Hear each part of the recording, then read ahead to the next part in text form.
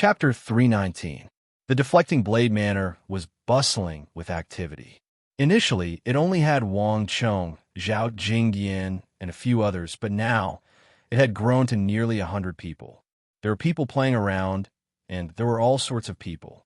Initially, Wang Chong's deflecting blade manor was only meant to recruit candidates from Kunwa training camp. However, due to the addition of the Longwei and Shunwei battalions, Wang Chong's original plan had exceeded Wang Chong's expectations. Thus, the deflecting blade manor was temporarily lacking.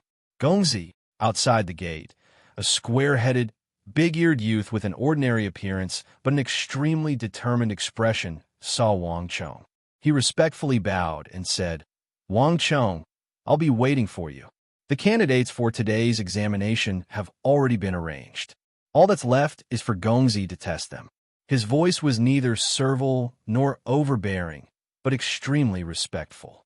He wasn't Zhao Jingyan, who stood by Wang Chong's side, but Wei Anfang, whom Wang Chong had poached from Longwei training camp. Wang Chong's judgment was spot on.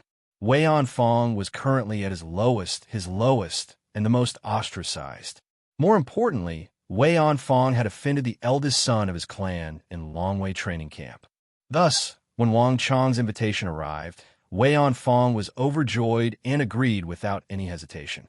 With this invitation from Wang Chong, Wei Anfang was able to easily shake off the pressure from his clan and elder brother. The Wei clan had just been worrying about how to establish a relationship with the Wang clan, and Wang Chong's invitation came at the right time. And Wei Anfang's capability didn't disappoint Wang Chong.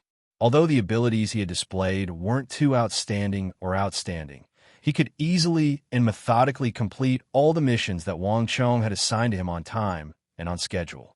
In terms of capability, he was able to complete all of the tasks assigned to him by Wang Chong perfectly. With Wei Anfang around, Zhao Jingyan was finally freed. The first thing Wang Chong did was arrange for him to cultivate on the spirit vein. In his last life, Zhao Jingyan had not only been his assistant, but also his most capable general. Wang Chong did not want to limit his talent and fighting prowess because of these trifling matters. I'll leave it to you." Wang Chong nodded and followed Wei Anfang down the wooden stairs from the second floor.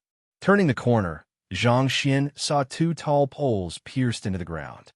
One was the flagpole of Wang Chong's deflecting blade manor, and the other was a newly erected one.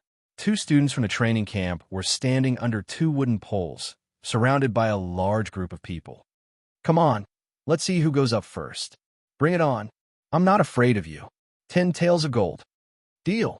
As soon as the two of them finished speaking, they dashed towards the top of the pole like monkeys amidst the cheers of the crowd. Wang Chong smiled when he saw the two agile figures. This was the place where he planted his flag, but it had now become a place for them to train and compare their movement techniques. Walking around the corner, he saw many figures fighting in the garden, in the pond, on the fake mountain, and on the walls. They were wielding swords and sabers, but they were all made of wood.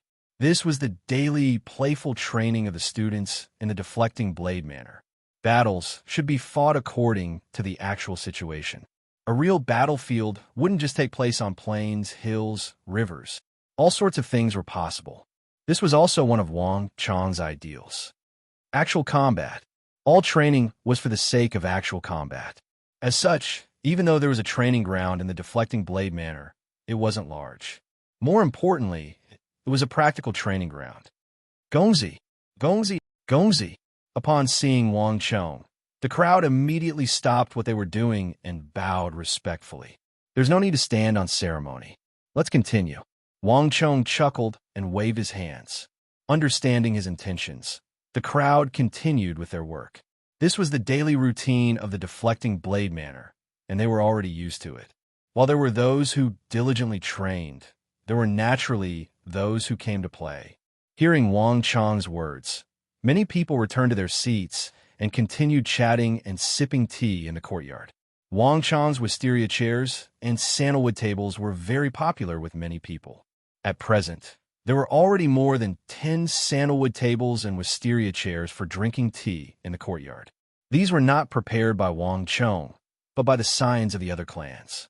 Grapes, pomegranates, sakya fruits, dates, pineapples, figs. All sorts of fruits from the western regions, Abbasid Caliphate, and even places further away filled the tables. Most of these fruits had been prepared by Wang Chong, but a portion had been brought by the scions of the other clans. Many of the fruits were even wrapped in the snow of the western regions. And these weren't the only fruits that the scions had brought. Glancing outside, one could see massive axes protruding from the walls. Each of these axes was accompanied by a powerful aura. These were the guards of the Qi clan. The Qi clan had been conservative at the very start, but now its attitude had completely changed. These people had all been assigned to Qi Siwei by the Qi clan. Of course, that was only on the surface.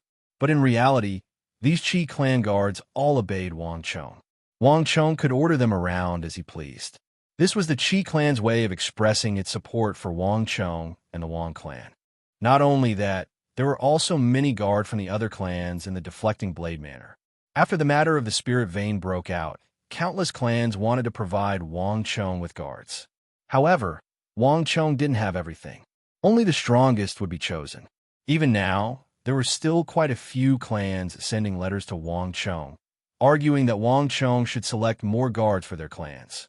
Careful, careful! Just as they were walking, a loud shout suddenly sounded by their ears. The earth rumbled and dust billowed. 5 or 6 black horses brushed past Wang Chong. Wang Chong could almost see the hair and clothes of the riders on the horses fluttering in the wind. Damn it! It's those bastards who train in cavalry again. Can't you guys go somewhere else? Do these bastards think that they can't kill us? Why are they rushing into the crowd? The people in the courtyard were cursing and slapping the dust off their bodies. The scions who were drinking tea were the most infuriated. The dust kicked up by the horses flew all over their cups, and all of them started cursing. But the 5 of them only laughed loudly in front of them. Su Jin, Huang Jian, Zhang Tu, what are you guys doing? You almost bumped into Gongzi. Wei Anfang stood the front, straightening his neck as he looked in the direction of the 5 people. His expression was solemn as he berated them. Ah, Gongzi, I'm sorry. I didn't see him. We're doomed. How do we bump into Gongzi? The laughter from the success of their prank came to an abrupt halt. The group reined in their horses and turned around to look in Wang Chong's direction with awkward and uneasy expressions. It had nothing to do with the pranks of others, but they had almost bumped into Gongzi. In the Deflecting Blade Manor, no matter what Gongzi they used to call themselves, they were now using their original names. In the entire Deflecting Blade Manor, there was only one person who could be called Gongzi, and that was Wang Chong. Go on. Be careful next time. Don't charge into the crowd. Wang Chong waved his sleeves. Yes, Gongzi. Receiving the order, the crowd felt as though they had received a great pardon. They quickly passed through the gates of Deflecting Blade Manor and headed for another mountain, leaving a trail of dust behind them. Wang Chong, I didn't call these girls over to squeeze juice for you. Hurry up and call a few of them over to assist us. Just as Wang Chong was watching them leave, a furious voice suddenly sounded from the side. In a shed not too far away, Marchioness E was fuming with rage. As she spoke, she suddenly drew the spear on her back and pointed it at Wang Chong, as though saying that she would teach him a lesson if he didn't agree to her request. Sweat. Seeing Marchioness Yi's attitude, cold sweat trickled down Wang Chong's back. He had called Marchioness E over so that she could share his burden. But who could have thought that birds of a feather flock together? The ladies that Marchioness E brought and started to help Zhang Xian with the juices, acting as his assistant due to their graceful nature. But after being reprimanded by Marchioness E a few times, they were now following Marchioness E and practicing their martial arts. Unlike those scions, Wang Chong couldn't order a single one of them around. Anfang, find a few brothers to help Marchioness E. Wang Chong turned to Wei Anfang and said, Got it. Wei Anfang's complexion wasn't too good either, and the gorgeously dressed girls around Marchioness E burst into laughter. Wei Anfang felt even more uncomfortable. He had always tried his best to avoid this place. As the only Marchioness of the Tang dynasty, even Wang Chong couldn't subdue Marchioness E, needless to say him. He remembered it all in the past, but for some reason, he had forgotten about it this time. That's more like it.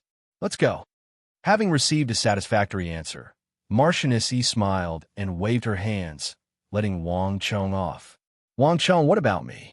When are you going to hand over your intelligence network? Before Wang Chong could take a few steps, a figure suddenly appeared and blocked Wang Chong's path. She looked at him with hostility. Beside her was an old nanny with unfathomable cultivation, who was also staring at Wang Chong like a tiger watching its prey. The only person who could barge into Wang Chong's deflecting blade manor and speak to Wang Chong in such a manner despite not being a member of the deflecting blade manor could only be a member of the royal family, Princess Anai Huang. Ever since Wang Chong was right about Li Yichao, this princess of the royal family had been hanging on to Wang Chong's residence, keeping an eye on Wang Chong at all times. Your Highness, I've already told you, I don't have any intelligence network at all. Everything is from the military. Wang Chong explained with a smile, appearing to be extremely patient. Don't try to fool me. I've already asked. When you told me about Li Yichao losing the Black Mountain, even the biting protectorate manor didn't know about it. Where did you get the intelligence from the military? With a frosty face, Princess Anai Huang exposed Wang Chong mercilessly. She wasn't a naive person. After Li Yichao's matter was verified, she immediately started investigating the situation in the north. In the end, she realized that even the biting protectorate manor didn't know about the loss of the Black Mountain. And yet, a person like Wang Chong, who had been holed up in the capital's training camp, knew about it. Chapter 320. Teach a man to fish, and you feed him for a lifetime. Princess Anai Huang's judgment was that Wang Chong, or perhaps the Wang clan, definitely possessed an extremely secretive and fast information channel. Princess Anai Huang's thoughts were simple. She wanted Wang Chong to hand over such a secret source of information. To be able to obtain information from the Black Mountain so quickly, this kind of intelligence system was probably even more important than the spirit vein. These were Princess Anai Huang's thoughts. Thus, during this period of time, she did nothing but stay in Wang Chong's deflecting blade manor to keep an eye on him. Anyway, Wang Chong couldn't drive her away. She wouldn't give up until she got her hands on the intelligence system in Wang Chong's hands. Aha, Princess, there's nothing I can do if you don't believe me. In any case, I've already said that I don't have a secret, fast private intelligence channel like you think I do. Wang Chong shrugged with a smile. There was nothing wrong with him in the first place, so it was useless for Princess Anai Huang to force him. Since Princess Anai Huang was willing to stay here, there was nothing he could do. You'll show your foxtail sooner or later. I'll catch you sooner or later. Seeing how stubborn Wang Chong was, Princess Anai Huang threw down those words and stormed back into Marchioness Yi's bamboo shed, glaring at Wang Chong with a frosty gaze. Princess, have some pomegranate juice to calm down. By the side, Marchioness Yi tossed a cup of drink over with a smile, but it was caught by Princess Anai Huang. Thank you, Sisterine. The reason why he invited Marchioness Yi over was so that she could mediate the relationship between Zhang Xian and Princess Anai Huang, but the two of them ended up chatting with one another instead. This was something that Wang Chong could never have imagined. Walking past the bamboo hut that Marchioness Yi had erected, Zhang Xian arrived at a large hall. This was the most important chess hall in the deflecting blade manor. This was the largest building in the deflecting blade manor. This was something that Wang Chong had attached great importance to from the very beginning. Young master. Inside the chess hall, upon seeing Wang Chong, several guards tensed up and hurriedly stepped forward to greet him. Wang Chong stretched out his hands and gestured for everyone to be quiet. In contrast to the hubbub of voices outside, the vast chess hall was completely silent. The 20 to 30 examinees were deep in thought, and opposite them, the examiners were fighting against each other around the chessboards. As a general, it wasn't enough to just rely on his martial prowess. He also needed to have wisdom and understand the art of war. This was the first-level examination that Wang Chong had arranged. All examinees who wished to join Deflecting Blade Manor had to pass the examination on the first floor before they could enter the chess hall. And the examinees who had already joined the chess hall could also replace Wang Chong in inspecting the next batch of examinees. This was the origin of the instructors opposite them, and it was also the experience that Wang Chong had gained during this period of time. This way, he could save Wang Chong's personal time and energy, and he could also cultivate everyone's feelings for the chess hall. At the same time, he could also strengthen the importance that the students of the training camp placed on the art of war. At the very least, he could make them learn to be flexible in their thinking. Without alarming anyone, Wang Chong walked up a spiral staircase to the second floor of the chess hall. Gongzi, Gongzi, Gongzi. Upon seeing Wang Chong, the dozen or so students bowed respectfully, their gazes brimming with respect and anticipation. It was as if they weren't looking at someone of the same generation. In the training camp, with his extraordinary background and the existence of deflecting blade manner, Wang Chong had long since become an idol in the hearts of the students. But this wasn't the only reason for their nervousness and anticipation. It was also because today was the day that would decide whether they would be able to enter the spirit vein to cultivate. Wang Chong had always divided the chess hall into two sections. The first section was the examination to join the chess hall, which was very easy. Thus, Wang Chong had even allowed the ordinary members of deflecting blade manner to pass the examination. The second section was the examination that Wang Chong himself presided over, and it was aimed at all members of deflecting blade manner. Only by passing the examination would they be able to enter the spirit vein to cultivate. This would greatly increase the importance placed on the art of war and the art of chess, subtly changing everyone's understanding of the art of war and war.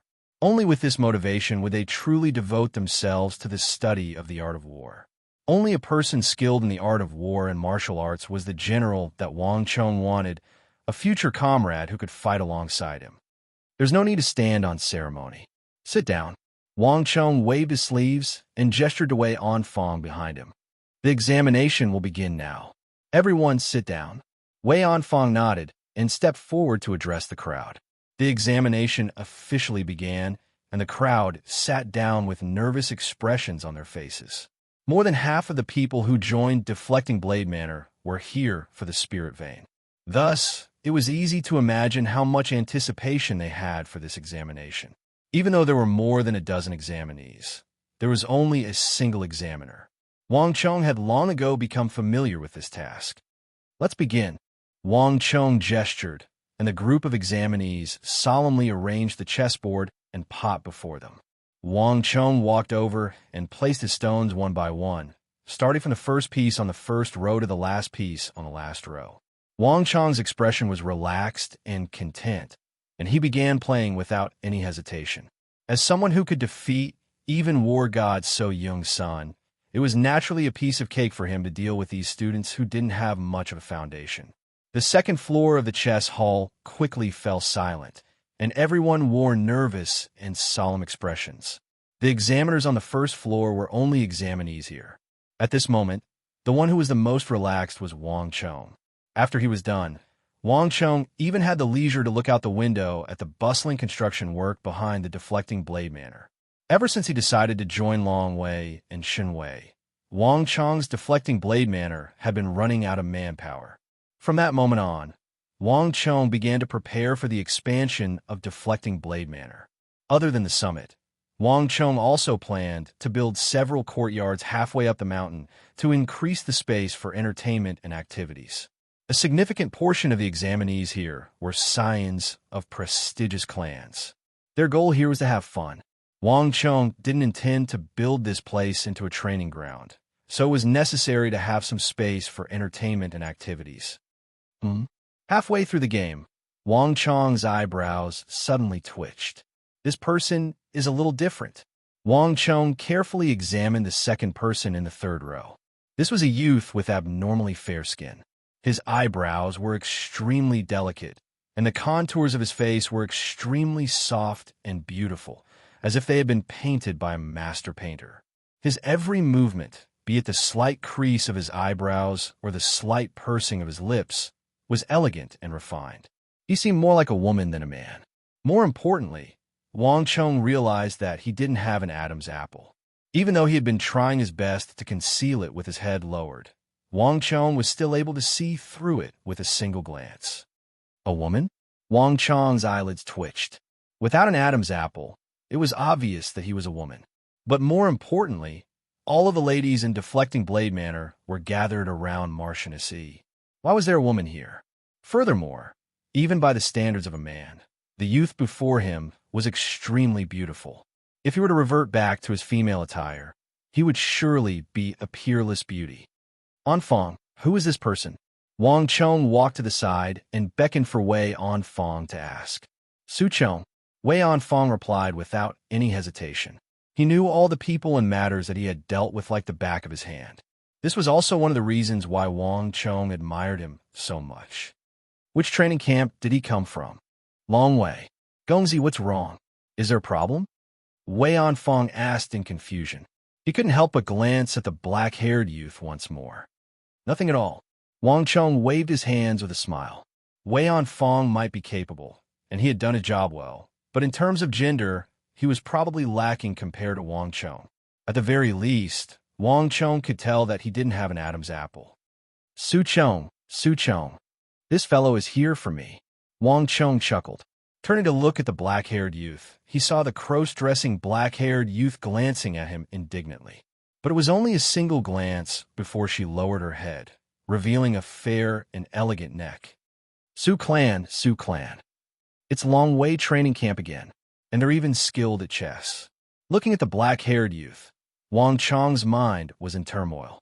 All of a sudden, a thought flashed across his mind, and a person came to mind. Su Yiqin, the daughter of the capital's Su clan. She was definitely an influential figure in the capital. Furthermore, in Long Wei training camp, this woman was extremely famous. She was definitely on par with his second sister, Wang Zhuyan. More importantly, Wang Chong vaguely recalled that she seemed to be an incredible chess player. If I'm not mistaken, it should be her. Wang Chong smiled. Other than a small portion of the candidates who had entered Deflecting Blade Manor, most of them had been recruited through the chess hall. As such, there were some whose names and backgrounds Wang Chong didn't know. Without a doubt, Su Chong was a fake name. But at the very least, he hadn't changed his surname, so there were still some clues left behind. Is it because you're indignant? That's why you came here to compete with me? Wang Chong chuckled. He vaguely remembered that the person from the Su clan was an extremely proud existence. Most likely, it was because he heard that Zhang Xian was recruiting students for the Deflecting Blade Manor on a large scale and used chess as the standard for the examination that he came here to compete with him. And that was indeed the case. When Wang Chong played with her, he could clearly sense that she was far more skilled than the others. It could even be said that they were on a completely different level.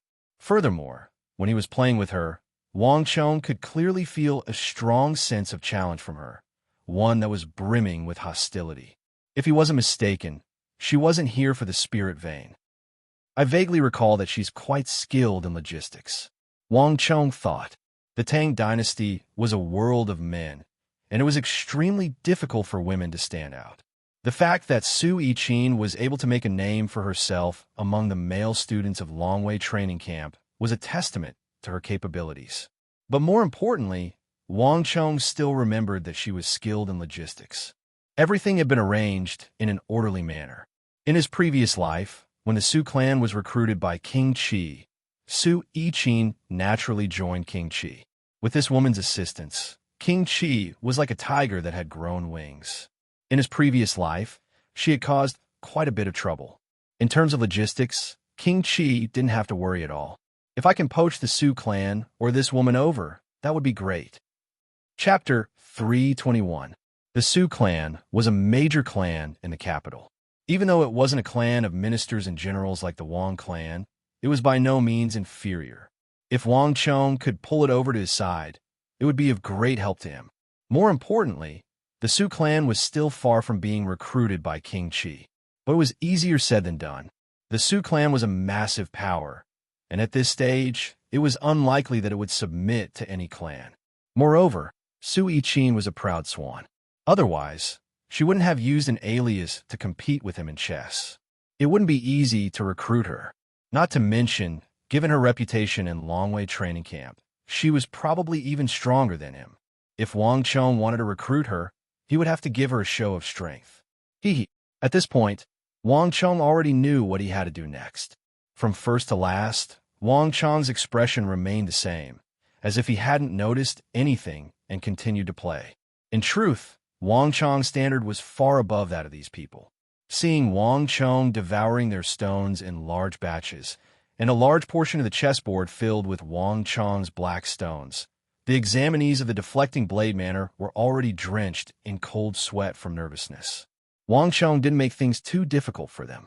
After assessing their skill level and feeling that it was about the right level, he let them pass. Only on Su Yiqin's side, Wang Cheng didn't hold back.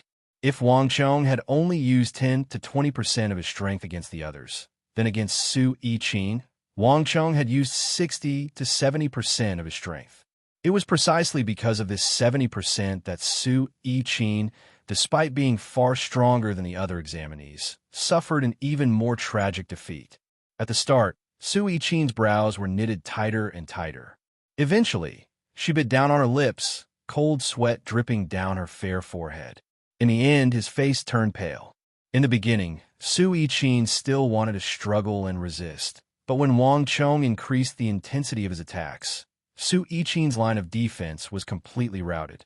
He had lost more miserably than anyone else. Wang Cheng placed down the last chess piece. His expression was the same as usual. He didn't say anything, as if he didn't see Su Yiqin's pale face. Now, I will announce the list of finalists. Zhou Yao, Su Yongyuan, Ouyang Chun, Chang Wu, Sun Zhongshu. Wang Cheng began to announce the names of the finalists one by one. Those whose names were called out all cheered excitedly. However, Su Yiqin or Su Chang's name was not among them. All right, Wei Fong, make the arrangements. Give those whose names are called a token and send them to the spirit vein to cultivate. Yes, young master. Wei Fong said respectfully. Wang Cheng didn't say much. After arranging everything, he flicked his sleeves and walked downstairs. Wait a moment. A voice suddenly called out to Wang Cheng. Su Yiqin suddenly stood up from her seat, pointed a finger at the people around her, and said in dissatisfaction, "Why is it that their chess skills are beneath mine, but they are still qualified? Even though my chess skills are higher than theirs, why can't I enter the spirit vein?"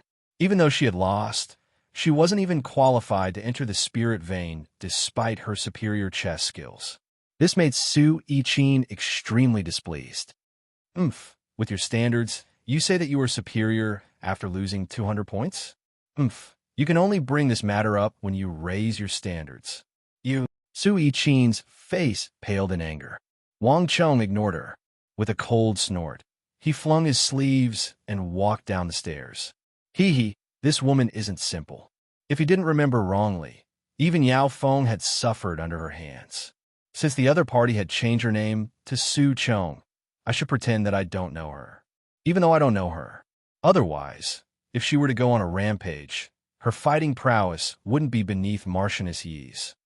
Bastard. After Wang Cheng left, Su Yiqin finally slammed her palm on the table.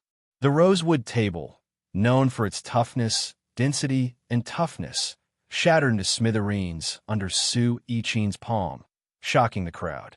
Su Yiqin knew that Wang Cheng was definitely targeting her. The strength he displayed when playing chess with her was completely different from others. He seemed to be merciless towards her. Even now, Su Yiqin still couldn't figure out what went wrong. Could he have seen through her disguise? But even so, he shouldn't have been able to recognize her as Su Yiqin, right? Furthermore, even if her identity was exposed, there was no reason for him to be so hostile towards her, right?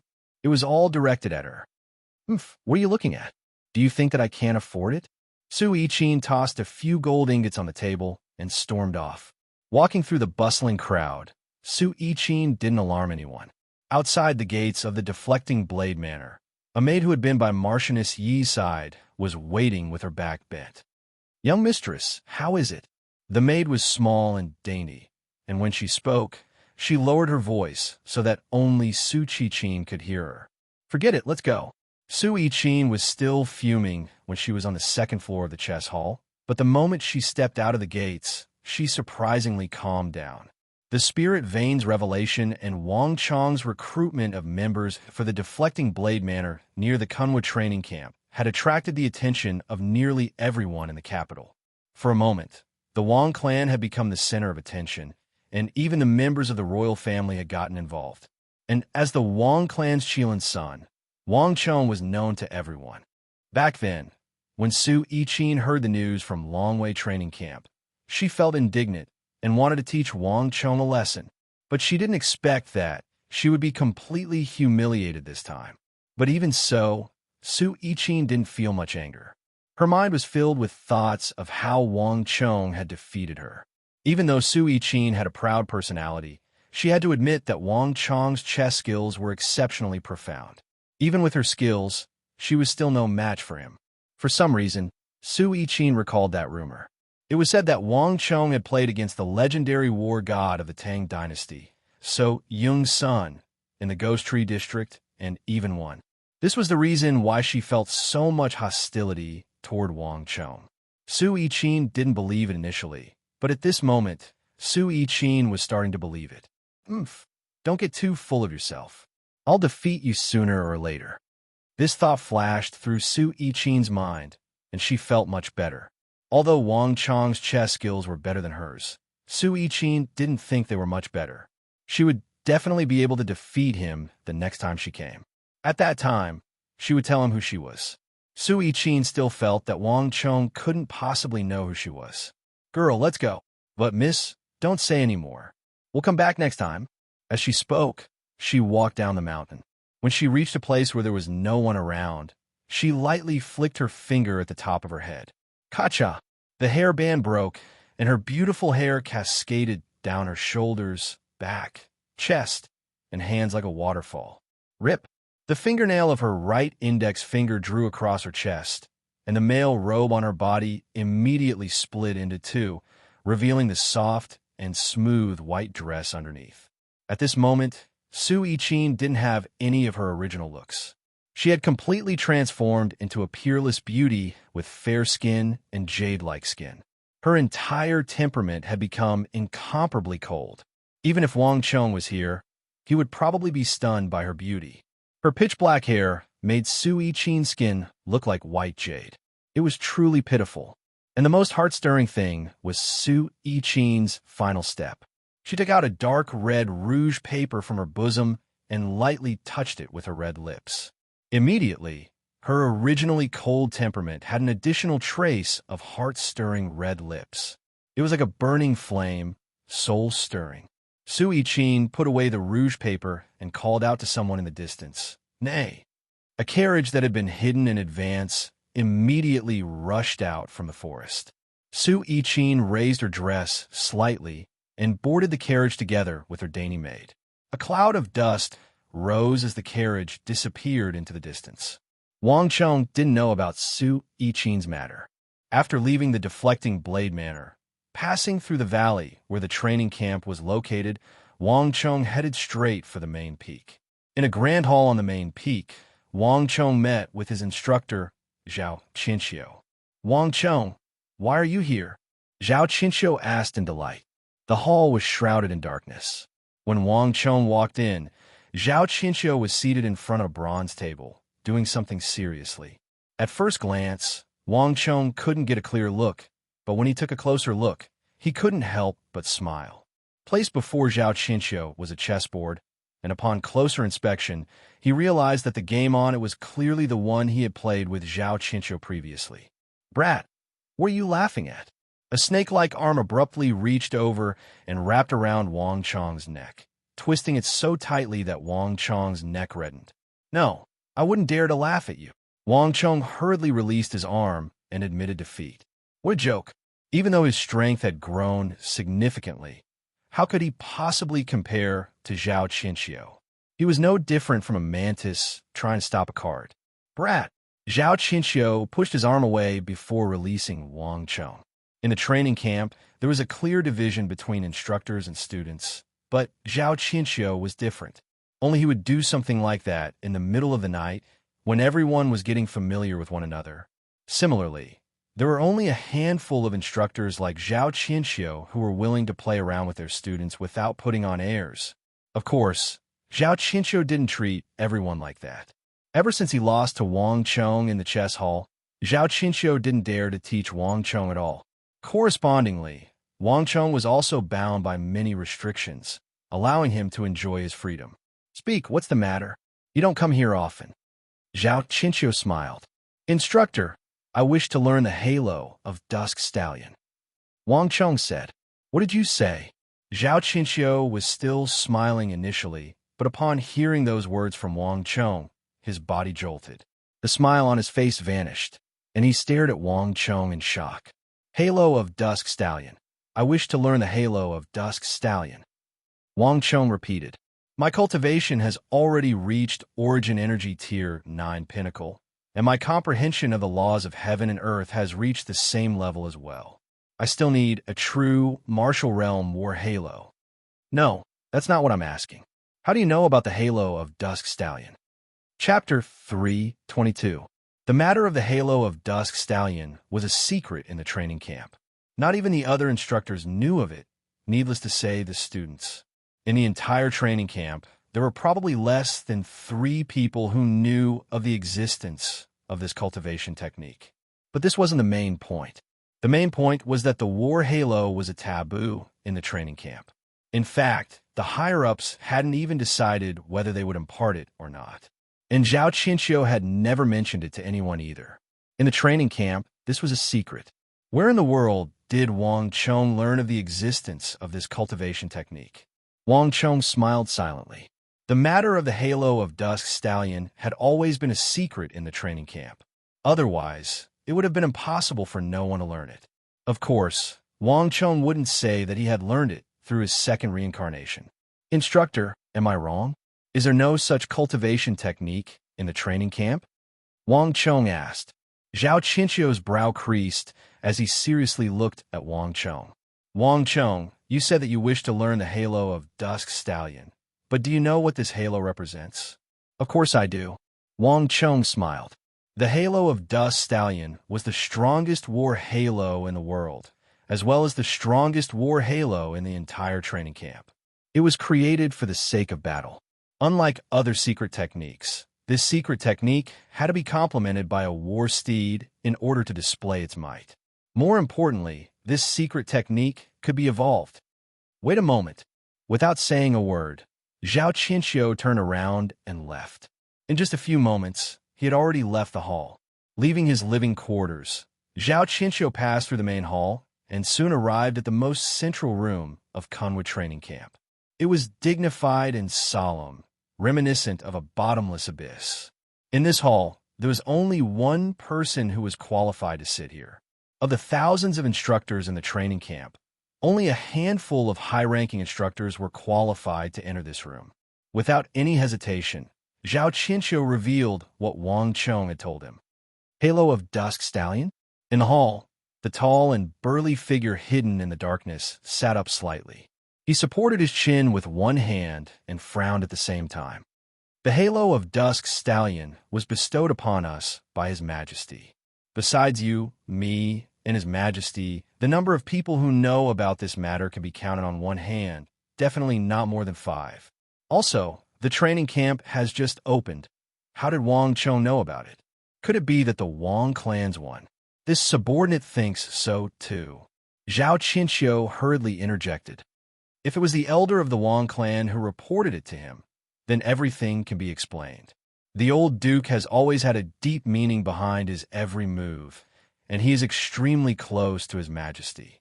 Perhaps it was His Majesty's intention to have Wang Chong learn the halo of Dusk Stallion. If Wang Chong were here, he would definitely be shocked. This was because the content of their conversation was completely different from his understanding of what they were talking about. Both of them actually thought that it was Wang Chong's grandfather, Duke Jiao of the Tang Dynasty. Since it's the old duke's intention, he should understand that His Majesty doesn't want us to impart this ultimate art lightly and must choose suitable candidates. It's definitely not because this ultimate art is too powerful and can't be imparted lightly, or because we want to keep it to ourselves. Instead, It's because this is a very important matter and involves a lot of people. Even His Majesty has to tread carefully. Since Duke Joe knows this well, why would he still allow his grandson to learn it? The brows of the tall and burly figure in the hall shot up, as though he had just heard a difficult question. I don't know. Perhaps His Majesty and the old Duke have other intentions. Besides, I've asked Wang Chong, and he said that he knows what it means. Zhao Qinqiu revealed the conversation between him and Wang Chong. These words played a decisive role. Perhaps not even Wang Chong could have imagined that his words would be interpreted by Zhao Qinqiu and that person. Since the old Duke doesn't mind, let's do as he wishes. Zhao Qinqiu, follow the rules. That person said, Yes, Lord. I understand what I should do. Zhao Qinqiu nodded before respectfully backing out of the room. Wang Chong waited outside the room for a very long time. Just as he was wondering what Zhao Qinqiu was up to, Zhao Qinqiu finally stepped over the doorsill and walked in. Wang Chong, I can impart the halo of Dusk Stallion to you. However, you have to think it through carefully. The halo of Dusk Stallion is different from other martial halos. Firstly, it needs to be paired with a steed, and you already have this. Secondly, the cultivation of this secret art is much more difficult than any other martial art. Cultivating the halo of Dusk Stallion will cause your martial realm to regress, and it will consume a large amount of origin energy. Those of the same cultivation realm as him might have already reached profound martial realm, but due to the halo of Dusk Stallion, you're still stuck at true martial realm Tier 1 or Tier 2. Are you willing to accept this? Zhao Qinqiu said grimly. There was a reason why the halo of Dusk Stallion was not taught to others. Cultivating this secret art would place a huge burden on a martial artist, and it wasn't something that just anyone could cultivate. I'm willing, Wang Chong replied without any hesitation. No matter what, he had to learn the halo of Dusk Stallion. Also, even if I impart the halo of Dusk Stallion to you, you might not succeed. You might not even be able to meet your expectations. Even so, do you still want to learn it? Zhao Qinqiu asked. This was the truth. The halo of Dusk Stallion had an extremely high requirement on talent and diligence. Even so, one might not necessarily succeed. The more powerful a secret art was, the harder it was to cultivate. This was a fact. The halo of Dusk Stallion was not a new technique. Before this, there had been other cultivators who had cultivated it. However, those who had managed to cultivate it to the highest level were few and far between. To be more precise, there had not been a single one. Because they had spent a large amount of time on the halo of Dusk Stallion, they had failed to get on the good side of both sides, resulting in their achievements falling far short of expectations. This was a common situation. As Wang Chong's instructor, Zhao Qinqiu had to be responsible for him. These were things that had to be made clear. Wang Chong nodded. Very good. Zhao Qinqiu nodded in satisfaction. Then the rest is simple. The halo of Dusk Stallion is a top-notch secret art in the training camp, so it can't be imparted lightly. Make your preparations. 3 days from now, you should prepare to undergo a trial. As long as you can clear it, I will impart the halo of Dusk Stallion to you. Trial? Wang Chong was surprised. He wasn't too sure about this. Let me tell you this first. Even I can't change the rules of the training camp. Once you accept the rules, you will be under the responsibility of the other instructors, and even I can't do anything about it. This is the rule of the training camp. Also, I know that you have established the deflecting blade manner and recruited quite a few students from the training camp. However, the rule of the training camp is to test your individual ability. Thus, other than yourself, you're not allowed to bring anyone else. This includes the guards of the Wang clan. If anyone were to violate the rules or cheat, their academic records will be revoked and they will be expelled from the training camp. Zhao Qinqiu said seriously. The consequences of violating the rules were severe, so he had to explain this to Wang Chong. Being expelled from the training camp wasn't a big deal, but having one's academic records revoked meant that one would never be able to enter the military again. Similarly, this stain on one's academic records meant that one would never be able to enter politics or become an official. As a scion of a prestigious clan, this meant that one's entire life would be ruined. Zhao Qianxiu had no choice but to explain this severe consequence to Wang Chong. I understand. Wang Chong nodded. In other words, in order to obtain the halo of Dusk Stallion, one had to display the corresponding ability. Go on. After leaving the main peak, Wang Chong settled the matters in the deflecting blade manner and began preparing for the training camp's trial 3 days later. Wang Chong didn't know much about the training camp's trial, only a rough understanding of it. When the students in the training camp reached a certain level, or when their cultivation reached a certain level, the royal court would assign them randomly.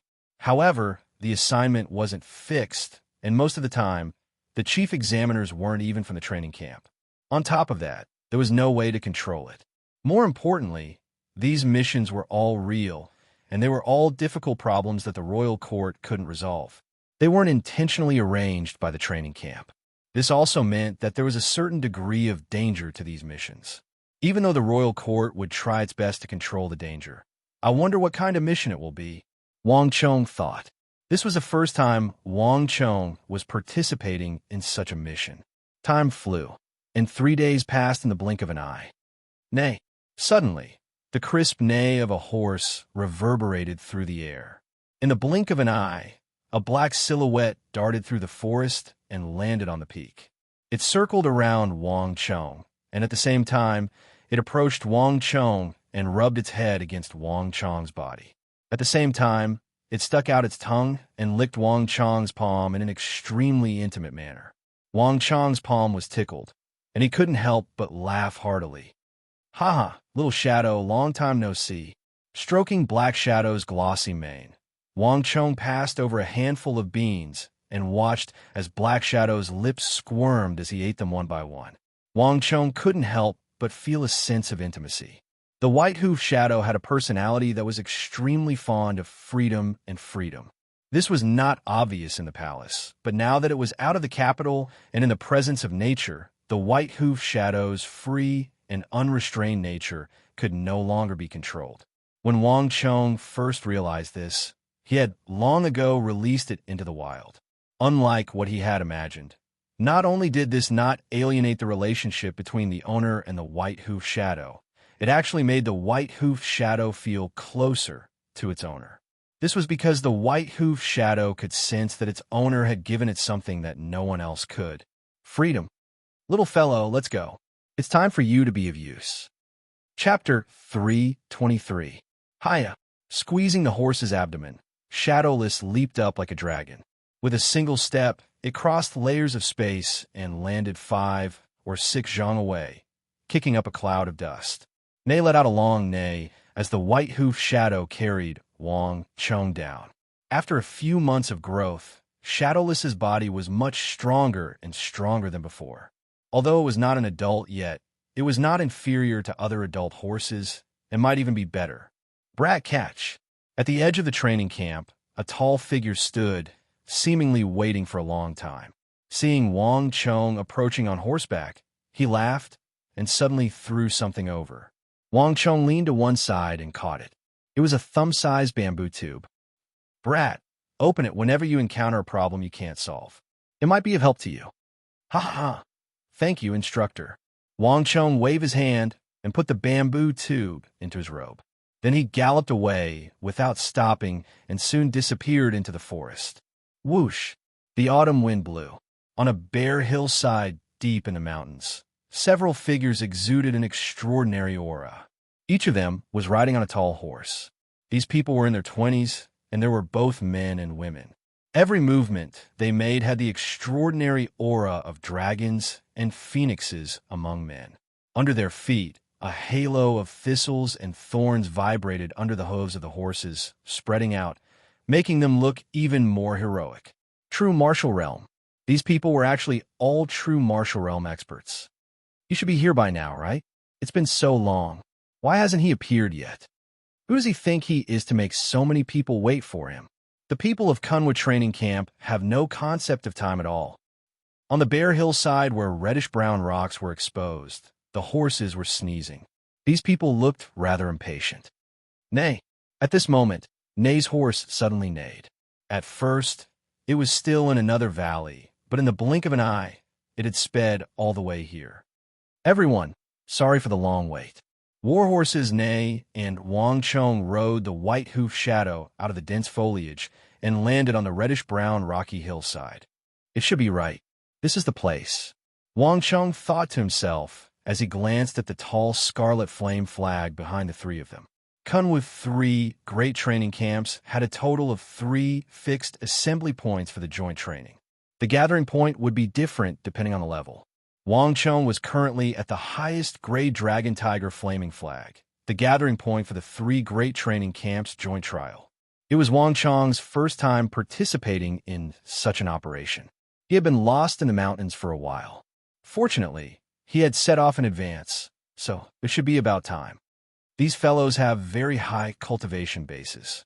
Shifting his gaze away from the scarlet flame flag, Wang Chong soon noticed the 3 people in front of the flagpole, as well as the true martial realm halos beneath them. Wang Chong had no idea that the people accompanying him were all true martial realm experts. What's going on? Why are you only here now? Aren't you being a little too arrogant to have a group of people wait for you? Are all the people in Kunwu training camp like this? As expected of those with humble backgrounds. Just as Wang Chong was about to greet them and introduce himself, a piercing voice sounded by his ear. The 3 of them were assessing Wang Chong with unfriendly gazes. Wang Chong chuckled and retracted his outstretched hand. Clearly, the 3 of them had taken him as a descendant of those officials in Kunwu training camp. Indeed, compared to those from Longwei and Shunwei, those from Kunwu training camp had the worst backgrounds. Chun Burang, for example, was the son of an ordinary hunter. In this aspect, they weren't on the same level. I'm sorry, I'm late. Wang Chong smiled. He wasn't angry at all. It was obvious that none of the 3 recognized him. What's going on? Why did Kunwu training camp send such a young lad? The young man in the middle, who seemed to be the scion of a prestigious clan, assessed Wang Chong from head to toe. Suddenly, he seemed to have noticed something and cursed. At this moment, the others also noticed that Wang Chong's appearance was at most 15 to 16 years old. He didn't seem to be older than 17, which was a far cry from them. Those who were able to appear here were around 19 to 20 years old. Most of them were at the same level as Wang Zhuyin and Martianesi. They were well-known figures in their respective training camps. Standing together with them, Wang Chong did seem out of place. Not only so, the young man on the right with a square face and thick brows also noticed something else. What's going on?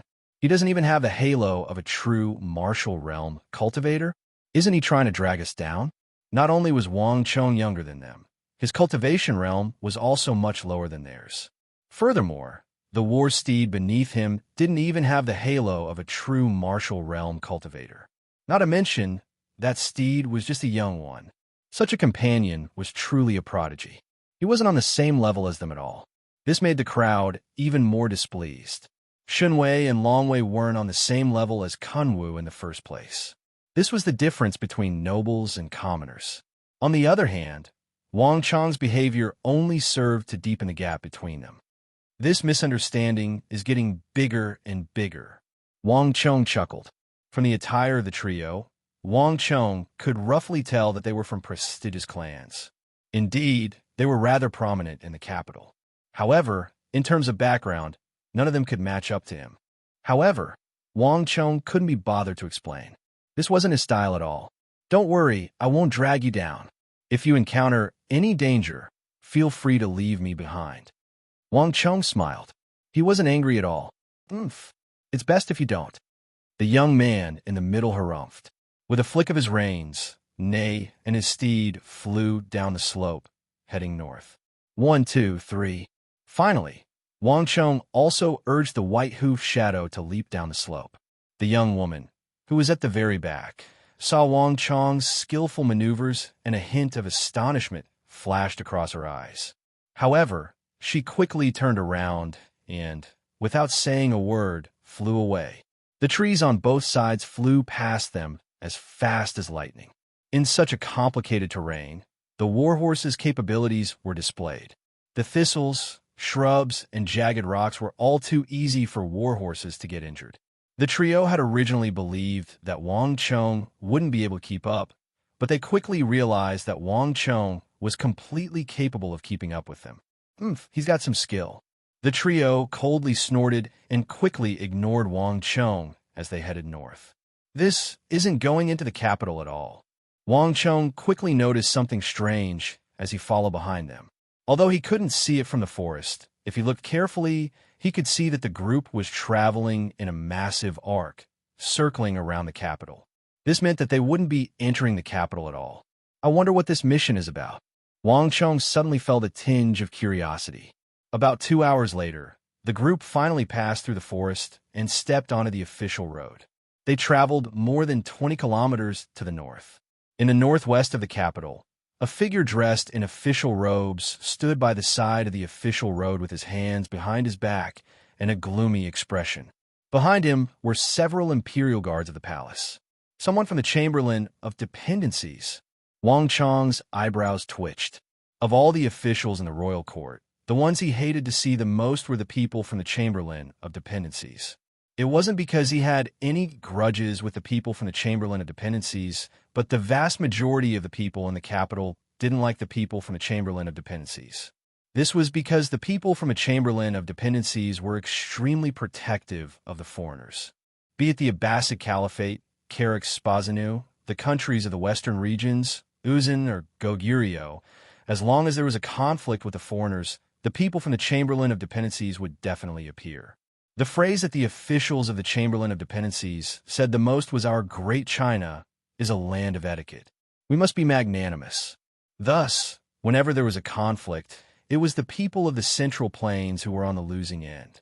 In the capital, even the scions of the prestigious clans didn't like the people from the Chamberlain of Dependencies. But the Chamberlain of Dependencies just had to shoulder the responsibility of diplomacy, and it wielded immense authority. Every year, the royal court would be arranged by the Chamberlain of Dependencies.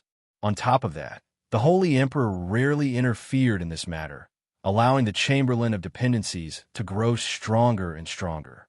Even the scions of the prestigious clans would rarely provoke the Chamberlain of Dependencies. Otherwise, if the Chamberlain of Dependencies were to lodge a complaint with the Holy Emperor and the censors were to impeach them, it would be a huge headache for their clans in the royal court. The Chamberlain of Dependencies is only responsible for matters related to the foreign countries. In other words, this mission has something to do with the western regions. Wang Chong's mind was in turmoil as he vaguely guessed at a few things. The Biting Protectorate in the north was currently in a tense relationship with the eastern and western Khaganates. The appearance of the people from the Chamberlain of Dependencies definitely didn't have anything to do with the Turks, so the rest was easy to guess. Of all the foreign countries, the Chamberlain of Dependencies was most concerned about the relationship between the countries of the western regions and the Abbasid Caliphate, Spazinu, and Sinu. Firstly, it was because this road was far from the central plains to the Turkic steppe, and it was fraught with danger. Secondly, it was because this road was too unstable, filled with too many uncertainties. The Silk Road. The name of this road flashed through Wang Chong's mind. In the Tang dynasty, it still didn't have such a name. However, Wang Chong already had a rough idea of what this mission was related to. Since Wang Chong had come from the commoner's Kunwa training camp, this matter naturally had nothing to do with him. The youth from Longwei training camp quickly stepped forward and handed over the task to the official from the Chamberlain of Dependencies. The official from the office of the Chamberlain of Dependencies nodded and turned to face the crowd. All of you will head west to the first gathering point. Everything has been arranged. Let me warn all of you in advance. Once you participate in the operation, even if you die midway, you're not allowed to back out. You must completely obey orders, or else you will be severely punished. Chapter 3:24. Yes, my lord. The three of them lowered their heads and answered respectfully. It was clear that they had already experienced the might of the Chamberlain of Dependencies. Only Wang Chong held his head high, unmoved. What did you not hear? The official from the Chamberlain of Dependencies stared at Wang Chong, his expression suddenly turning cold. He extended a finger like an iron pincer and pointed fiercely at Wang Chong, said, his expression very displeased. What are you doing? Did you not hear what my lord said? Don't cause trouble. Hurry up and apologize to my lord." The expressions of the three changed slightly, and they all turned to look at Wang Chong, their faces full of accusation. The people from the Chamberlain of Dependencies were feared by everyone. Getting involved with them was troublesome. The three of them were not young children. They already knew how powerful they were, so they did not dare to offend them. "Haha, rest assured, my lord, we will definitely do things according to the rules." Seated on the back of the horse, Wang Chong laughed heartily. Although the people from the Chamberlain of Dependencies were arrogant and bad-tempered, to the point that even the seniors of Longwei and Shenwei training camp were afraid of them, he was not that quick. Wang, just as the official's expression changed and was about to explode, Wang Chong lowered his sleeves and calmly and lightly brushed it, revealing a golden token at his waist. In just an instant, the token was once more hidden beneath Wang Chong's robes. Even the three closest to him did not notice it, but the official from the Chamberlain of Dependencies facing Wang Chong saw it clearly. In that instant, his entire body felt like it had been pricked by a needle. The curses that had been about to burst out of his mouth were swallowed back. He looked at Wang Chong again, and his eyes immediately revealed a look of extreme fear. Only now did he realize that the most inconspicuous youth in the group, the one with the lowest status, was actually the one with the highest status here. Although the Chamberlain of Dependencies had great power, it could not control the royal family. "My lord, I'm sorry. It was our people who were disrespectful. I'll teach this kid a lesson on your behalf." The youth from Longwei training camp suddenly turned his horse around and glared fiercely at Wang Chong. He was already dissatisfied when they gathered at the first training camp. Now that Wang Chong had offended someone from the Chamberlain of Dependencies, he really could not hold back his anger. He did not want to offend the people from the Chamberlain of Dependencies because of Wang Chong, making this mission even more difficult. "Enough. Don't waste any more time. Hurry up and be on your way." Just as the young leader was about to reprimand Wang Chong, the official from the office of the Chamberlain of Dependencies waved his hand and chased him away. He didn't want to offend a certain prince of the Tang dynasty because of this matter. It was better for him to leave as soon as possible. "Humph! Count yourself lucky." The young man in the lead glared fiercely at Wang Chong before spurring his horse west, heading toward the first gathering point mentioned by the official from the Chamberlain of Dependencies. Flap, flap, flap. Wang Chong would never have imagined that not long after they left, a white pigeon would flutter down from the sky. The official from the Chamberlain of Dependencies extended an arm, allowing the pigeon to land on it. Only then did he untie a letter from his leg. Seeing the contents of the letter, the official from the Chamberlain of Dependencies had a look of understanding in his eyes. Then, he took out a pen and quickly wrote a line on the back of the letter. "Target has passed." He tied the letter back to the pigeon and sent it off with both hands. The pigeon fluttered into the sky, heading in the direction of the capital. Wang Chong would never have imagined that what awaited him at the first gathering point was not some Yamen official, but 4 squads of Tang Dynasty cavalry. These cavalrymen were all clad in old armor, many of which were already worn and mottled, almost falling off. However, their postures were still ramrod straight as they sat on their horses, like javelins. Their gazes were as sharp and resolute as ever, filled with a fearless spirit. These were 4 squads of seasoned veterans.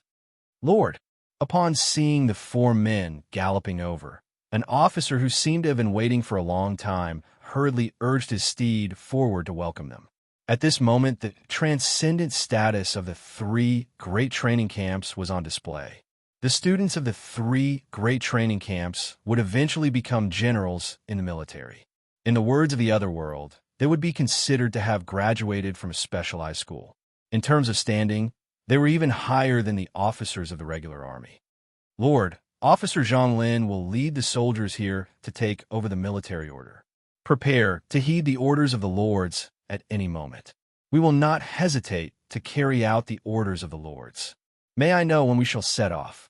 As he spoke, the lieutenant named Zhang placed his right hand on his chest and performed a standard military salute. His expression was very respectful. "What did you say? These soldiers are here for us to command?" Judging from the lieutenant's words, The upright, meticulous veterans who looked like they were cast from iron and silver were all there for them to carry out their tasks. Sugan, the young leader of Longway Training Camp, had participated in many missions, but this was the first time he had encountered such a mission. He couldn't help but feel agitated. Yes, Lord. According to the orders of the military, the 4 lords will each lead 20 soldiers for this mission. You are free to command them as you please. Don't worry, sirs. They're the most qualified warriors. No matter what mission it is, even if it's a dead end, they will still strictly follow orders and rush forward without a frown. They're the most qualified soldiers. Zhang San added one last sentence with an extremely solemn expression. The 4 of them were incomparably agitated. Among the students of the training camp, be it Longwei, Shenwei, or Kunwu, which one of them didn't dream of leading an army on the battlefield? But all of that would have to wait until they graduated from the training camp. Who could have thought that they would be able to experience it in advance in this mission? Even though each of them would only lead 20 soldiers, this was already a considerable number. In the military, this was equivalent to having 2 10-man squad leaders under each of them. Great! The 3 of them were delighted, and even Wang Chong was tempted by the offer. I didn't think that I would be able to get so many soldiers for this mission.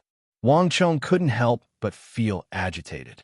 However, these soldiers held an even greater significance to him.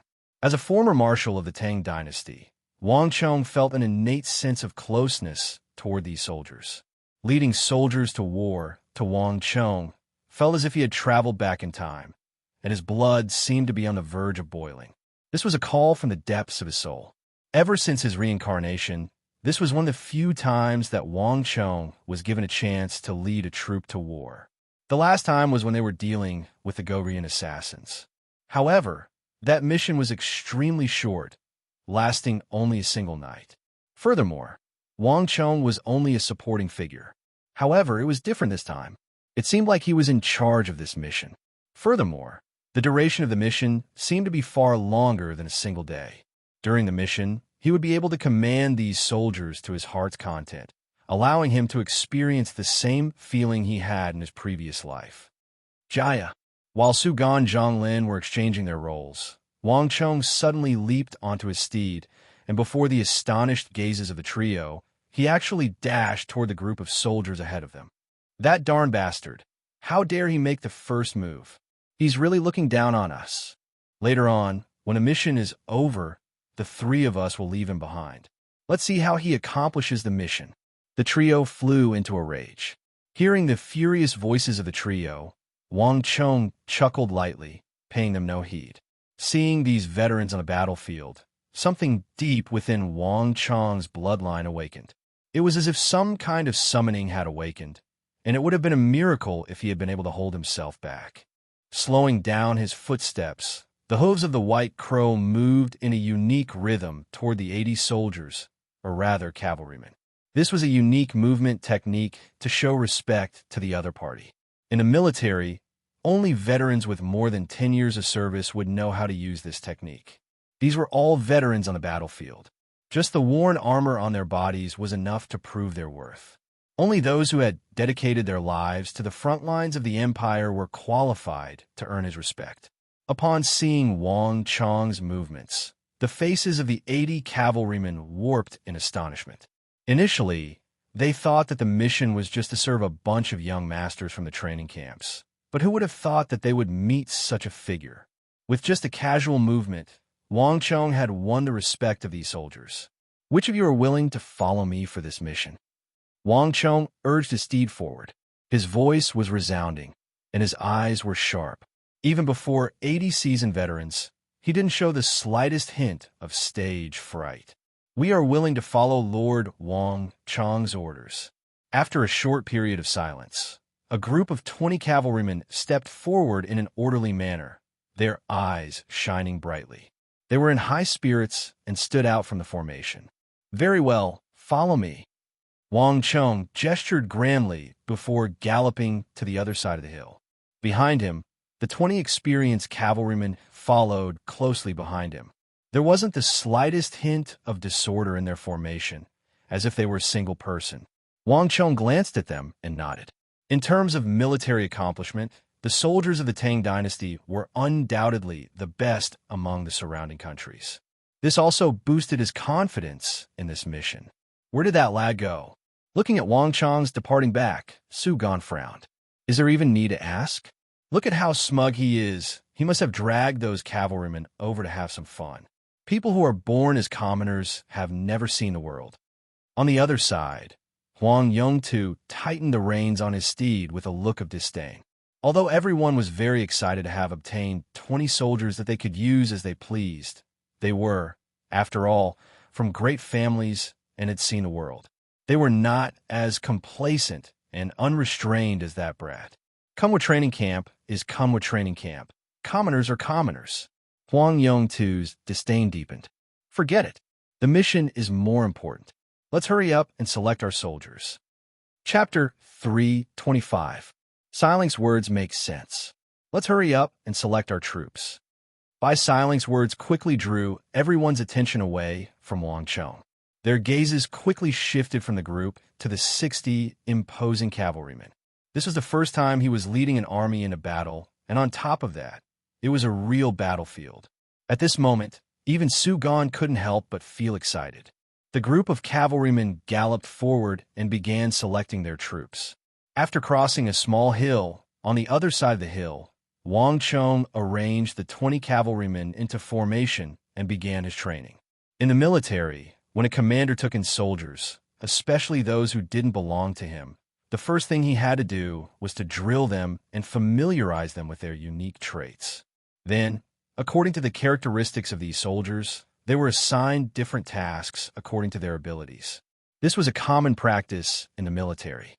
A true commander would have to know every single soldier, sergeant, and 10-man squad leader like the back of his hand. This way, he would be able to bring out the full might of his troops during a mission. This was what Wang Chong was doing at the moment, and this action won him the respect of the 20 cavalrymen. Who among you is a sergeant and a 10-man squad leader? Wang Chong stood at the very front of the group and asked with a loud voice. A slight commotion broke out in the group, and soon, 3 cavalrymen stepped forward. Reporting in, I am a 10-man squad leader. Reporting in, I am a 10-man squad leader. Reporting in, I am a 10-man squad leader. The 3 of them raised their arms and announced their identities in the military. There's only one 5-man squad leader? Wang Chong frowned. Logically speaking, there should be 4 5-man squad leaders and 2 10-man squad leaders in a group of 20, but something was amiss. Reporting in, we weren't originally from the same squad. It's just that we were transferred out of the other squads in the past few days. One of the 10-man squad leaders said. This surprised Wang Chong. Judging from their appearance, Wang Chong thought that they were from the same squad. Which squad did you all belong to? All of you, report your original army. Wang Chong said. What happened next surprised Wang Chong even more.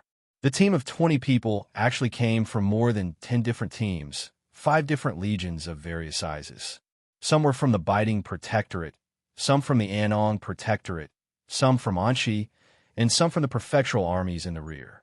In short, this was an army that the imperial court had temporarily transferred from various troops to form. This discovery greatly surprised Wang Chong.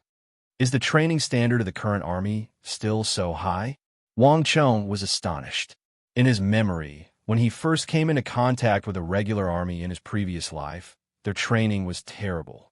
However, from the looks of it now, even though the imperial court was still filled with arrogance and hadn't been able to open their eyes in time to see the rise of the various powerful forces around them, the military training system of the imperial court that had been passed down for hundreds of years was still perfectly maintained.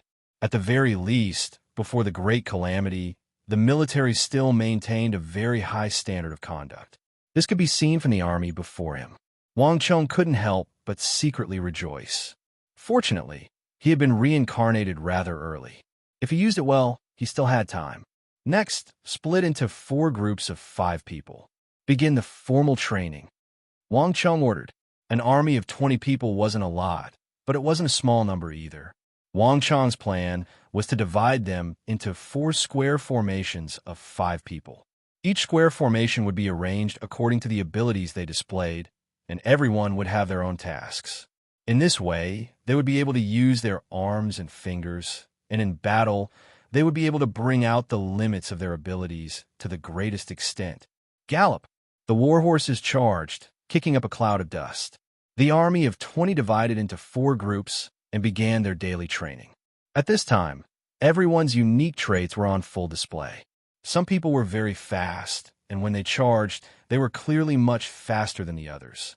These people could serve as bait for the enemy, and they could also turn around and help defeat the enemy at any time. At the same time, they could be used as scouts to investigate the enemy's situation at any time. Wang Chong organized them into the first echelon, and some people were very strong.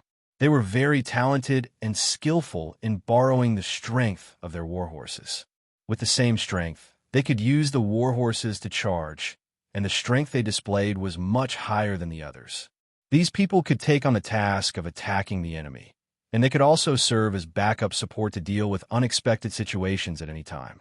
Wang Chong organized them into the second echelon. There were also people who were more balanced in strength and speed. Whether it was attacking the enemy or baiting them, they could take on the role. These people were the backbone of the mission. Once the first and second echelon were damaged, they could be transferred from there as a backup plan.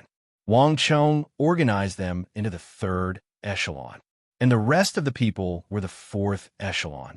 These people were the weakest, but they weren't too far off. Basically, they were enough to carry out the mission. Wang Chong personally led this group of people by his side. "You two, where are you going?" "You. And you go over there." Wang Chong watched carefully. After a few drills, he reorganized the 4 echelons according to the characteristics of these people. Then he picked out 3 more sergeants from these echelon squads. Just like that, a team of 20 people, 2 sergeants for sergeants, and 2 echelons were all reorganized. The 20 people were still the same 20 people, but in Wang Chong's eyes, the atmosphere had completely changed. This was a team that could truly fight. In other words, they could cooperate with him on the battlefield at any time.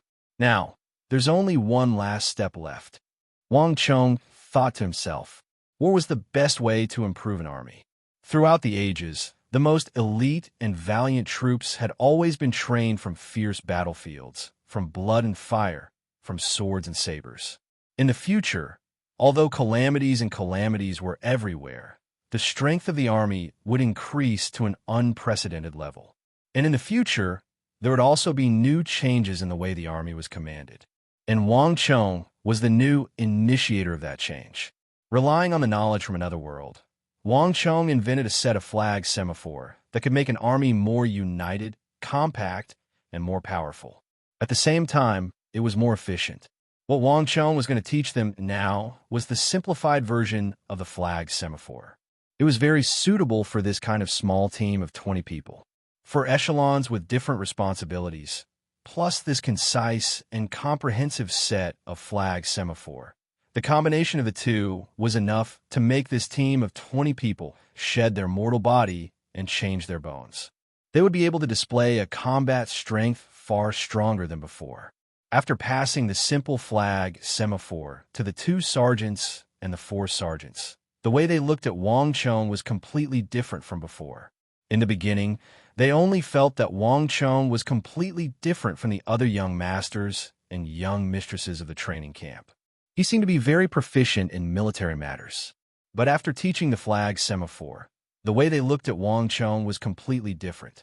They even felt that this young man was like a deep abyss, unfathomable and unfathomable. "Sir, may I ask for your name?" A sergeant suddenly stepped forward, his eyes filled with respect. Even a fool could tell what Wang Chong's flag semaphore meant. Opportunities on the battlefield were fleeting. The same order, as long as the timing was slightly off, could result in a completely different outcome. The way the army commanded was slowly accumulated through the generations. It was not something that could be easily changed. The flag semaphore that Wang Chong taught was concise and effective. It was not something an ordinary person could easily do. My name is Wang Chong.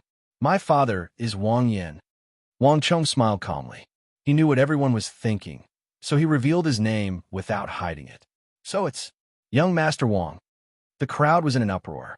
The sergeant who stepped forward to question Wang Chong widened his eyes. Crude people like them did not understand the politics of the capital. However, the regional commander's incident that happened a few months ago was something that even they, the ordinary uncouth people, knew about. Not to mention, the Wang clan was a military family. Be it Duke Jiao, who was revered by the people of the Tang dynasty, or General Wang Yin, they were true generals. They were naturally close to the military. It's fine as long as everyone knows. Don't tell anyone else. Wang Chong faintly smiled.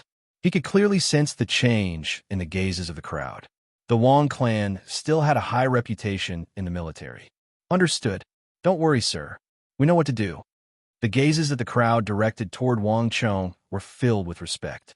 Since this lord was from a military clan, it was no wonder that he would be able to invent such a set of flag semaphore. Naturally, the crowd attributed the flag semaphore that Wang Chong had just invented to the credit of the Wang clan. Right? Are they still unaware of Lord Wang Chong's identity?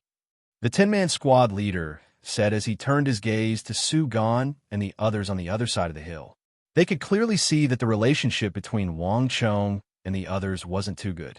It's just a small misunderstanding. Let them be. Wang Chong shook his head, not bothering to explain the matter. I understand.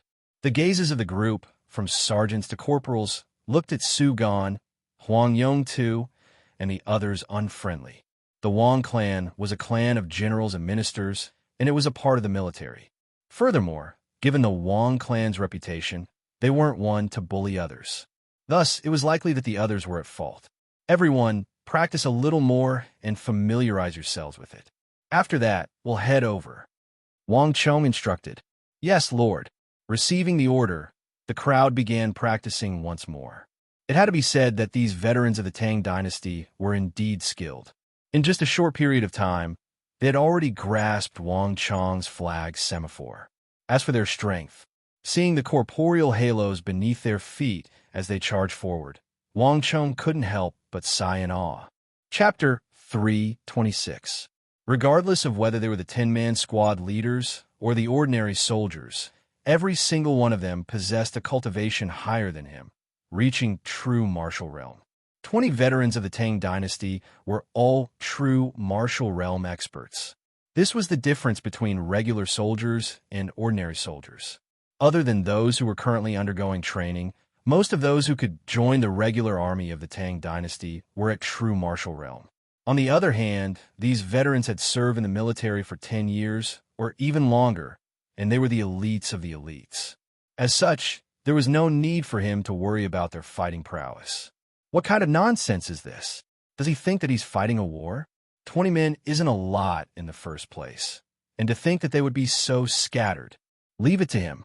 That fellow doesn't seem to know anything at all. There's no way he'll be able to complete this mission. Let's just leave him at the rear later on so that he doesn't drag us down. It seems like those 20 men have followed the wrong person. What a waste. While Wang Chong was training, the trio had also finished reorganizing their troops. At the same time, they began paying close attention to the situation on Wang Chong's side. As they were separated by a small hill, the trio could only see the troops above their shoulders. Wang Chong's 4 echelons were mixed together, and in the eyes of the others, it was a complete mess. There was no order to speak of at all, and they couldn't help but look down on them. On top of that, Wang Chong was from the Kunwa training camp, which was a place where commoners gathered. Thus, the trio couldn't be bothered with Wang Chong anymore.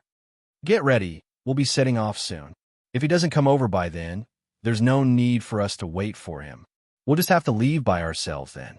As Su Gan spoke, he turned his steed around and headed back to his cavalry unit. Even though it was only 20 men, this was the first time Su Gan was leading an army into battle. He couldn't help but feel an urge to give it a try. On the other hand, Wang Chong didn't allow Su Gan to have his way.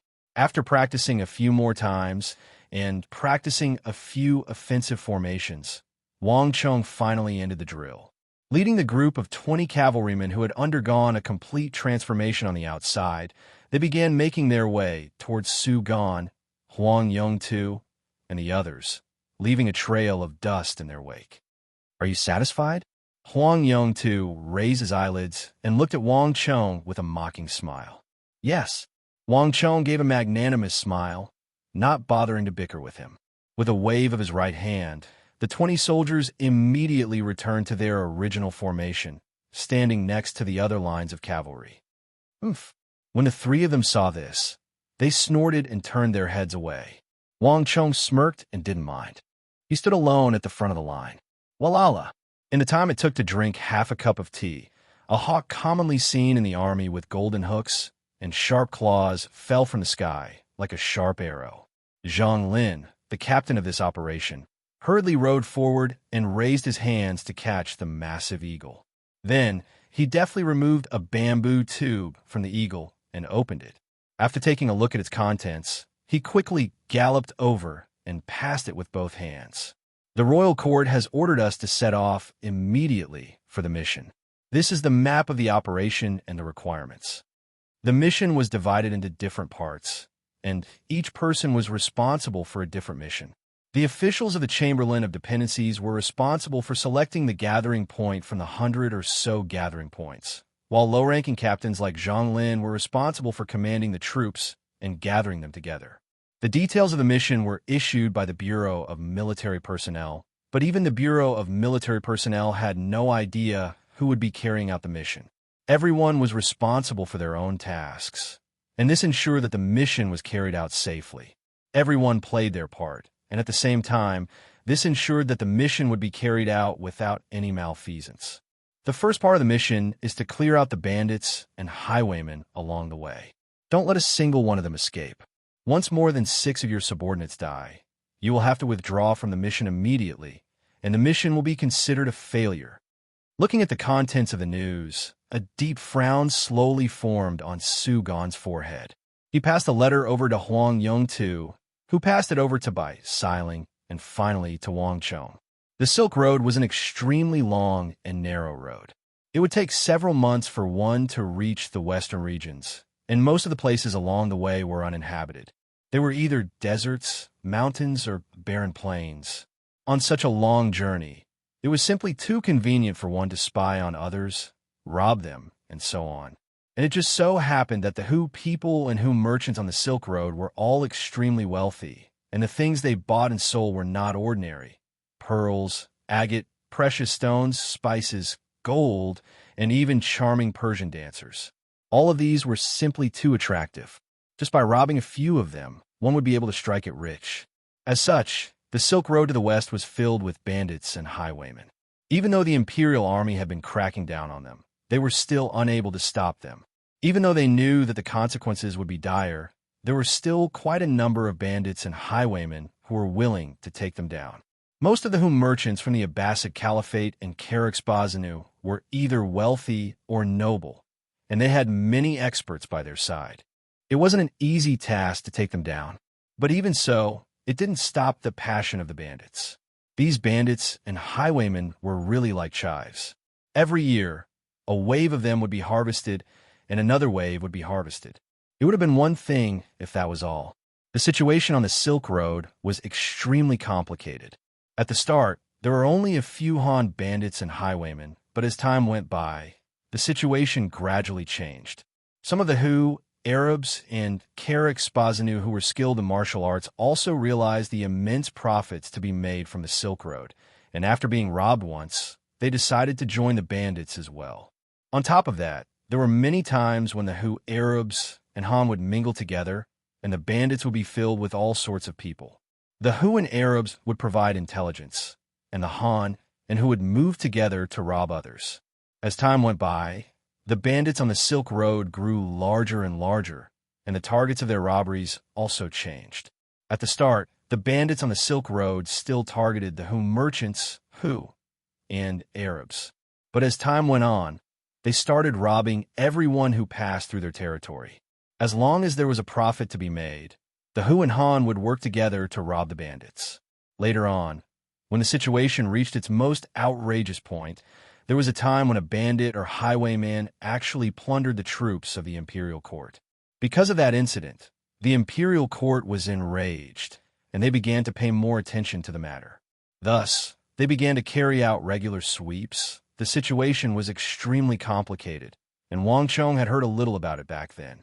He had met some merchants who had been robbed, and they had all complained about the bandits and highwaymen, so he was extremely familiar with the situation.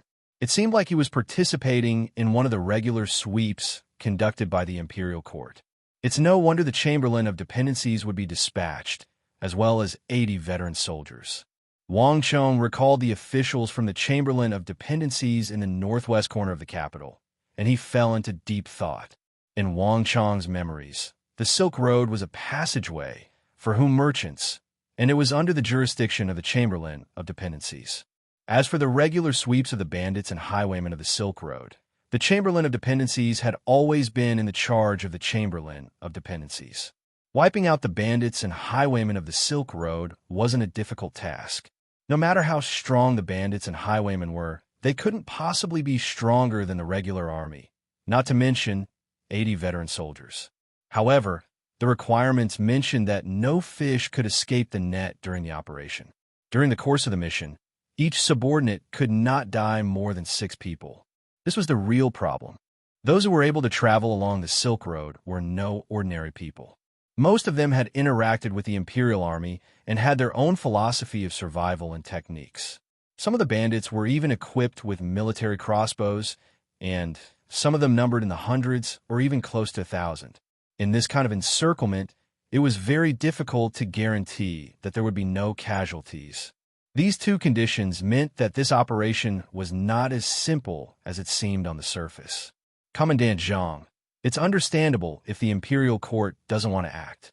But wouldn't it be a little difficult to prevent a single bandit or horse bandit from escaping? The mountain range was so deep and wide, so it was normal for 1 or 2 of them to escape. Isn't this request a little too high? Su Gan said with an awful complexion.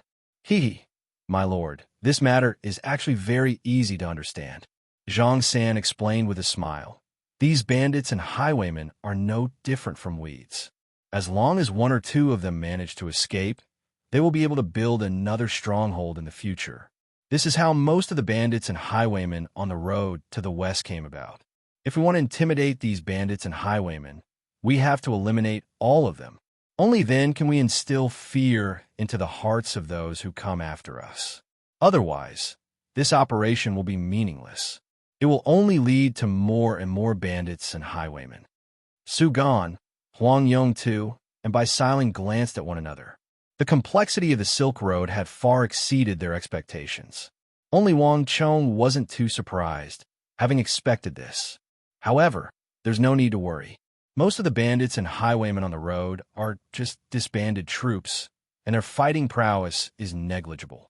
Before the Imperial Army, they won't pose a threat to us. So, there's no need for you to worry too much. All you have to do is to find them and prevent them from escaping. Zhang San added with a smile. Oh, hearing this explanation, Su Gan and the others heaved a sigh of relief. That gave me a fright.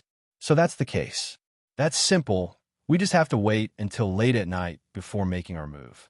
Even though the bandits and highwaymen are scattered throughout the day, they will surely return to their hideout at night. Furthermore, the night is also the time when the bandits and highwaymen are exhausted. If we make our move at that time, we will surely be able to catch them off guard. Furthermore, we can also prevent them from escaping. Chapter 327. Lord Su Gan is wise. This method is indeed feasible. Zhang Lin bowed respectfully. He had no objections to Su Gan's opinion. Even though the members of Longwei Training Camp had 0 experience on the battlefield, they weren't newbies. Clearly, this method was feasible as well. Su Gan nodded proudly. Then, he suddenly caught sight of Wang Chong and sneered coldly. There's no need for you to follow us. You can wait at the back lest you drag us down. Sure. On the back of the steed, Wang Chong nodded nonchalantly. His nonchalant attitude left Su Gan gnashing his teeth in hatred. If he could, he would have given the other party a good beating. But in the end, he held himself back. As long as Wang Chong didn't make any mistakes, he couldn't find fault with him for no good reason. The consequences of such a mistake in the midst of the training would be severe. You'd better do so. Su Gan glared at Wang Chong hatefully before beckoning the others. Let's go. Under Zhang Xian's command, Su Gan, Huang Yong II, and by Xiling led 20 cavalrymen each, and for a total of 60 cavalrymen, they set off for the west. Lord Su, why didn't you resist? The road to the west is not as simple as he thinks. If it were that easy, we would have wiped them out a long time ago. Why we need to do this now? Galloping sounds sounded behind them, and a 10-man squad leader from Wang Chong suddenly rode up to them. Looking in the direction that Su Gan and the others had left in, he glared at them indignantly. Wang Chong came from a military clan, and it was one of the most respected of them all. Weren't these people being too brazen before Wang Chong? It's fine. Let them do as they please. Wang Chong waved his hands. Su Gan, Huang Yong II, and the others thought that they were useless at the moment. So if they were to reveal their identity now, it would only weaken the reputation of the Wang clan and make others think that the Wang clan only knew how to bully others. Once they suffered and hit a wall, they would naturally understand. It wouldn't be too late for them to reveal themselves after revealing their capabilities. Right? Have you participated in such a mission before? Wang Chong suddenly turned around and asked. Yes. Ma Song nodded and did not deny it. Most of our brothers were transferred from other places. I've only participated a few times in the past. Oh. Wang Chong was a little surprised. Even Commandant Zhang couldn't see through it. However, Ma Song seemed to be more knowledgeable. Then do you know what's going on? Wang Chong asked.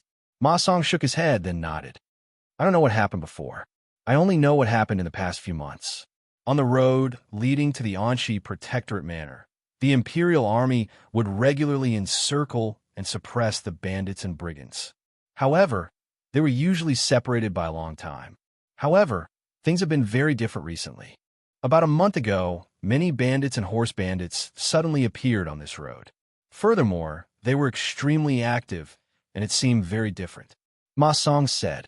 Oh. Wang Chong's eyebrows twitched, and he seemed to be deep in thought. On the road to the west, it should be normal for bandits and horse bandits to appear at certain times, right? I'm not too sure either. However, around half a month ago, we caught a group of bandits and captured their leader. Based on what they said, someone seemed to have invited them to form a clique and gather in the forest. The remuneration they offered was extremely generous. That person was masked, and he seemed to be highly skilled in martial arts. We weren't able to discern his background. However, according to that person is extremely short. He doesn't seem like the Hu of the western regions, nor does he seem like a Han. Instead, he exudes the scent of horse milk, reminiscent of the scent of the people from Uzan in the west. Uzan is still quite a distance away from this road. Furthermore, they rarely leave the highlands, so they aren't familiar with the Central Plains. It's unlikely that they would come here. Wang Chong said. Wang Chong had some understanding of the Uzan. In truth, the Uzan were slightly shorter than the Han. However, due to their worship of heaven's burial, the Uzan had a ferocious nature. Their greatest trait was the scimitars they carried on their bodies, and when paired with the charge of their steeds, it was extremely effective.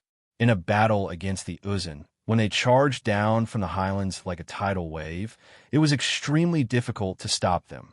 Even the sturdiest of fortresses might not be able to stop the charge of the Uzan. However, the Uzan had an innate attachment to their highlands, and they viewed the environment of the highlands as superior to any other environment. In the eyes of the Han, the environment of the highlands was extremely harsh.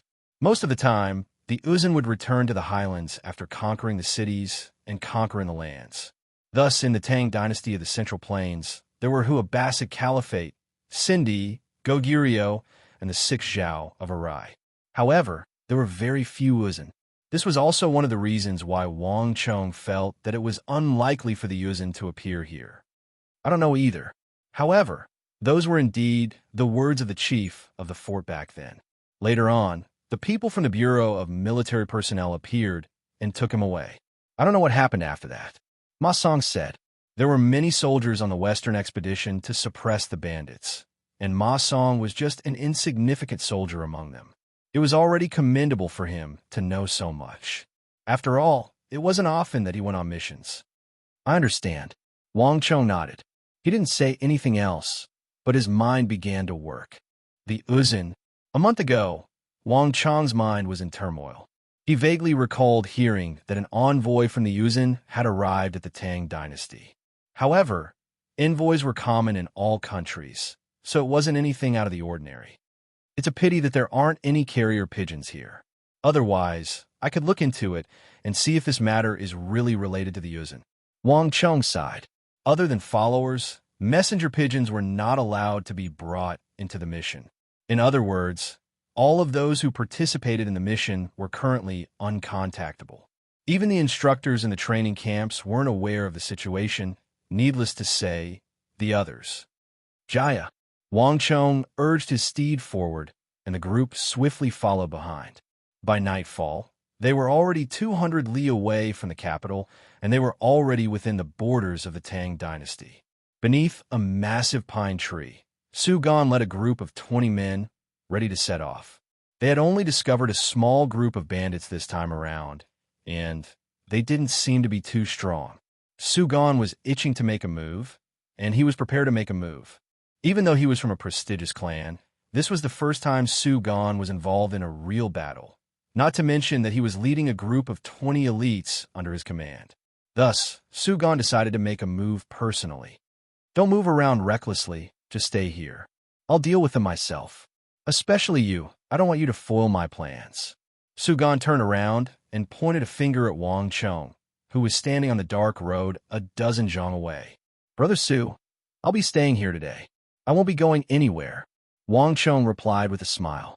His temper was unbelievably good. Su Gan's punch landed on empty air, and he felt extremely displeased. He had tried his best to infuriate Wang Cheng, but the latter didn't fall for it at all. Like a mouse trying to pull a tortoise, Su Gan had no idea where to start.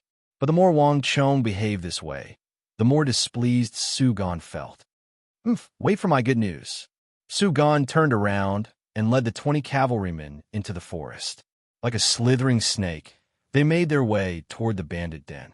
Su Gan's cavalrymen were agile, and they moved in a uniform formation, completely unaffected by the trees and thorns. Even Wang Cheng couldn't help but commend them upon seeing this.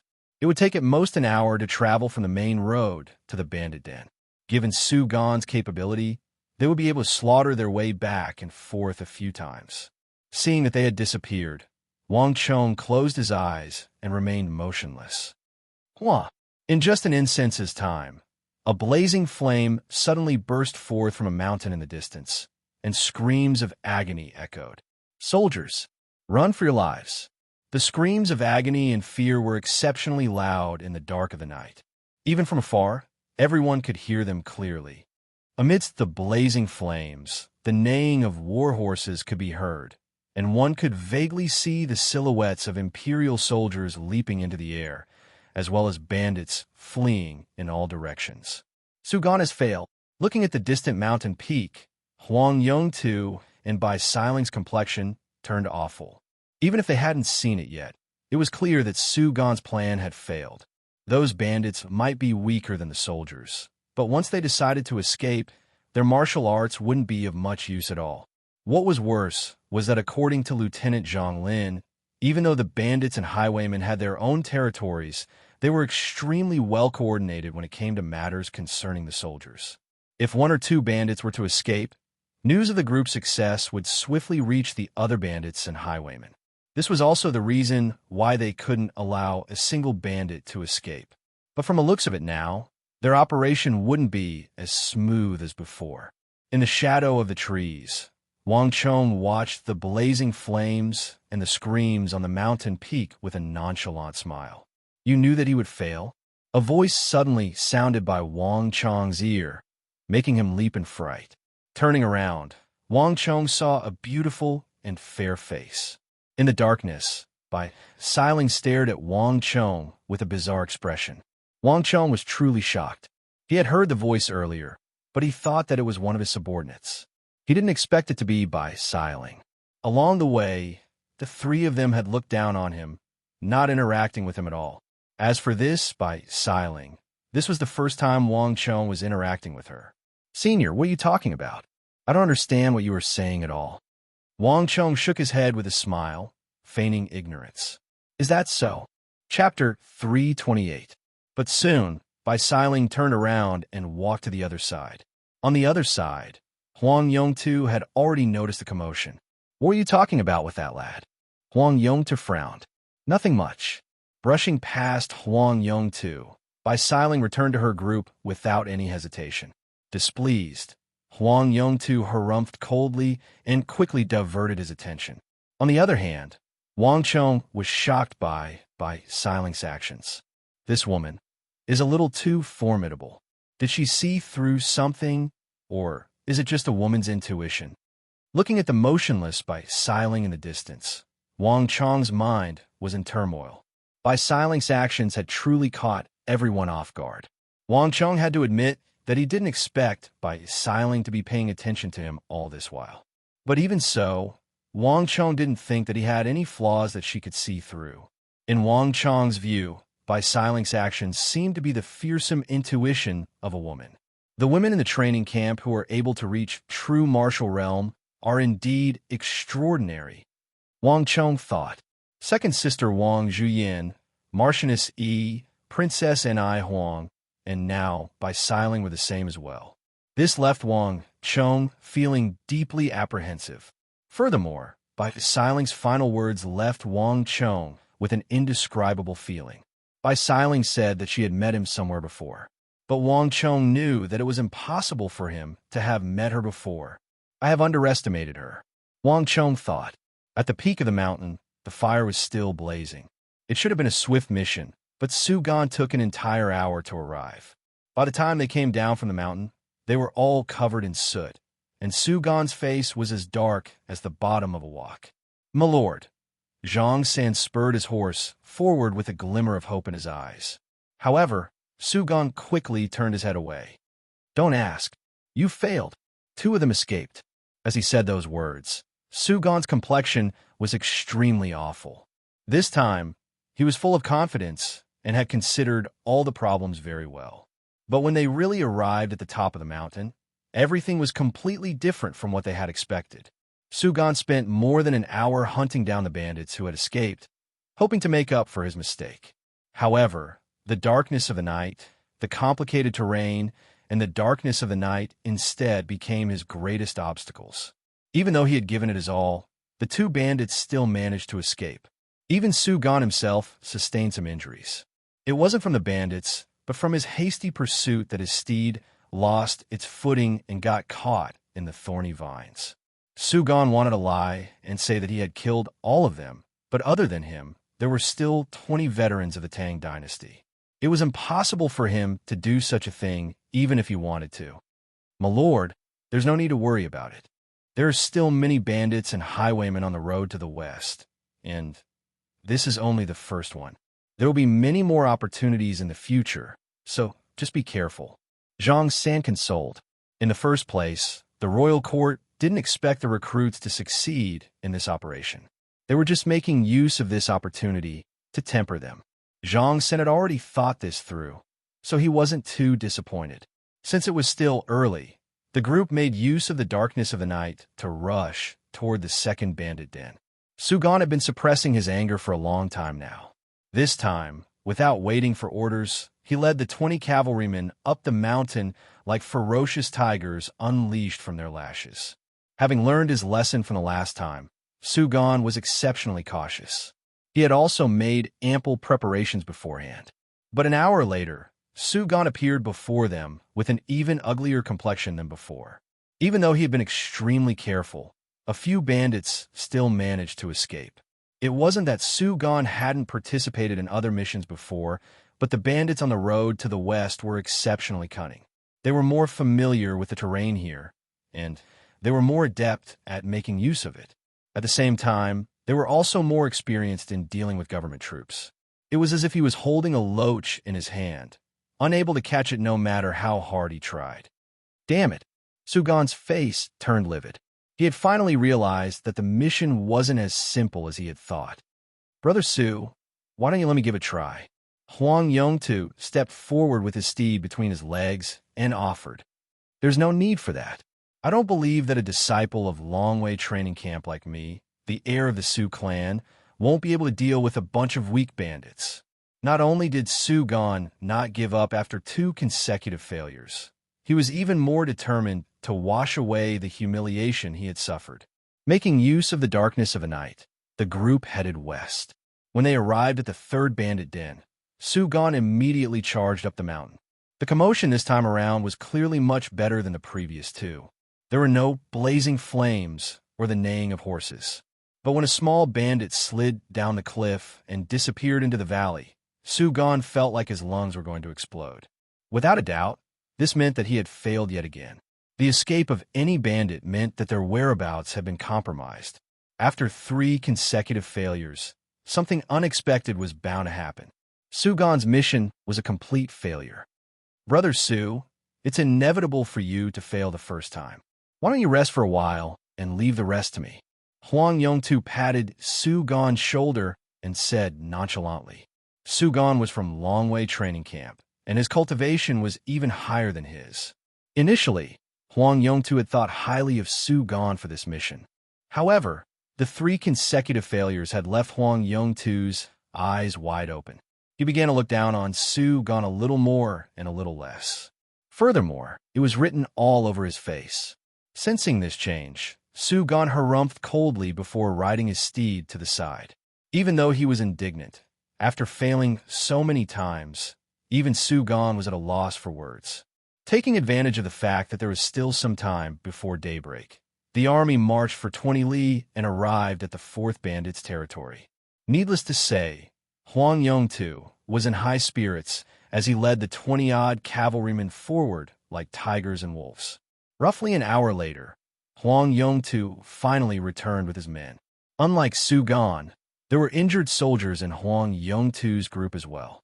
Just by looking at his expression, everyone could tell that Huang Yongtu had failed as well. He had failed to wipe out all of the bandits. What are you looking at? Is it strange to fall into a trap? There's something interesting to see here.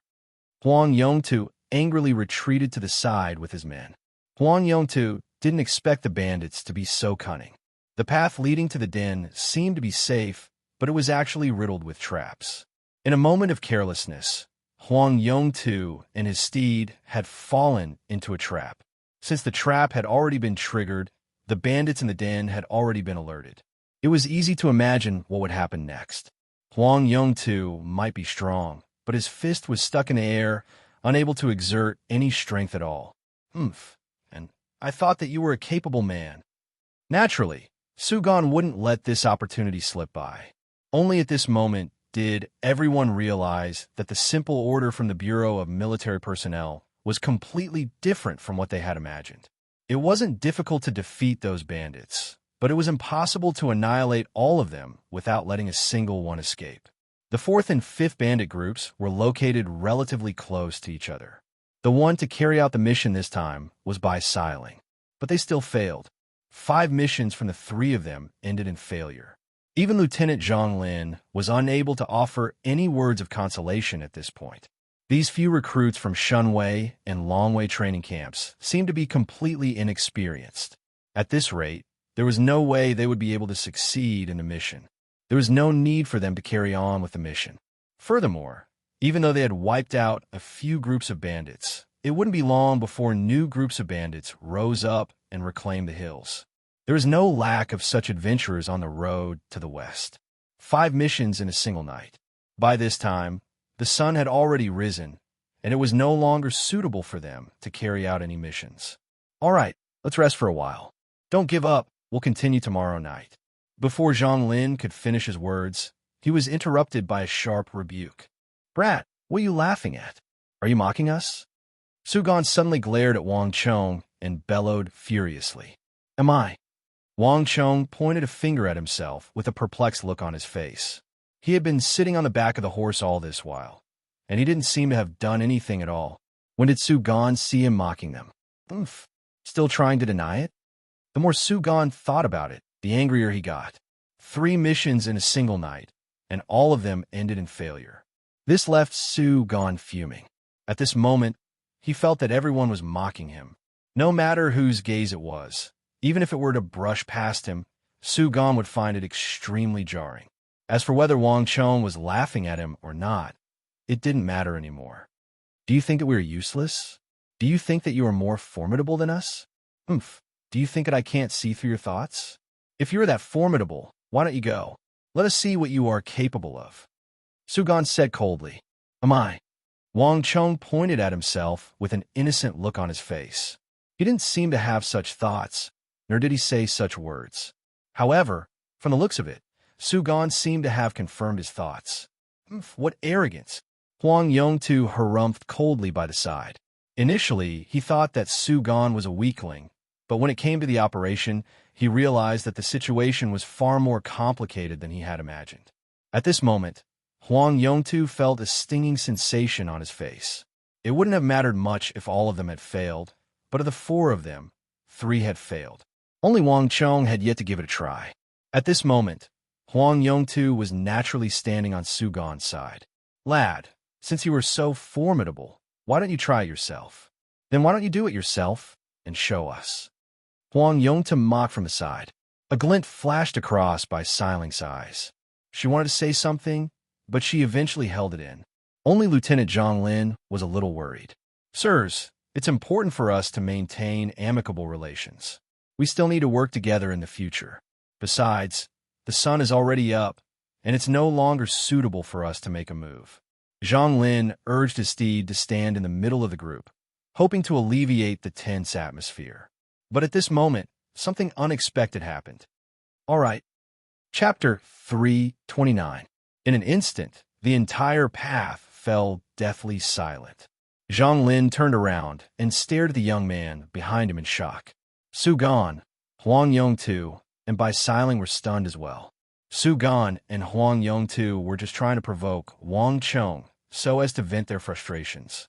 Yet, who could have thought that Wang Chong would actually agree to it? Because they were too surprised, the 3 of them were stunned, and none of them could say anything. Lad, what did you just say? Sugan suddenly urged his steed forward and stared at Wang Chong in bewilderment. Even now, he wasn't sure whether he had really heard those words or not. I said, all right, I can lead my men to suppress the bandits. With a slight smile, Wang Chong glanced at the trio calmly without the slightest hint of stage fright. But Zhang Lin opened his mouth, wanting to stop the other party, but he found himself unable to say a word. Ha, good. Lad, you sure have guts. After receiving the confirmation from Wang Chong, Sugan burst into laughter from sheer rage. Fine. You are formidable. You are stronger than us. We will await your good news. As he spoke, his eyes were filled with hatred. One could imagine the rage in his heart.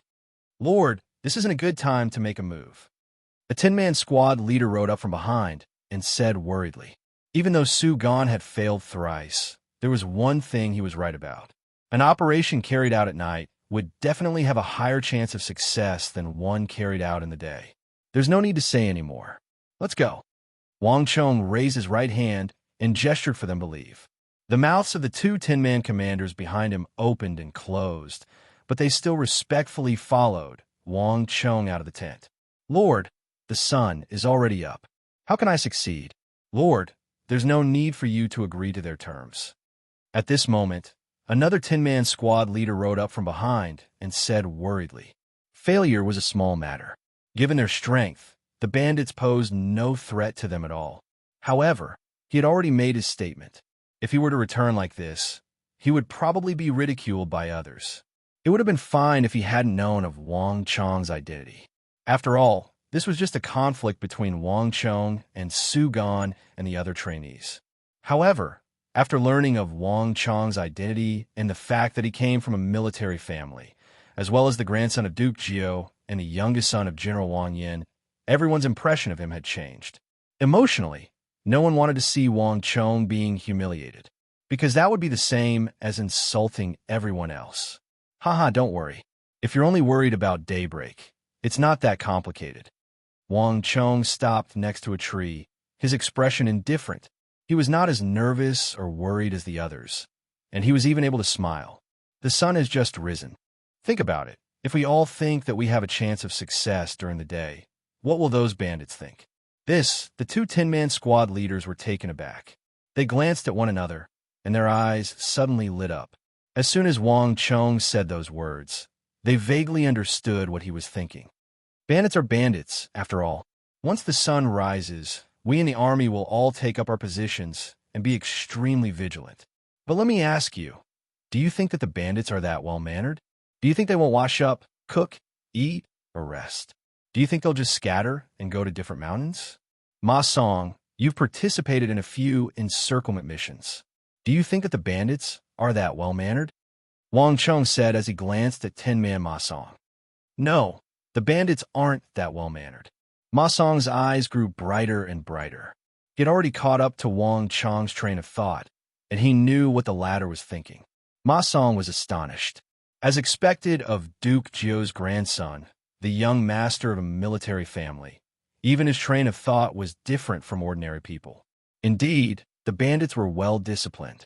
If even the Imperial Army felt that the operation was unlikely to succeed, then the bandits would probably be even more relaxed and think that they wouldn't be attacked. From this point of view, the success rate of the operation at this time was probably higher than that at night. Ma Song finally understood why Wang Chung would agree to encircle the bandits even though it was already morning. Looking at this young man who looked to be at most 15 or 16 years old, Ma Song couldn't help but feel a sense of admiration. Haha, it seems that you have understood. Wang Chung stared at Ma Song and laughed. This 10-man squad leader was very quick-witted. Perhaps after this operation, he could make use of his relationship with the King of Song to transfer him to his side through the Ministry of War. A mere 10-man squad leader shouldn't be too much of a problem. Moreover, with the intelligence that he had displayed, Wang Chung could think of ways to groom him after he returned. His future achievements would definitely not be as simple as a 10-man squad leader. But of course, these were all matters for the future. There was no need for Wang Chung to tell Ma Song about it now. As these thoughts flashed across Wang Chung's mind, he quickly regained his composure. All right, let's begin. Tear off a few pieces of cloth and wrap the hooves of the horses. Make sure not to make any noise. Yes, Lord. A moment later, after the preparations were completed, Wang Chung waved his hand grandly, and 4 echelons of cavalrymen swiftly darted into the forest. Wang Chung left quickly, but he returned even faster.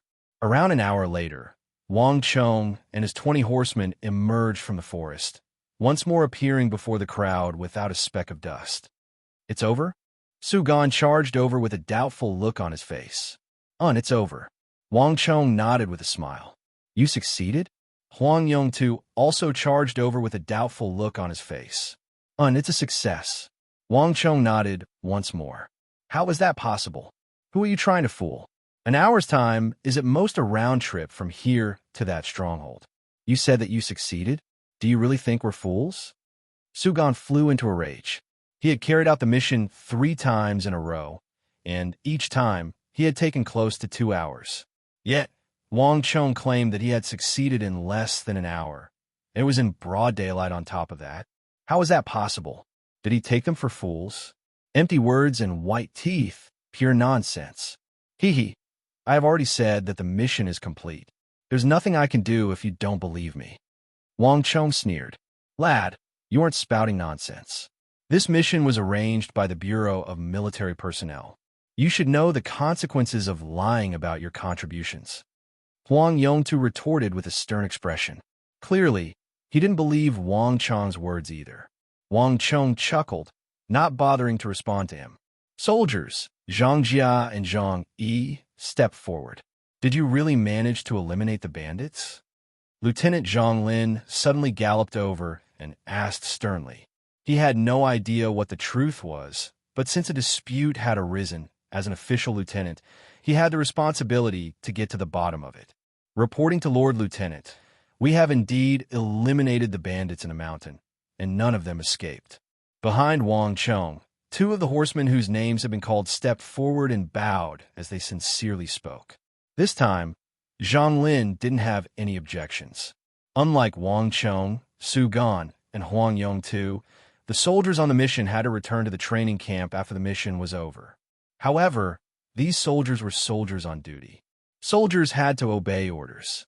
If they were to lie about the military, even if it was something as simple and insignificant as this, they would be severely punished by the Bureau of Military Personnel. Furthermore, As veterans of countless wars, soldiers had their own pride. They wouldn't lie, and it was beneath them to do so. Since they said that Wang Chong had completed the mission, it was definitely true. Li Quan and Song Zhu head out to take a look. I want to know if all of the bandits have been eliminated, Su Gan suddenly said. He didn't trust Wang Chong that easily. Yes, Lord. The two cavalrymen swiftly left. An hour later, they returned once more, and the news they brought back left Su Gan stunned. All of the bandits in the den had been killed. Most of them were still asleep, and some of them were killed while they were cooking. Pots, bowls, pots, and ladles were scattered all over the place, and not a single one of them managed to escape. Wang Chong had really wiped out a bunch of bandits. Facing this result, Su Gan and Huang Yongtu were stunned. Regardless of whether they believed it or not, Wang Chong had really wiped out a bunch of bandits. Out of the 4 of them, only Wang Chong had succeeded in 6 missions. Perhaps it's just my luck. The bandits I met were all exceptionally weak. Wang Chong brushed aside the hair at his temples and met the strange gazes of the crowd. Hearing Wang Chong's words, Su Gan and Huang Yongtu didn't say anything.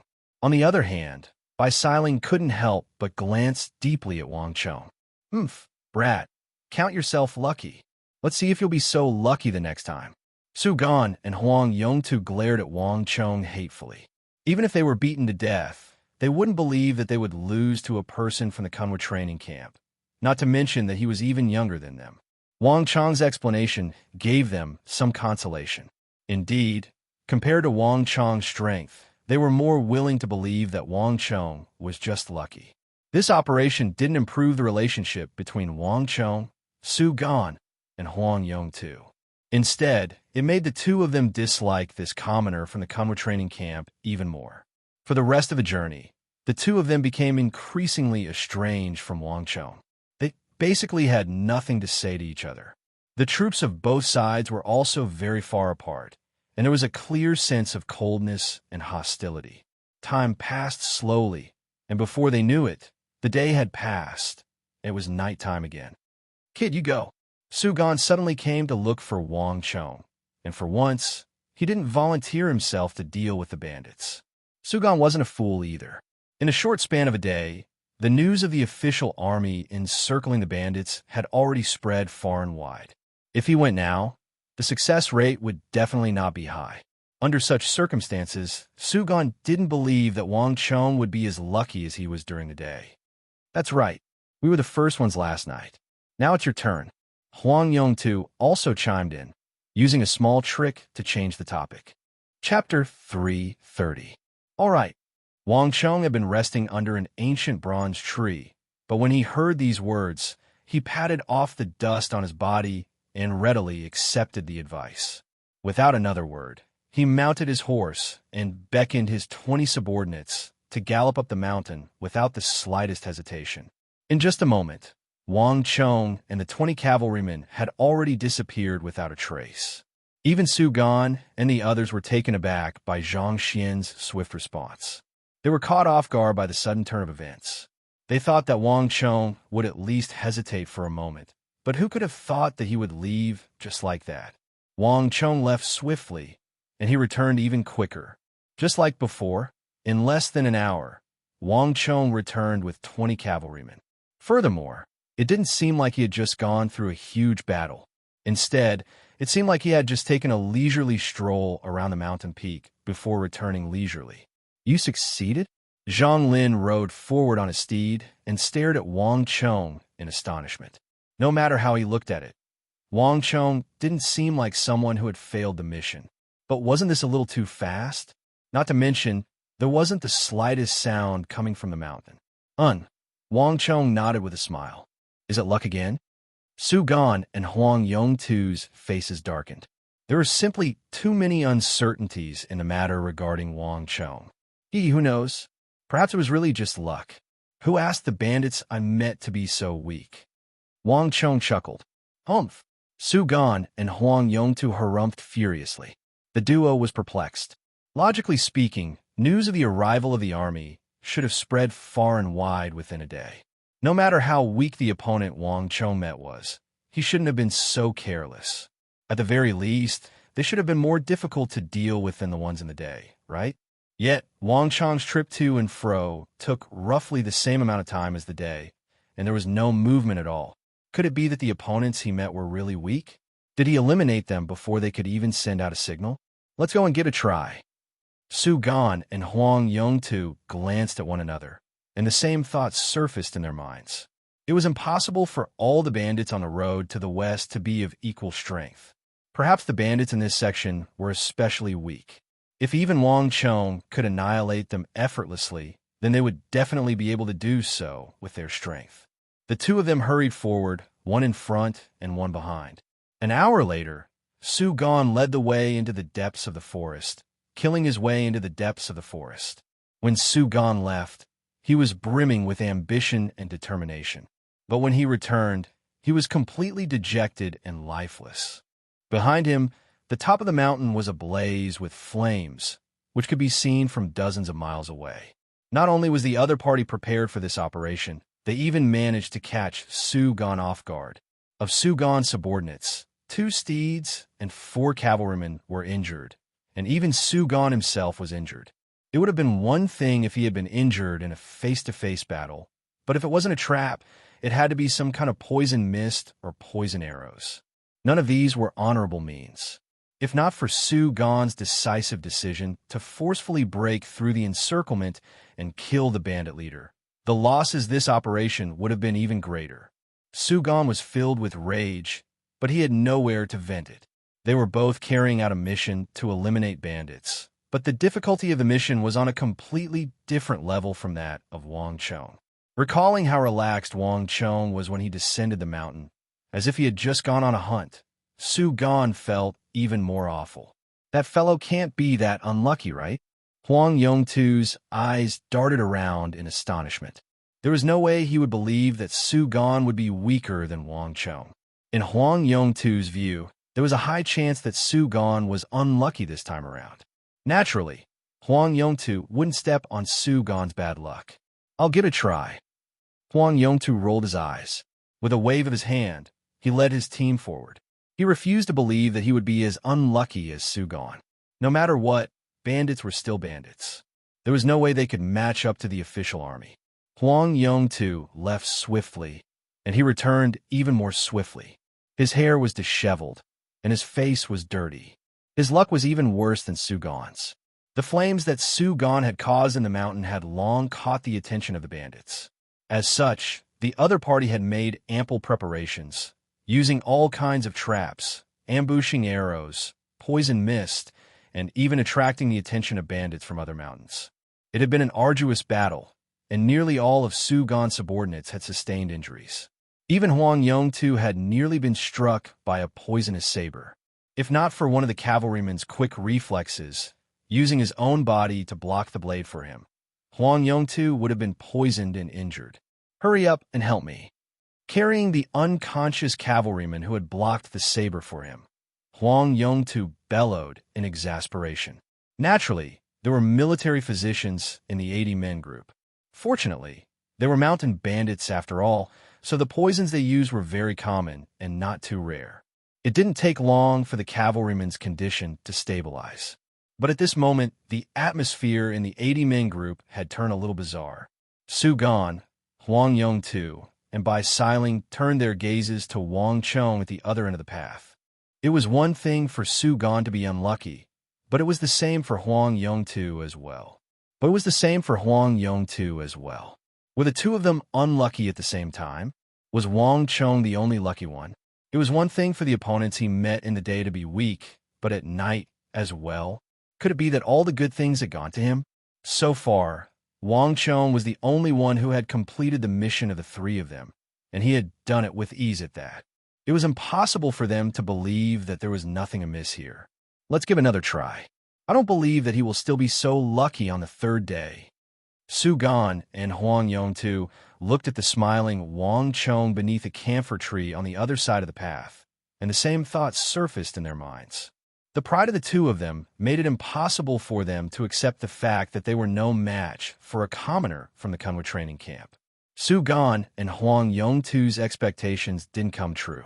On the 3rd day, there was still no change in the situation. Not only did Su Gan and Huang Yongtu fail, their condition was even worse than the first day. Even Su Gan had sustained some injuries from the clash.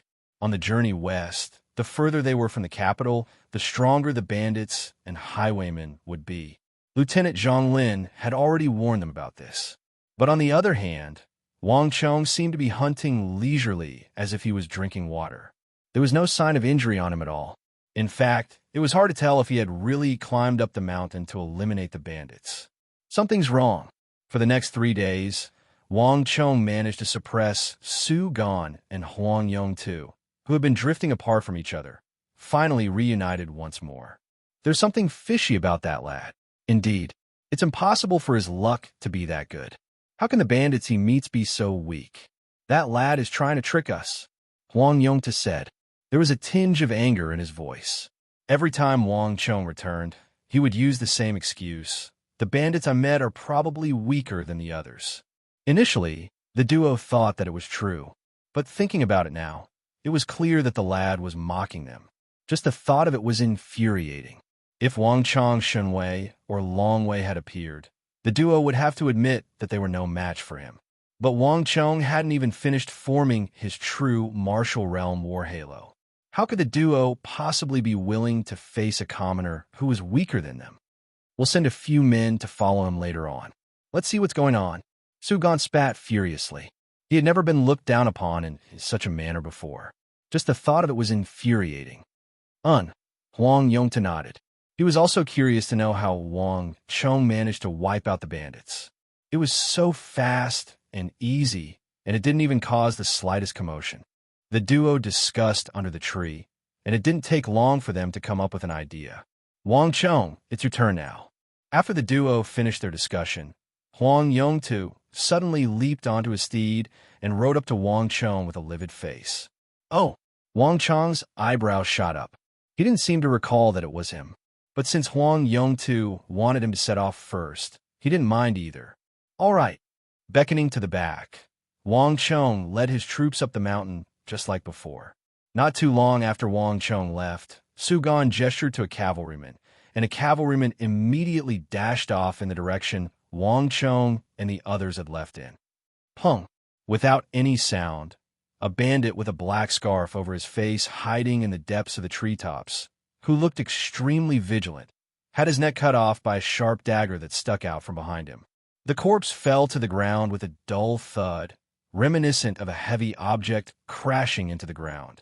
However, amidst the rustling of the rustling leaves in the forest, it wasn't particularly conspicuous. As the corpse of the bandit fell to the ground, similar thuds echoed from other parts of the forest. Lord, it seems like someone is following us. At this moment, Ma Song suddenly spoke up.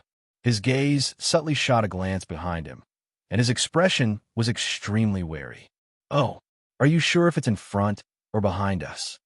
Wang Chong's brow rose as he calmly said, Behind us, about 50 steps away from us, behind a bush. Ma Song replied seriously. Oh, let it be then. There's no need to pay him any heed. Wang Chong waved his hands nonchalantly. But Lord, he relaxed Ma Song. If I'm not mistaken, it should be a spy sent by Su Gan and Huang Yongtu. If it's really a bandit, do you think that he would still be so indifferent to us? Wang Chong faintly smiled, appearing extremely relaxed. So Lord already knows about it. Ma Song was taken aback. Wang Chong chuckled softly, not bothering to explain. After being humiliated by him for 3 consecutive days, it would be weird if Su Gan and Huang Yongtu remained indifferent. Chapter 331. Get ready. We'll split into 4 groups and take care of the bandits and scouts along the way. The treetops, the bushes, the rocks, and the hills. Remember, don't let them send out any signals. As long as a single one of them escapes, our operation will fail. There's no need for us to continue with the assault. Let's retreat and leave them to the other soldiers to deal with. Wang Chong turned around and continued commanding the operation. Yes, Lord. Ma Song quickly left to carry out the orders. Hearing the dull thuds from the forest, a smile slowly crept onto Wang Chong's lips. It was just that the bandits were weak, they weren't fools. To be able to survive the encirclement of the Imperial army, they either possessed superior strength or exceptional alertness. No matter how strong they were no match for the Imperial army. Thus, it was easy to imagine how alert the bandits were. Snakes had their ways, and rats had theirs. After all, scions like Su Gan and Huang Yongtu were too inexperienced, and they had underestimated the difficulty of the mission. They thought that they would just have to dispatch their troops and defeat the bandits with overwhelming strength. But from the very start, Wang Chong knew that this mission was a test of experience, insight, and wisdom, not just pure martial prowess. The bandits on the mountain had their own scouts. No matter how deep the night was or how sleepy the bandits were, there would always be a few of them standing guard. If one didn't eliminate these scouts, it would be impossible for one to eliminate all of the bandits. Su Gan and Huang Yongtu should have thought of this when they failed the first time. However, it was a pity that they were too inexperienced and they had underestimated the bandits. Even until now, they still hadn't thought of the fact that there were scouts among the bandits, thinking that it was just their bad luck. Prepare yourselves, begin. After swiftly dealing with the scouts, Wang Chong waved his hand, and under the cover of the night, the 4 echelons split into 8 groups and charged into the den. At this moment, the bandits on the mountain peak were still sleeping soundly. What? Scouts! On the path at the foot of the mountain, Su Gan and Huang Yongtu stared at one another in bewilderment. From the beginning to the end, the two of them had never taken these bandits seriously. After failing for several days straight, Zhang Xian had thought that it was due to his bad luck. Never in his wildest dreams could he have imagined that he would be noticed by the scouts the bandits had arranged. So that's how it is. It's been so many days, but this kid actually didn't mention it. Huang Yongtu was infuriated when he thought of this.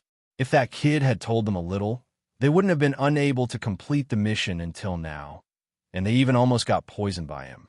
However, Huang Yongtu also knew that given their attitude over the past few days, it was impossible for Wang Chong to tell him about it. So that's how it is. On the other hand, Su Gan didn't think too much about it. Knowing Wang Chong's secret, he flung his sleeves and stood up.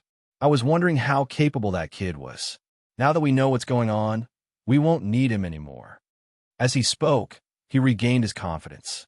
At the same time, the disdain and contempt he had for Wang Chong surfaced in his eyes once more. It was just a moment of carelessness that he failed to notice the scouts among the bandits. Since he knew what was going on, he would surely do better than Wang Chong in the future. This commoner of the Kunwa training camp no longer had the slightest bit of pride to speak of before him. Di-da-da, while Zhang Xian was still deep in thought, the clopping of hooves sounded from the forest. Dressed in a casual outfit, Wang Chong led the group out of the forest with a smile on his face. Mission accomplished? Su Gan asked from afar. Wang Chong nodded. Congratulations, Su Gan replied coldly. Even a fool could hear the disdain in Su Gan's voice. Wang Chong chuckled. Glancing at a certain cavalryman behind Su Gan, he already knew what was going on. But Wang Chong didn't expose him, only indifferently replying with 2 words. Thank you.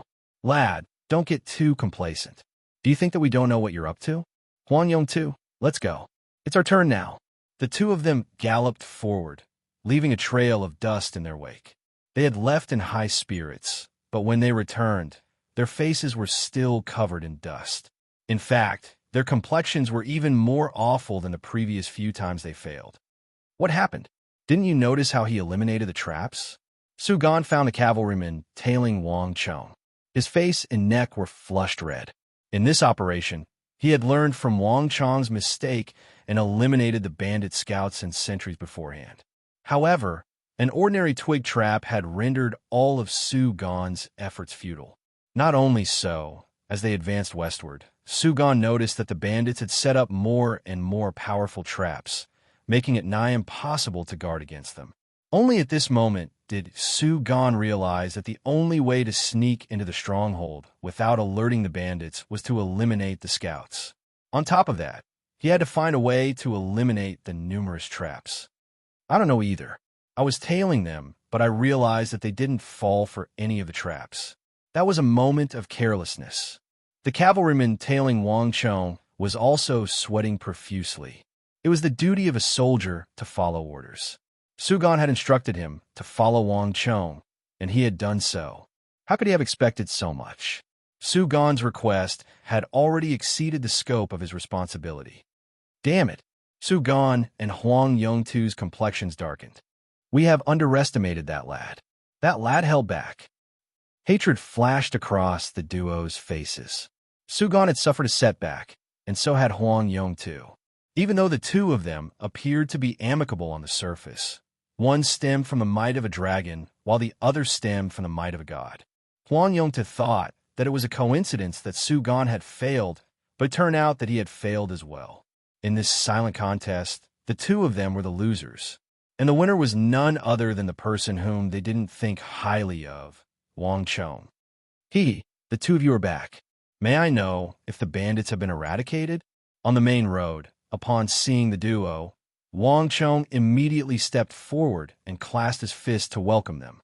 Even though the duo had always been arrogant, recalling the disdain they had for Wang Chong before leaving, they couldn't help but feel embarrassed by Wang Chong's words. Their faces reddened, and they felt as though they were about to find a hole to crawl into. If they had succeeded, the two of them would have been able to look down on Wang Chong and harshly mock him. But now the tables had turned. Don't get gleeful. Didn't you just eradicate a few groups of bandits? What's there to be proud of? Huang Yongtu scoffed coldly. Even though he felt his face reddening, it was more anger than anything else.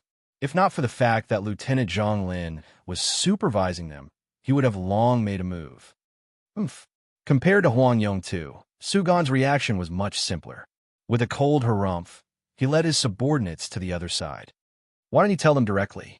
A voice suddenly sounded by Wang Chong's ear. Bai Siling had unknowingly arrived at his side. What? Wang Chong shot a doubtful look at her. They think that you are a commoner from the Kunwa training camp.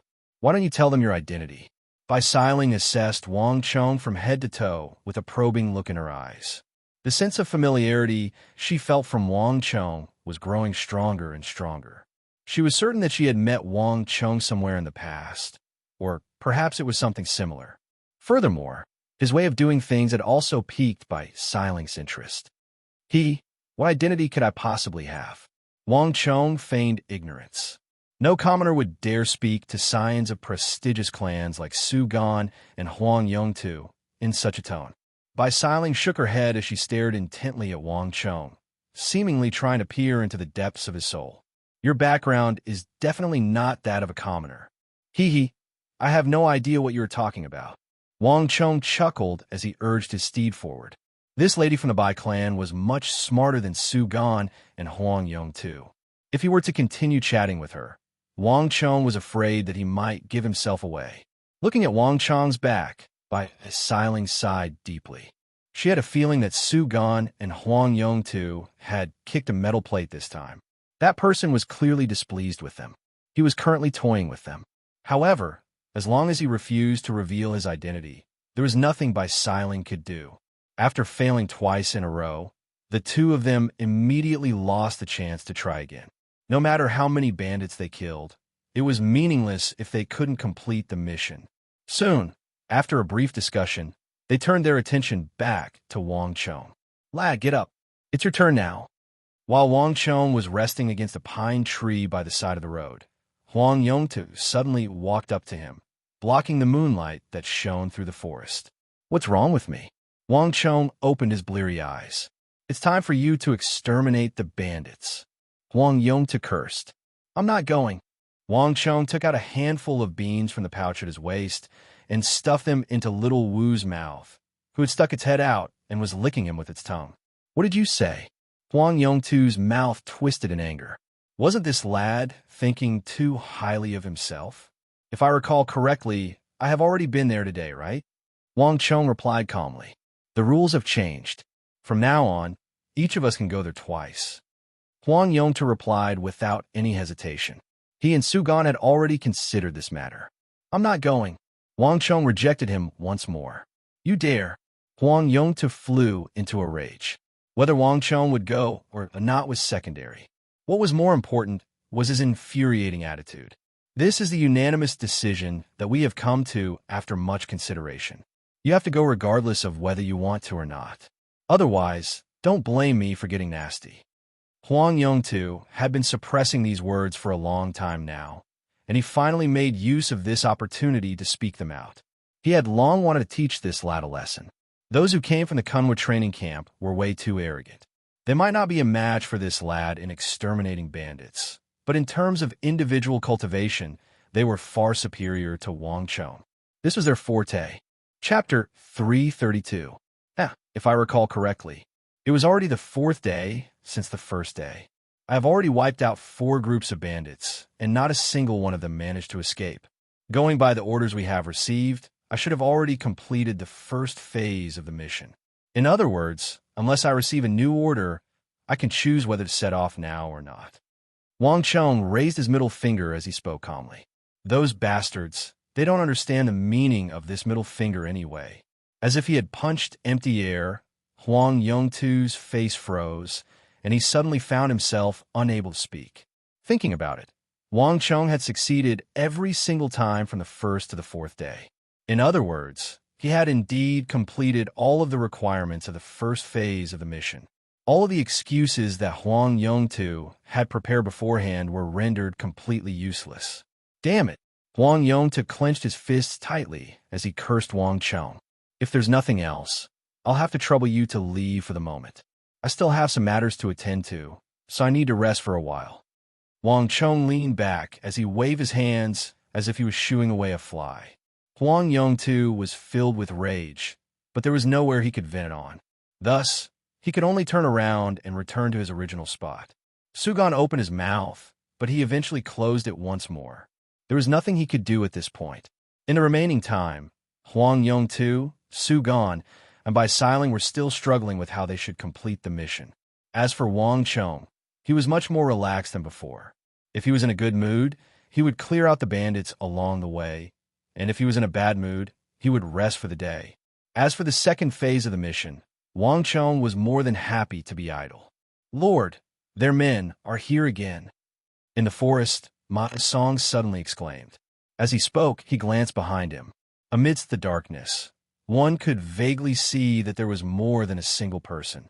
On the first day, Su Gan and Huang Yongtu had dispatched men to tail Wang Chong, so they had only sent a single person out of fear. But towards the end, there were more and more of them, and they became more and more unscrupulous. Just like now, there were a few people who knew that they had been discovered, so they simply walked out from behind the rocks and openly watched from the back. This woman, Wang Chong shook his head with a bitter smile. Su Gan and Huang Yongtu still cared a little about their reputation, so the only one who could send someone to keep an eye on them so openly was Bai Siling. Unlike Su Gan, Huang Yongtu, and the others, this woman wasn't as arrogant and condescending as them. Moreover, this woman was much more astute. He might be able to fool Su Gan, Huang Yongtu, and the others, but he couldn't fool her. Plus, she was a woman, so Wang Chong didn't want to argue with her. Let them be. As long as they don't cause trouble, just ignore them, Wang Chong said faintly. While removing the traps, he continued to move forward. Behind him, the cavalrymen obediently followed behind Wang Chong, following the path that he had taken. For bandits who made a living by robbing, setting up traps, and whatnot was nothing out of the ordinary for them. Su Gan, Huang Yongtu, and the others had been injured many times, and they had fallen for these traps by accident. Bandits in the pugilistic world always had their own means that the students and scions in the training camp were unaware of. However, these means were completely useless before Wang Chong. Back then, when the otherworldly conquerors invaded, in order to balance out the disparity in strength, the army that Wang Chong led back then had used all kinds of traps. Compared to those complicated traps, the means of the bandits this time around were nothing more than child's play. There were many traps that Wang Chong could bypass even with his eyes closed. It was only when he encountered those that were difficult to bypass that Wang Chong would occasionally step in to remove them. As for his subordinates, Wang Chong's instructions had always been simple. They only had to follow his instructions. If Su Gan, Huang Yongtu, and the others thought that they would be able to learn it easily just by sending a few cavalrymen to keep an eye on them, they would be thinking too much. Some things weren't that easy to learn. Lord, the den of the Blackwind bandits is right ahead. If I'm not mistaken, the gold should be in their den. Ma Song pointed to the peak of the mountain after finally passing through the area of traps. Under the faint moonlight, one could vaguely make out a towering camp standing on the peak of the mountain. At this moment, the entire camp was still in a deep slumber. No one knew that the army led by Wang Chong had already arrived here. There's no need to stand on ceremony then. All of the gold will be ours now. Looking at the peak of the mountain, Wang Chong's lips slowly curled into a smile. He had already completed the first part of the mission, and it wasn't that he had nothing better to do or that he wanted to show off before Su Gan, Huang Yongtu, and the others. There was still quite a bit of profit to be made from this westbound Silk Road. Back when they were exterminating the bandits, Wang Chong had already asked around. Most of the bandits on the road leading to the capital were from the underworld, and they had nothing to offer. However, the Blackwind bandits were different. They had just robbed a group of merchants, and they had obtained quite a bit of gold, jewelry, and accessories. The bandits had their own channels to dispose of the stolen goods, and they had sold all of the jewelry and accessories for gold. In other words, the Blackwind bandits were a huge gold mine. How could Wang Chong possibly let go of such an opportunity? Right now, he needed money everywhere. Da-da-da. When Wang Chong appeared with 20 cavalrymen and chests of gold, everyone's eyes widened in shock. Wang Chong's chests weren't covered with lids, and they were a glistening yellow, dazzling in the moonlight. Gold! Gold! There was probably at least 100,000 gold taels in there. No one could have thought that Wang Chong would be able to bring back so much gold from his trip to the mountain. In that instant, Su Gan and Huang Yongtu's eyes reddened. Even though the Su clan and Huang clan weren't small clans, the fact that they were able to enter Longwei and Shenwei training camps was more than enough to prove their worth. However, their clan's wealth was completely different from their own. Su Gan and Huang Yongtu had exterminated bandits many times, and while some bandits were still able to escape, they did manage to wipe them out. However, the two of them had gone in and out so many times and destroyed many mountains. Yet, they hadn't obtained even a single hair. How could the duo not feel jealous that Wang Chong was able to bring back 100,000 gold taels from his trip to the mountain? Lad, where did you get the gold from? Huang Yongtu urged his steed forward as he tried his best to restrain himself. However, his jealousy still leaked out uncontrollably. Wasn't this lad's luck a little too good? Of course it's from the bandits. Wang Chong smiled calmly. He already knew what Huang Yongtu was up to. Since it's from the bandits, it should be considered as the spoils of war during the mission. According to the rules, it should be confiscated or split equally among the four of us. As Huang Yongtu spoke, he stared intently at the boxes of gold. His intentions were clear. You worked so hard, waking up early in the morning to earn nothing, only to meet an unkempt beggar by the side of the road who casually picked up a box and became a billionaire. How would you feel?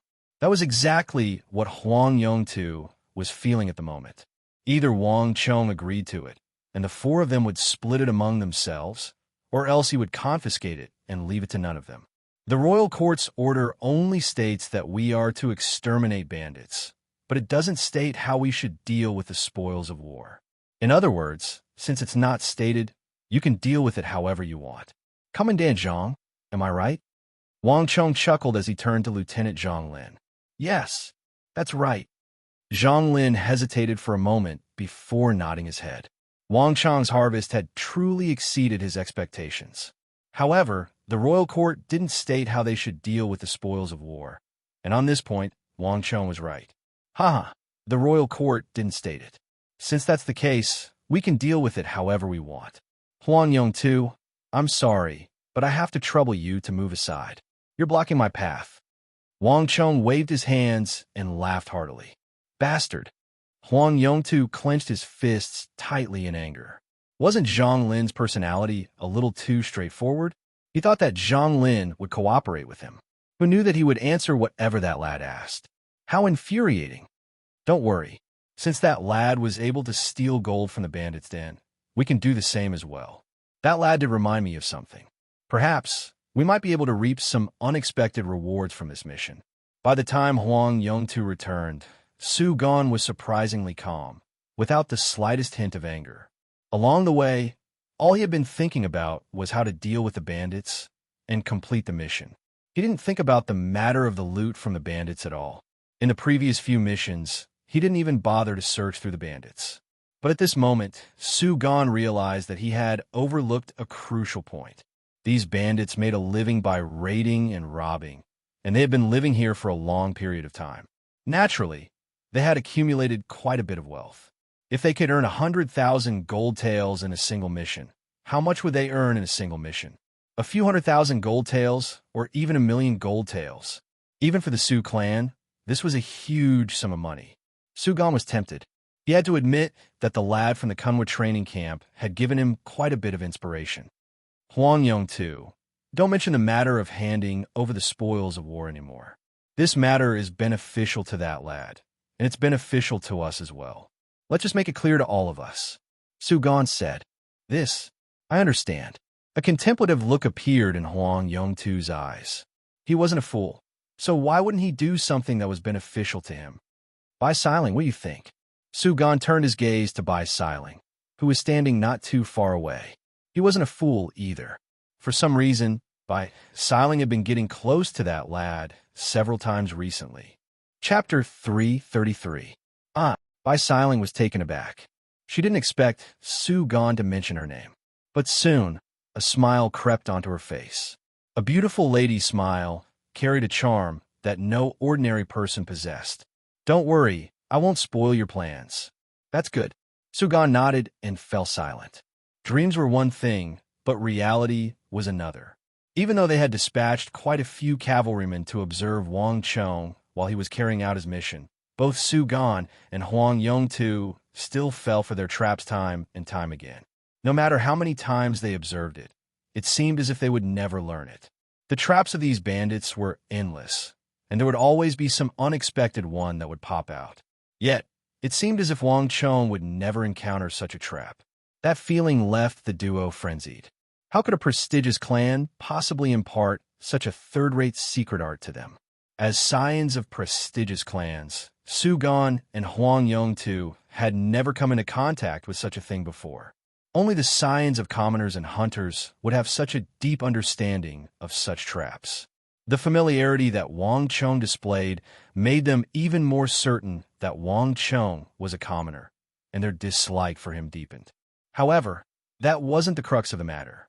More importantly, despite conquering 6 bandit camps, they didn't find anything at all.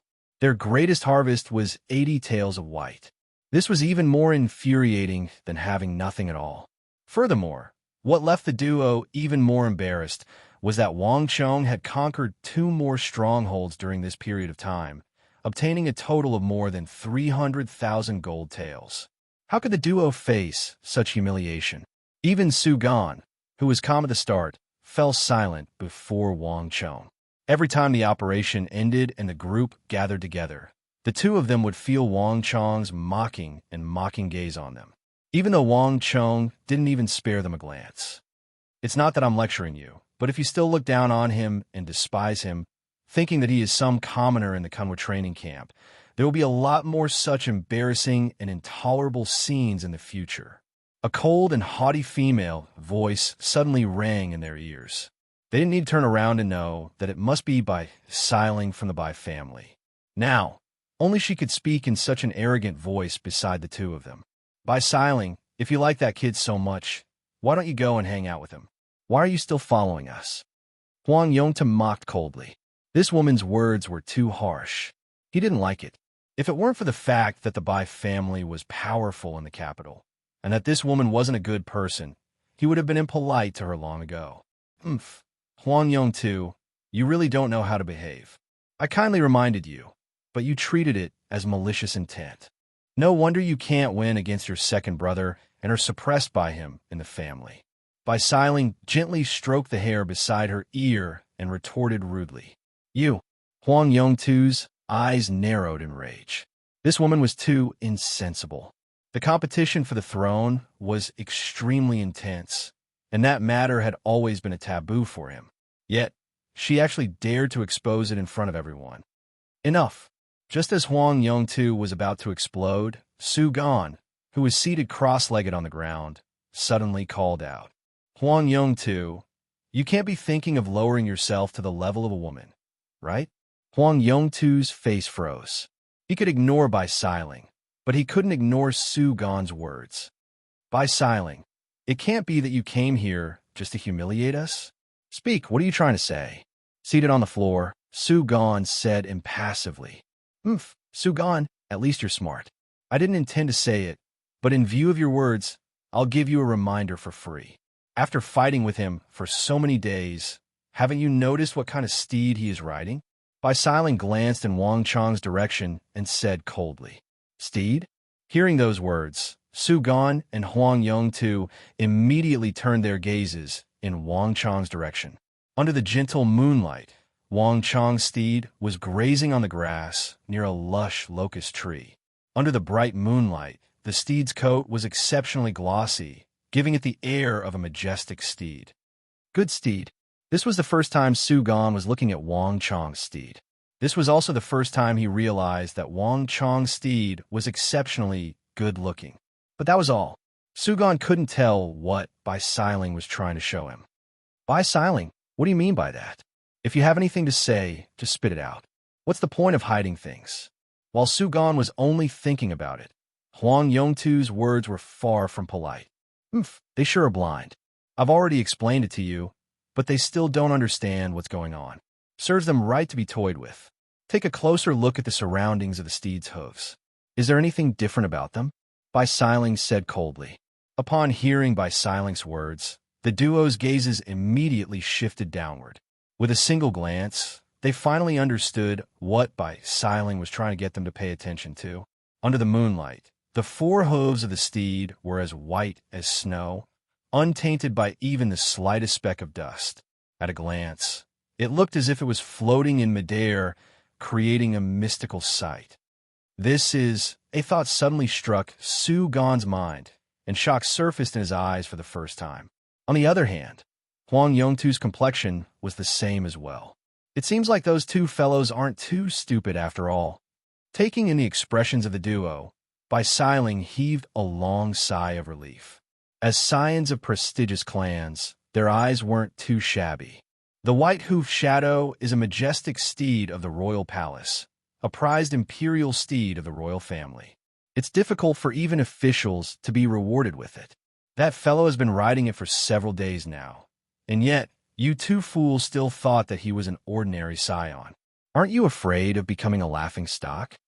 Bai Siling didn't let go of this opportunity to ridicule the duo. Wang Chong couldn't have imagined that the reason why Bai Siling viewed him in such a favorable light wasn't due to her intuition. Rather, it was because she had recognized the white-hoofed shadow beneath Wang Chong on the first day. This woman was far more intelligent than Wang Chong had imagined, and her thoughts were also much more meticulous. In truth, Bai Siling could have warned them long ago, but there was no way Bai Siling would admit to it. How is that possible? The white-hoofed shadow is an imperial steed of the royal palace, and even the influential officials of the royal court find it hard to obtain one. How could they possibly reward it to a brat of dubious origins? Bai Siling, don't spout nonsense. It's just a horse with white hooves. What nonsense are you spouting? You've gone crazy thinking about men. The last sentence was spoken by Huang Yongtu. Idiot! Huang Yongtu's last sentence caused Bai Siling's brows to furrow and her heart to burn with rage. She had warned them out of goodwill, but they had completely taken her for granted. Bai Siling was about to explode, but she quickly calmed down. Huang Yongtu, don't bite the hand that feeds you. You don't know how to appreciate kindness. This is all I can do to help you. Believe it or not, I'm not the one who's going to lose face. With that, Bai Siling coldly snorted and tugged on the reins. She walked away, leaving a cold and elegant back view to the duo. This woman, Huang Yongtu, was also furious. Bai Siling's personality was truly unlikable. However, Huang Yongtu couldn't do anything to her. The women of the Bai clan weren't easy to deal with. Bai Siling soon left. But after Bai Siling's departure, the duo calmed down. Even Huang Yong too, who had mocked her a moment ago, fell silent. The duo wasn't fools. If Wang Chong succeeded once or twice, it could still be attributed to coincidence. But if he succeeded 3 times, 4 times, 5 times, or even 6 times, it was no longer a coincidence. Throughout their journey west, Wang Chong didn't fail once. On the other hand, the duo didn't succeed even once. With their backgrounds, this was completely abnormal. Not only so, thinking back, Wang Chong's colt was also abnormal. Even though it had yet to reach adulthood, its leg strength, speed, and the intelligence it displayed were not inferior to any divine steed. In fact, it might even be superior. It was impossible for an ordinary warhorse or foal to have such a performance. Brother Su, do you think that what Bai Siling said is true? Huang Yongtu hesitated for a long moment before breaking the silence. Seated on the ground, Su Gan didn't say a word, but most of the time, silence was an answer. The relationship between Su Gan, Huang Yongtu, and Wang Chong didn't improve. But Bai Siling's words weren't completely ineffective. At the very least, when Su Gan and Huang Yongtu met Wang Chong, they were no longer as arrogant and superior as before. Instead, they were avoiding Wang Chong, and there was a hint of bewilderment in the depths of their eyes. At the same time, Su Gan and Huang Yongtu also let go of their pride. After failing for a few more days, the two of them finally learned to work together. They combined their forces and went up the mountain to encircle the bandits. Even though it would still alarm the bandits on the mountain, with the two of them working together, they had a high chance of success. At the very least, they weren't constantly failing like before. Looks like you've done well. Wang Chong retracted his gaze from the duo beneath the tree, turned around, and looked at the white-robed lady beside him with a smile. This lady had truly refreshed his understanding of the world. He had no idea what she said, but Su Gan and Huang Yongtu actually agreed to work together. That was truly astounding. No matter how well I've done, I can't compare to you, Bai Siling said calmly. Glancing at the huge chests carried by Wang Chong's subordinates, she estimated that there were at least 600,000 to 700,000 gold taels in there. This was almost more than the annual earnings of those influential aristocratic families in the capital. As expected, robbing was much more profitable than doing proper business. More importantly, there were 20 true martial realm experts provided by the royal court for free. The royal court had always been strict with the experts of the prestigious clans. Even for a prestigious clan, 20 true martial realm experts was a huge burden. Chapter 334. I say, first miss, what kind of magic did you cast on them? Can you tell me? Wang Chong suddenly teased. The woman at his side had skin of ice and bones of jade, a curvaceous figure, and an elegant and refined appearance, coupled with her cold and intelligent demeanor. Even Wang Chong had to admit that she was a very attractive beauty, a beauty as exquisite as a snowy mountain or a white lotus. Magic, a hint of surprise and confusion flashed across Bai Siling's eyes. Then, as if she had understood something, she smiled. If I tell you, will you let me join you and share your gold? Bai Siling raised a finger and pointed at the chests of gold in Wang Chong's hands as she said with a smile. Sometimes, she really couldn't understand what this fellow was thinking.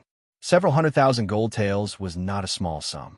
According to the rules, he could have swallowed it all, but he was actually willing to share it with the cavalry under his command. If this person wasn't a fool, then he had extremely high standards and was indifferent to money. But regardless of which it was, it made Bai Siling even more interested in this youth who was even younger than her. He, a young miss of the Bai clan, would be interested in a mere several 100,000 gold taels? Wang Chong looked at Bai Siling with a faint smile.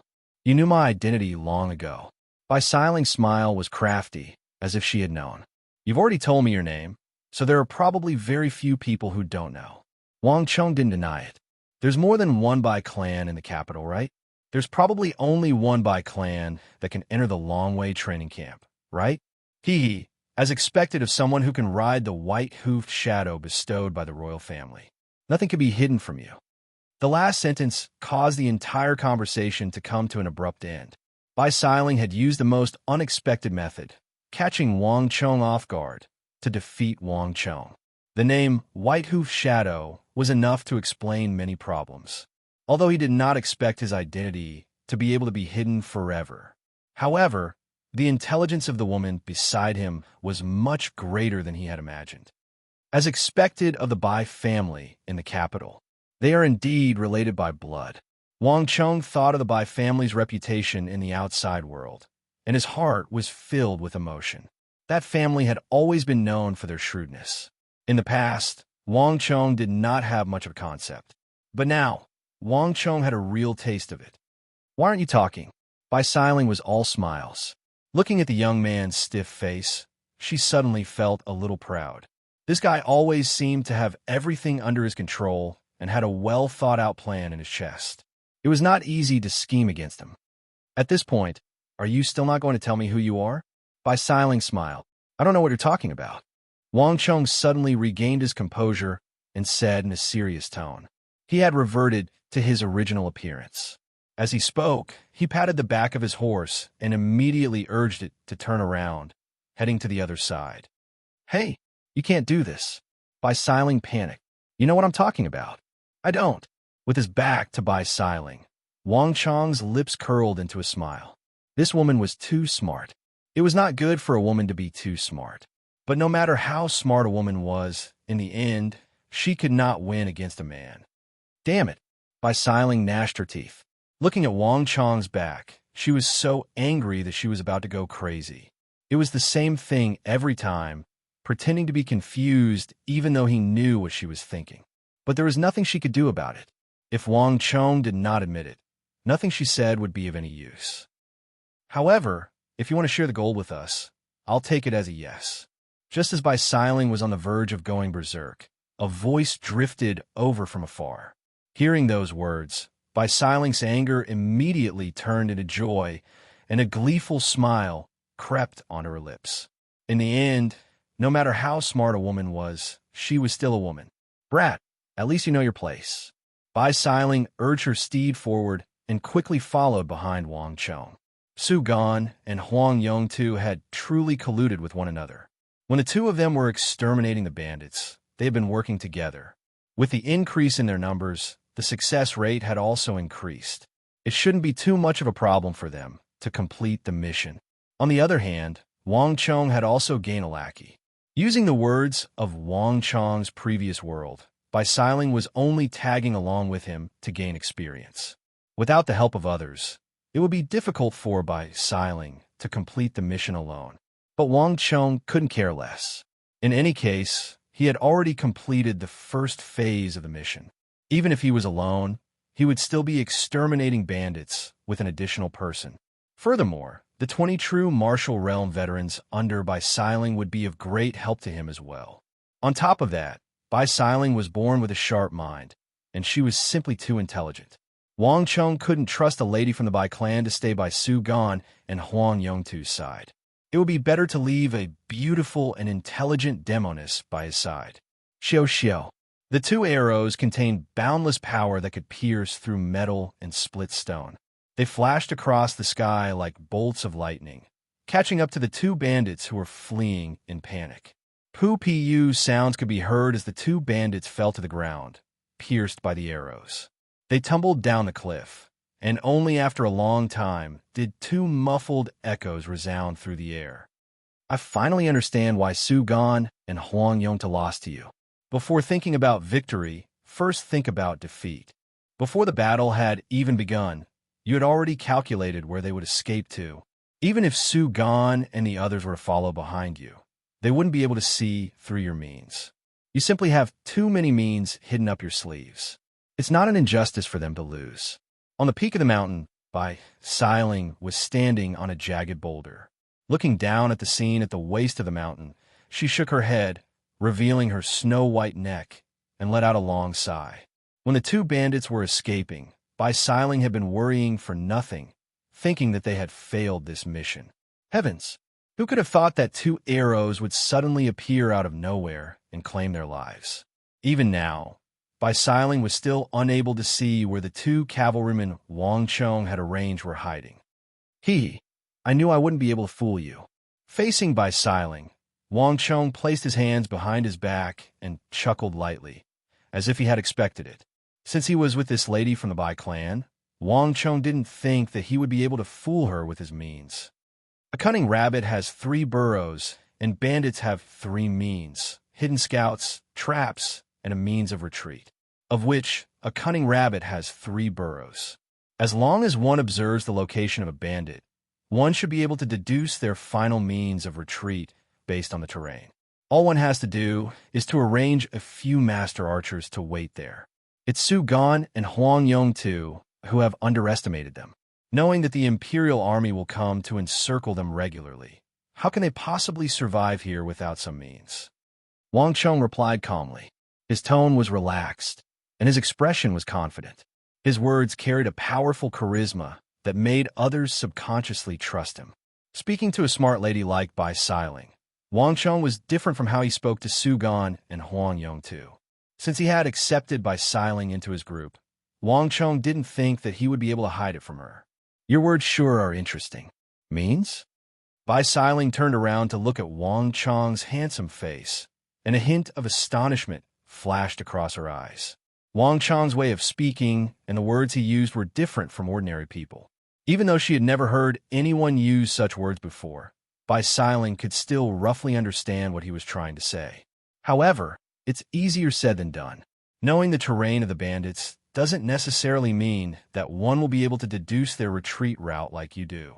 Even if Su Gan and Huang Yongtu were to follow behind you and witness it with their own eyes, it would still be difficult for them to do so. In the end, it's all due to your own capability. Honestly speaking, even though you have been reluctant to reveal your identity, you are still a scion of a prestigious clan. I really can't understand how you, as a scion of a prestigious clan, know so much. I really can't understand how a scion of a prestigious clan like you could possibly know so much. The survival method of a bandit? This doesn't seem to be something that a scion of a prestigious clan would know, right? Bustling asked curiously. The more she interacted with this fellow, the more curious Bustling became. Many of the things that he spoke of were as simple as plain water, but in reality, they weren't easy to accomplish. In the end, it wasn't that Su Gan and Huang Yongtu were weak. In truth, their actions were extremely normal, befitting of their background. The one who was abnormal was this fellow. For a 15-year-old young man to know so many things, and his actions were extremely mature and composed, wasn't it strange? That's another story. Wang Chong chuckled heartily, but he didn't satisfy Bustling's curiosity at all. No matter what, he wouldn't tell anyone about his reincarnation. Move! Wang Chong waved his hands, and the reserve cavalrymen leaped over the fence and charged into battle.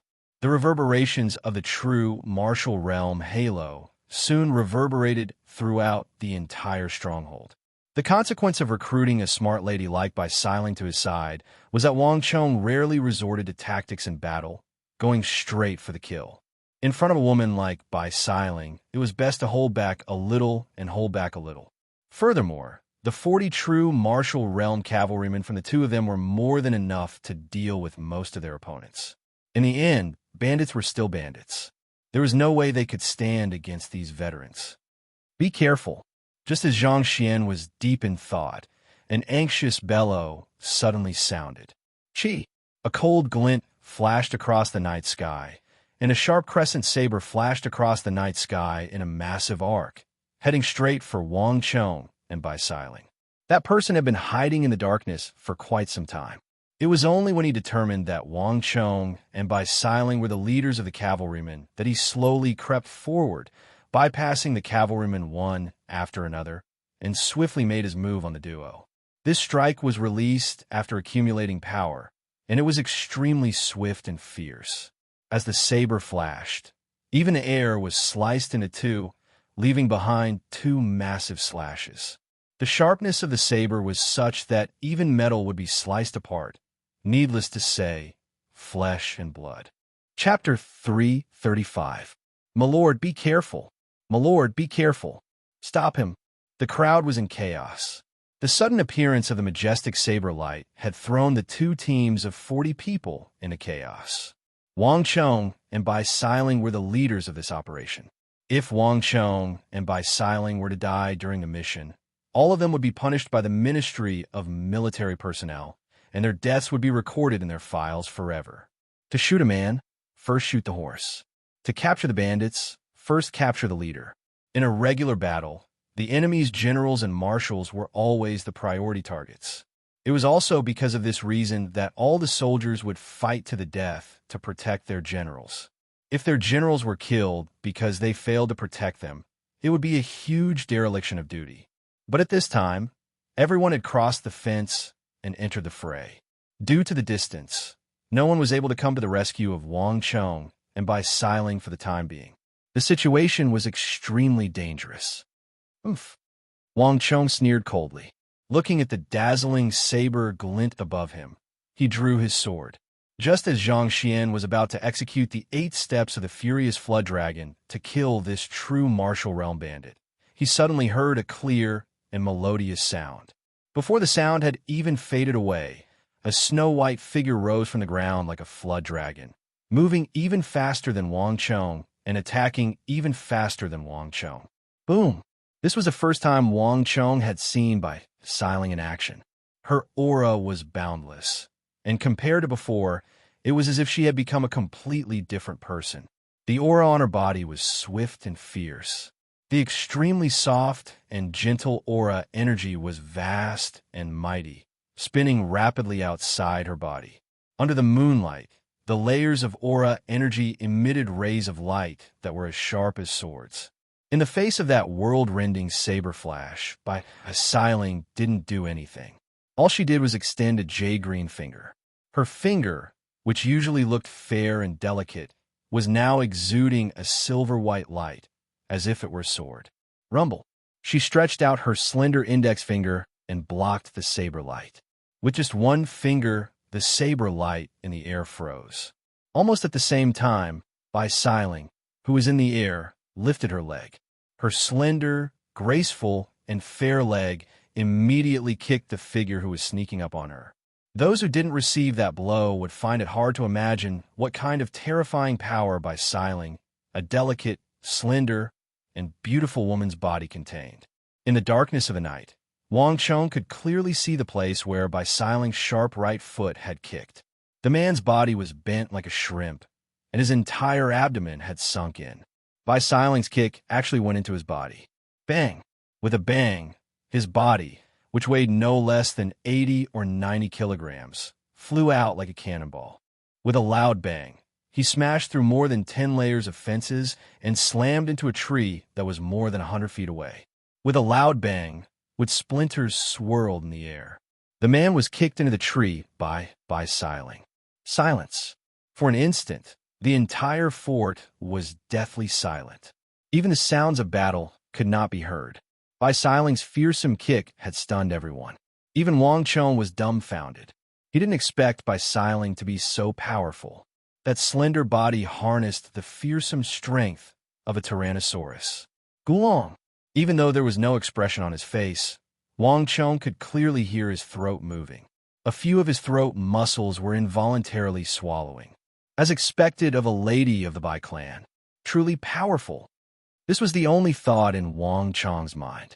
To think that he was still thinking of activating the 8 steps of the furious flood dragon. Bai Siling's attack had definitely surpassed his 8 steps of the furious flood dragon, reaching the level of his second sister and Marchioness E. It had been so many days, and yet he was still standing so close to her. If that kick had landed on him, he probably wouldn't have ended up any better than that fellow. How is it? Not bad, right? Bai Siling dusted her hands and landed on the ground lightly. Turning around, she looked at Wang Chong with a cold and arrogant smile. There weren't many opportunities to subdue Wang Chong. This was a rare opportunity. Along the way, she had been suppressed by Wang Chong, and she had been suppressing her anger for a long time. Now, she was finally able to vent it. Not bad, not bad. Wang Chong's eyebrows twitched in embarrassment. Not only was this not bad, it was ridiculously good. It seemed like he would have to reevaluate this woman. In the future, he would have to keep his distance from this woman. Lord, we've discovered a who. At this moment, a voice sounded in his ears. Wang Chong immediately recovered from his daze and walked toward the tree in the distance. There were several cavalrymen surrounding the base of the tree. One of the cavalrymen was holding a torch, and by the light of the torch, Wang Chong could clearly see them in the darkness. The person that Bai Siling had sent flying was a tall man with a long and curly beard. His head was wrapped in a black scarf. Not far from him, the blood-stained Arabian scimitar that had flown out of his hand was particularly striking. Arabian, this thought flashed through Wang Chong's mind. From the strange flash of saber light that had flashed through the air, Wang Chong had already known that this person was not from the Central Plains. The people of the Central Plains did not know how to use scimitars. This was the first time Wang Chong had seen an Arab in the stronghold during this mission. This mission is truly a complicated one. An Arab robbing an Arab. Who would believe it if I told them? A familiar voice came from behind him as Bai Siling slowly walked over.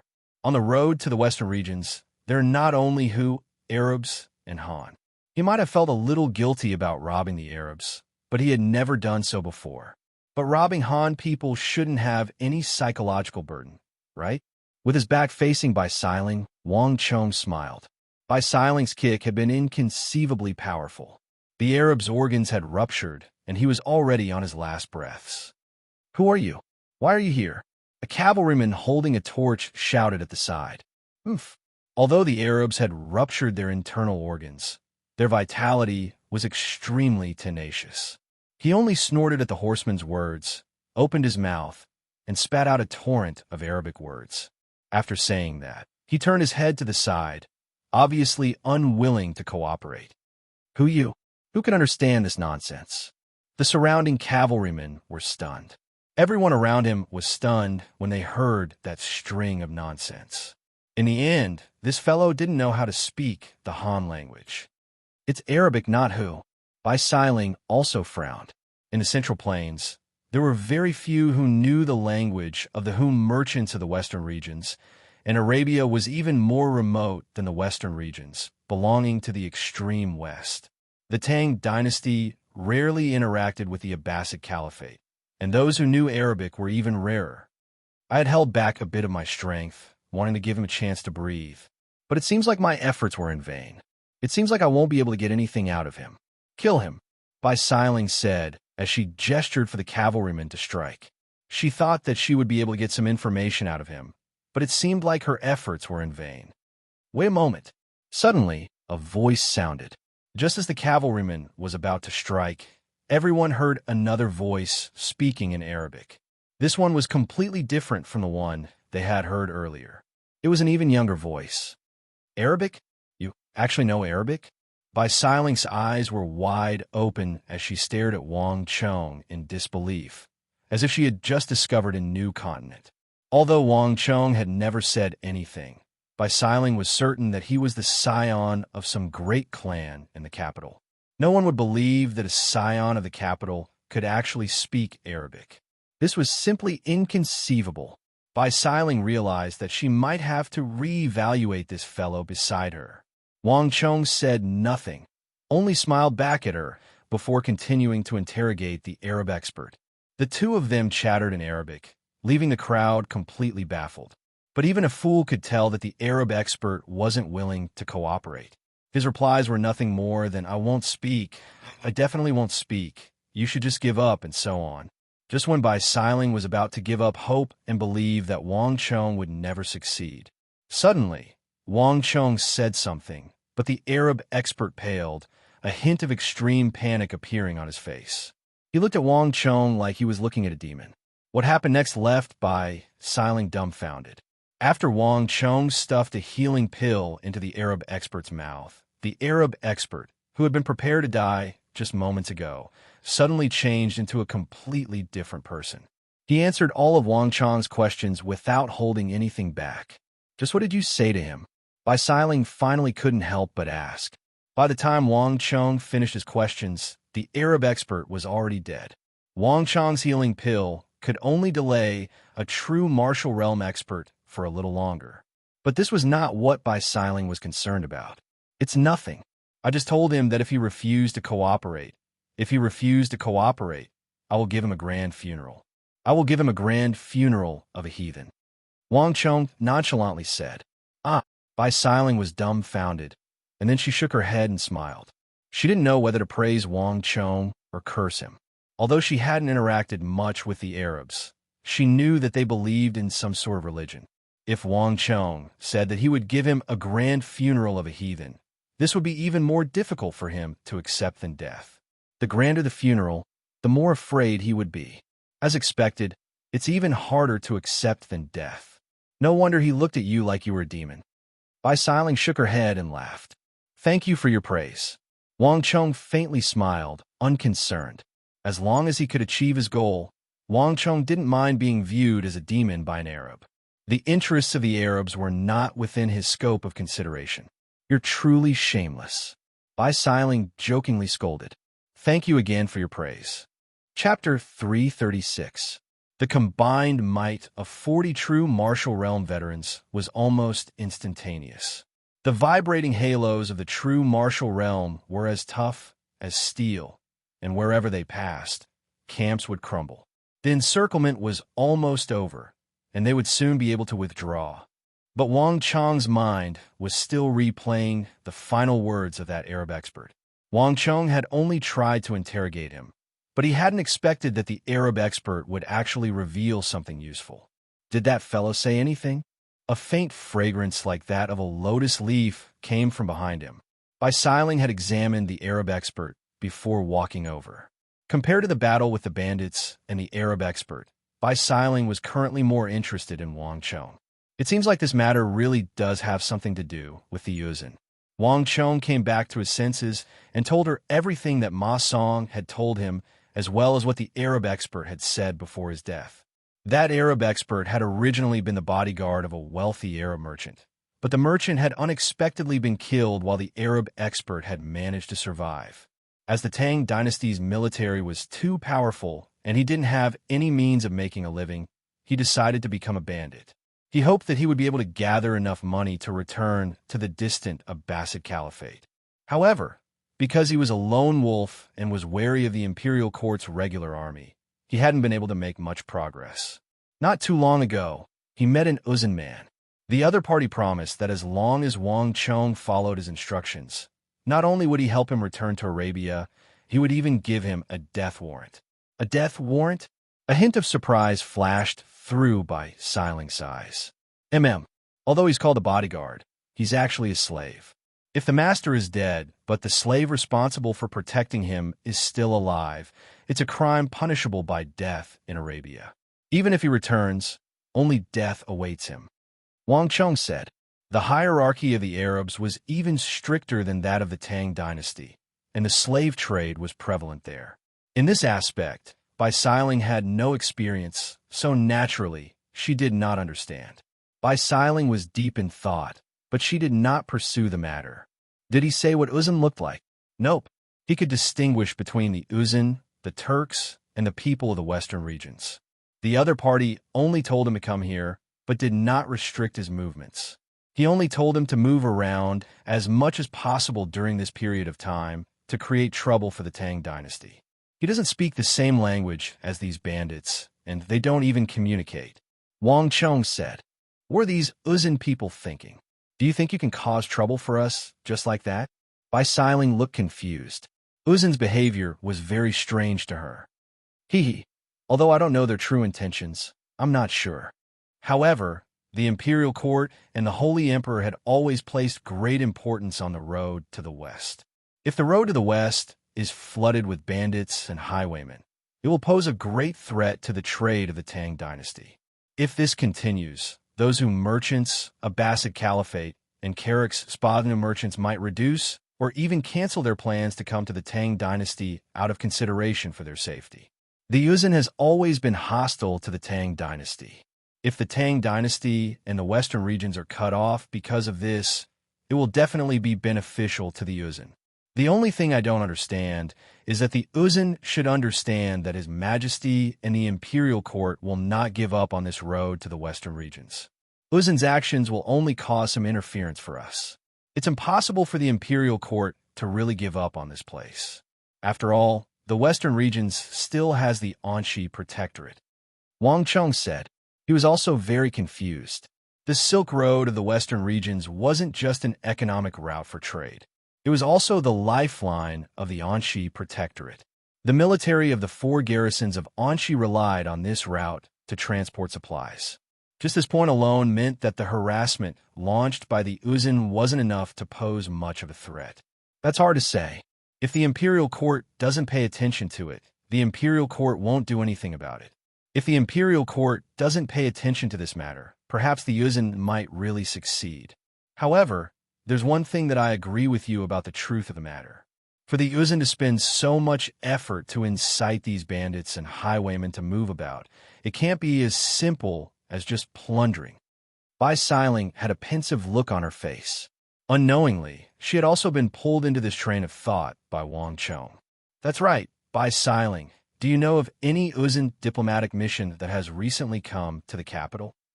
Wang Cheng suddenly asked. Are you joking with me? I've been in Longwei training camp all this while. How could I possibly know something that even you don't? When have you ever seen us ladies concerned about politics? Bai Xiling rolled her eyes as though she was looking at a fool. Ha ha ha, I've misspoken. I forgot about you. You ladies aren't interested in politics at all. Wang Cheng also came to his senses. He slapped his head and laughed heartily. The women around him, be it cousin Wang Zhuyin, Marchioness Yi, or even his mother and little sister, weren't interested in politics at all. This could be said to be a common problem among women. Bai Xiling was clearly the same as well. The battle came to an end quickly. The 40 veteran cavalrymen of the Tang dynasty swept through the entire stronghold before continuing on their way. There wasn't a single survivor in the stronghold. And in this stronghold, Wang Cheng had earned an additional 200,000 gold taels. This was equivalent to Wang Cheng's monthly income from selling Wuzi steel. Adding on his previous gains, Wang Cheng now had a total of 700,000 gold taels. Even though Wang Cheng was a wealthy man, he had to admit that wiping out these bandits was truly a great reward. Throughout the entire process, he didn't even need to make a move. All he had to do was to come up with a plan and command the troops. And this gold was flowing endlessly toward him. The Silk Road is truly a place of wealth. If even these bandits along the way can become so wealthy, I wonder how wealthy those highwaymen are. Wang Cheng sighed. Regardless of which time-space continuum he was in, the Silk Road was always famous. It was a path forged from wealth. Wang Cheng had only wiped out a few bandits, but he had already earned several 100,000 gold taels. And this was only a drop in the bucket for the westbound Silk Road. It was easy to imagine how prosperous the Silk Road to the west was from this point of view. On the westbound road, the bandits were actually not the real threat. Among them, there were only a few who had reached the true martial realm. The real threat came from those highwaymen who came and went without a trace and had extremely high mobility. They were the real threat on the westbound road. This was also one of the important reasons why the Imperial Court assigned Wang Cheng and the others to be cavalry instead of infantry and archers. The highwaymen plundered much more than the bandits, and they were also much wealthier. Wang Cheng was already beginning to look forward to how much income he could get from those highwaymen. If this situation continued, it wouldn't be a problem even if the city in Nanzhao was doubled in size. As they traveled westward, Wang Cheng and the others gained more and more. When Wang Cheng said that he would let Bai Xiling invest, Bai Xiling thought it was a joke. How could the capital's Bai family be short of money? Even the wealthiest families in the capital could not compare to the Bai family. It was just that the Bai clan had always maintained a low profile and pursued the strategy of concealing their strength. However, as she followed Wang Cheng, Bai Xiling realized that she had underestimated the weight of Wang Cheng's words. In a short period of time, she had already received 300,000 gold taels from Wang Cheng, then 400,000, then 500,000. No matter how wealthy the Bai clan was, it was impossible for them to treat 500,000 gold taels lightly. and this sum of money was still increasing exponentially. Even though Bai Siling was the daughter of the Bai clan and a direct descendant of the Bai clan, she had never received so much wealth in just a few days. This was already more than what she had spent in the past few years. If even she was able to receive so much as an assistant, it wasn't hard to imagine how much Wang Chong had received. Thus, Bai Siling didn't stand on ceremony with him at all. On the other hand, Su Gan and Huang Yongtu weren't fools either. Ever since they had tasted the sweetness of the harvest, they had also gone all out. Even though their harvest couldn't compare to that of Wang Chong and the others, it was still a huge sum for them. At the very least, it was impossible for them to obtain so much wealth from the Bai clan. Thus, the two of them were determined to compete with Wang Chong. As for Lieutenant Zhang Lin, as the supervisor of this operation, he was also glad to see the outcome. On the West Path, a large number of bandits were eliminated. If this were to continue, the harvest Wang Chong and the others would receive would surely reach an astonishing figure. However, nothing on the road to the west could be calculated so simply. The operation of Wang Chong, Su Gan, and the others had wiped out the bandits one after another, and it had brought about an unexpected effect on the road to the west. Come up. Several hundred li away from Wang Chong's group, a stalwart figure more than 8 feet tall was standing on a hill, his arms as thick as bowls extending from his sleeves as he beckoned to the crowd outside. Hong Long. The halos vibrated. At least 8 true martial realm experts stepped on the sharp halos and gathered all their strength. With the speed of lightning, they bombarded the body of the tall and sturdy figure from all directions. Dang! 8 surges of stellar energy struck the figure's body, but a resounding metallic reverberation echoed in the air. It was as if they had struck a massive piece of steel instead of a body of flesh and blood. Not only did the huge rebound force block the attacks of the 8 true martial realm experts, but also scattered their aura cheese in one fell swoop. If one were to take a closer look, one would notice that a massive black chainmail condensed from stellar energy had appeared around the figure's body. The chainmail floated within the stellar energy, shrouding the figure from head to toe. Not only that, it had also deflected the attacks of the 8 true martial realm experts. Again, Chapter 337. Clatter. As the footsteps shook, another 4 majestic silhouettes joined the crowd. The halo of thorns under their feet vibrated, clearly indicating that they were true martial realm experts. At this time, the number of true martial realm experts attacking this person had already reached 12. Change sabers, someone shouted, and in the next moment, the 12 true martial realm experts drew out their shining long sabers at the same time. As bandits, it was never their style to fight barehanded. Only swords and sabers could be used to slash and kill. As soon as the 12 shining treasured sabers were drawn, the air was filled with a chilling and dangerous aura. Clang! With a flash of saber light, the 12 sabers shone brilliantly. Like lightning flashing through the dark clouds, they struck the figure in the middle of the hill. Pung! In a split second, the green-black iron cloak on that person suddenly floated up. Like a peacock spreading its tail, it split into 12 petals and abruptly spread outwards. Clang, clang, clang, clang. Before the 12 sabers could strike the person's body, they were blocked by the bulging iron cloak.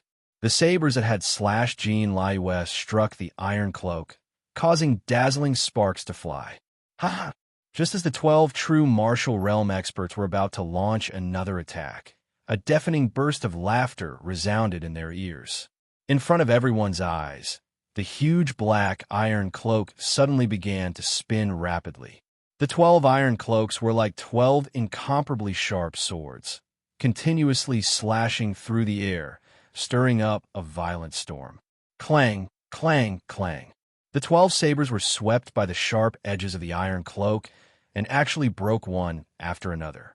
Everyone was shocked, and they retreated one after another. Pung! That person's reaction speed was extremely fast. Just as a trace of confusion appeared in the crowd, he directly punched out. Boom! A true martial realm bandit vomited blood and was sent flying far away. Then came the second, and then the third. For true martial realm bandits wanted to attack first, but before they could do so, they only heard a few swishing sounds. The iron cloak swept past, and blood and flesh flew everywhere. The stellar energy outside their bodies was simply unable to block it. The few of them were greatly shocked, and they quickly retreated. Bang, bang, bang. That person took advantage of this moment to step on a chain of steps, throwing punches and palms. Bang, bang, bang, like a tiger in a flock of sheep, one figure after another was sent flying by him. In front of him, the 12 true martial realm experts of the Highwaymen didn't even have the chance to form an alliance.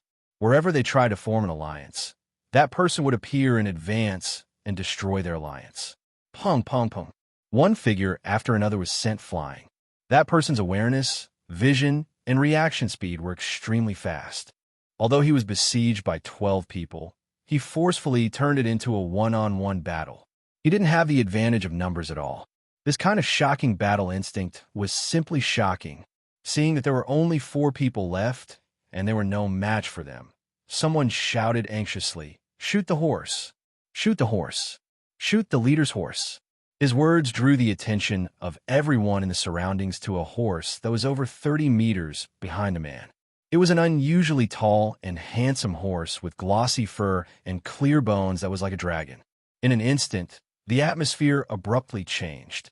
The burly figure, who was incomparably brave and unstoppable a moment ago, was stunned. He could not help but subconsciously turn around to take a look. Without a doubt, this warhorse was extremely important to him. It was his most prized possession. So, in the blink of an eye, no one knew who was the one who did it. With a flash of light, an arrow shot out from the crowd, heading straight for the dragon-like warhorse 10 John behind that person. "Ah!" the crowd exclaimed in shock. Clearly, no one had expected that someone would be so daring as to really do such a thing. That ear-piercing whistle was enough to shake one's soul. Just as the warhorse was about to be injured by the arrow, and there was no way they could save it from 10 John away, something suddenly happened. Whoom! The air trembled and clouds drifted. A shadow emerged from that person's body, and like a bolt of lightning, it flew toward the warhorse in the distance. That speed was even faster than the arrow.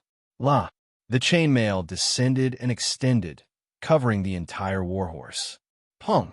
The arrow struck the chainmail, and with a deafening metallic clang, it was completely deflected by the chainmail. Wong! At almost the same instant that the chainmail blocked the arrow, a chilling, killing intent flashed across that person's eyes. So, in an instant, he appeared before a true martial realm highwayman, and like a blossoming flower, he gripped the highwayman's head tightly, pinning him to the ground. "Leader, that arrow wasn't shot by me." The highwayman raised his hands high, and his body trembled uncontrollably. Immense fear surfaced in his eyes. Only by experiencing it for himself would one know how fearsome the strength harnessed in the leader's 5 fingers were. That strength was as heavy as a mountain, and it wasn't something that he could withstand. In that instant, he didn't even have time to react before his head and temples were gripped. "I know that it wasn't you. I even know that it wasn't you who shouted." That person sneered coldly, revealing 2 rows of white teeth. He exuded an indescribable sinister aura. Those 5 fingers were like the hands of the Grim Reaper, firmly grasping his life and death. "Do you think I'm going to kill you for that warhorse? Humph. Do you think that I don't know that you were planning to escape with a group of brothers last night? I hate those who seek refuge with me, but think that I'm a fool. After making use of me to deal with the Imperial Army, they would form a faction to escape. Speak. Do you think that you deserve death?" A chill suddenly rose from the mountain. Seeing this sight, everyone was horrified, but not a single sound could be heard. It was only at this moment that everyone realized why their leader was so excited to gather everyone here to practice the Iron Cloak technique. It turned out that he was intending to make use of this opportunity to deal with that traitor. At this moment, the one who was the most fearful was the true martial realm highwayman. Last night, he had discussed pulling a group of people to run away and secretly set up a new mountain. It was late at night, when everyone was asleep. Furthermore, he had made sure that there was no one else in the vicinity, so no one would know about it. But he couldn't understand how their leader would know of such a secret matter. "Leader, spare me. I don't want to hear your explanation." A bone-chilling voice rang out. Katja, the 5 fingers that were like iron pincers retracted, and the huge head cracked like a watermelon. Red and white matter shot out, and it was truly a case of liver and brain being slaughtered. The lifeless, headless corpse fell to the ground like a piece of wood. In that instant, silence reigned in the surroundings. Everyone fell silent out of fear. I hate it when people betray me. You should know what the consequences are if anyone tries to do anything behind my back. That person placed his hands behind his back and looked down on the crowd with a cold and authoritative gaze. The atmosphere was somber. "Leader." In an instant, everyone's faces were filled with fear, and a dense mass of people knelt down. This was especially so for those who had a guilty conscience. They trembled in fear. "All right, you can all disperse." That person waved his hand, and the crowd dispersed like a flock of beasts. At this moment, if one were to take a closer look, they would realize that there were all kinds of people in the crowd. There were Uzin, Arabians, Carricks, Spazanu, Gogurians, Han. There were all kinds of people here. They weren't just highwaymen either. There were quite a few highwaymen as well. It was rare to see such a complicated group, even on the Western Corridor. So, that person had made an example out of the crowd. With a flick of his wrist, he recalled the iron cloak from his beloved steed. The iron cloak flew back to him, and in an instant, it melted into surging stellar energy and seeped into his body, vanishing without a trace. "Congratulations, leader. Your iron cloak technique has advanced to the next level, reaching the level of flight. Given time, you'll surely be able to reach the next level, turning the iron cloak into a bronze cloak. By then, even the top-notch swords and sabers in the capital won't be able to harm you. At that time, we'll be able to subdue the highwaymen in the surroundings and become the strongest faction on the Western Corridor." Just as the bandit leader was retrieving his iron cloak, a middle-aged scholar who looked like a military advisor slowly walked out from the crowd. He had 3 wisps of willow beard in his hand, and he strode forward with a scroll in his hand. With an intelligent look on his face, he walked out from the crowd. "Ha, Joan, thank you for your kind words. However, it's nothing much to fend off those top-notch swords and sabers in the capital. I heard that a new type of woozy steel sword has appeared in the capital. It's so sharp that even the Abbasid Caliphate and Carricks Spazinu can't buy it. This sword is known as the #1 sword in the world. Even the swordsmithing clans in the capital admit that this sword is much more formidable than the ones they forge. When I'm able to buy such a sword or fend off such a sword, my iron cloak technique will be perfected." That person gazed at the sky with boundless yearning in his eyes. "Hee, Lord, there's no need to belittle yourself. Regardless of whether you have that woozy steel sword or not, you're still the #1 expert in our hearts," the middle-aged scholar said as he stroked his beard. "Ha, Joan, that mouth of yours can really turn the dead into the living and the living into the dead. Even though I know that you're trying to suck up to me, I still fell for it. Hee, that's because of the trust you have in me, right? Is there any news from the front lines?" The middle-aged man asked. Reporting to the leader, the group of soldiers that returned this time is different from the ones before. Speaking of official matters, Joan's expression turned serious. Chapter 338. Moreover, these soldiers always chose to attack in the middle of the night. Everyone was fast asleep, and this was the time when they were least vigilant. Moreover, everyone had returned to their lair, which made it easier to exterminate them. In addition, these soldiers are very familiar with the methods of the bandits. All the open and hidden sentries have been uprooted. Even the traps are of no use. That's why many people are actually killed in their dreams without even realizing it. Snakes had their own ways, and rats had their own ways.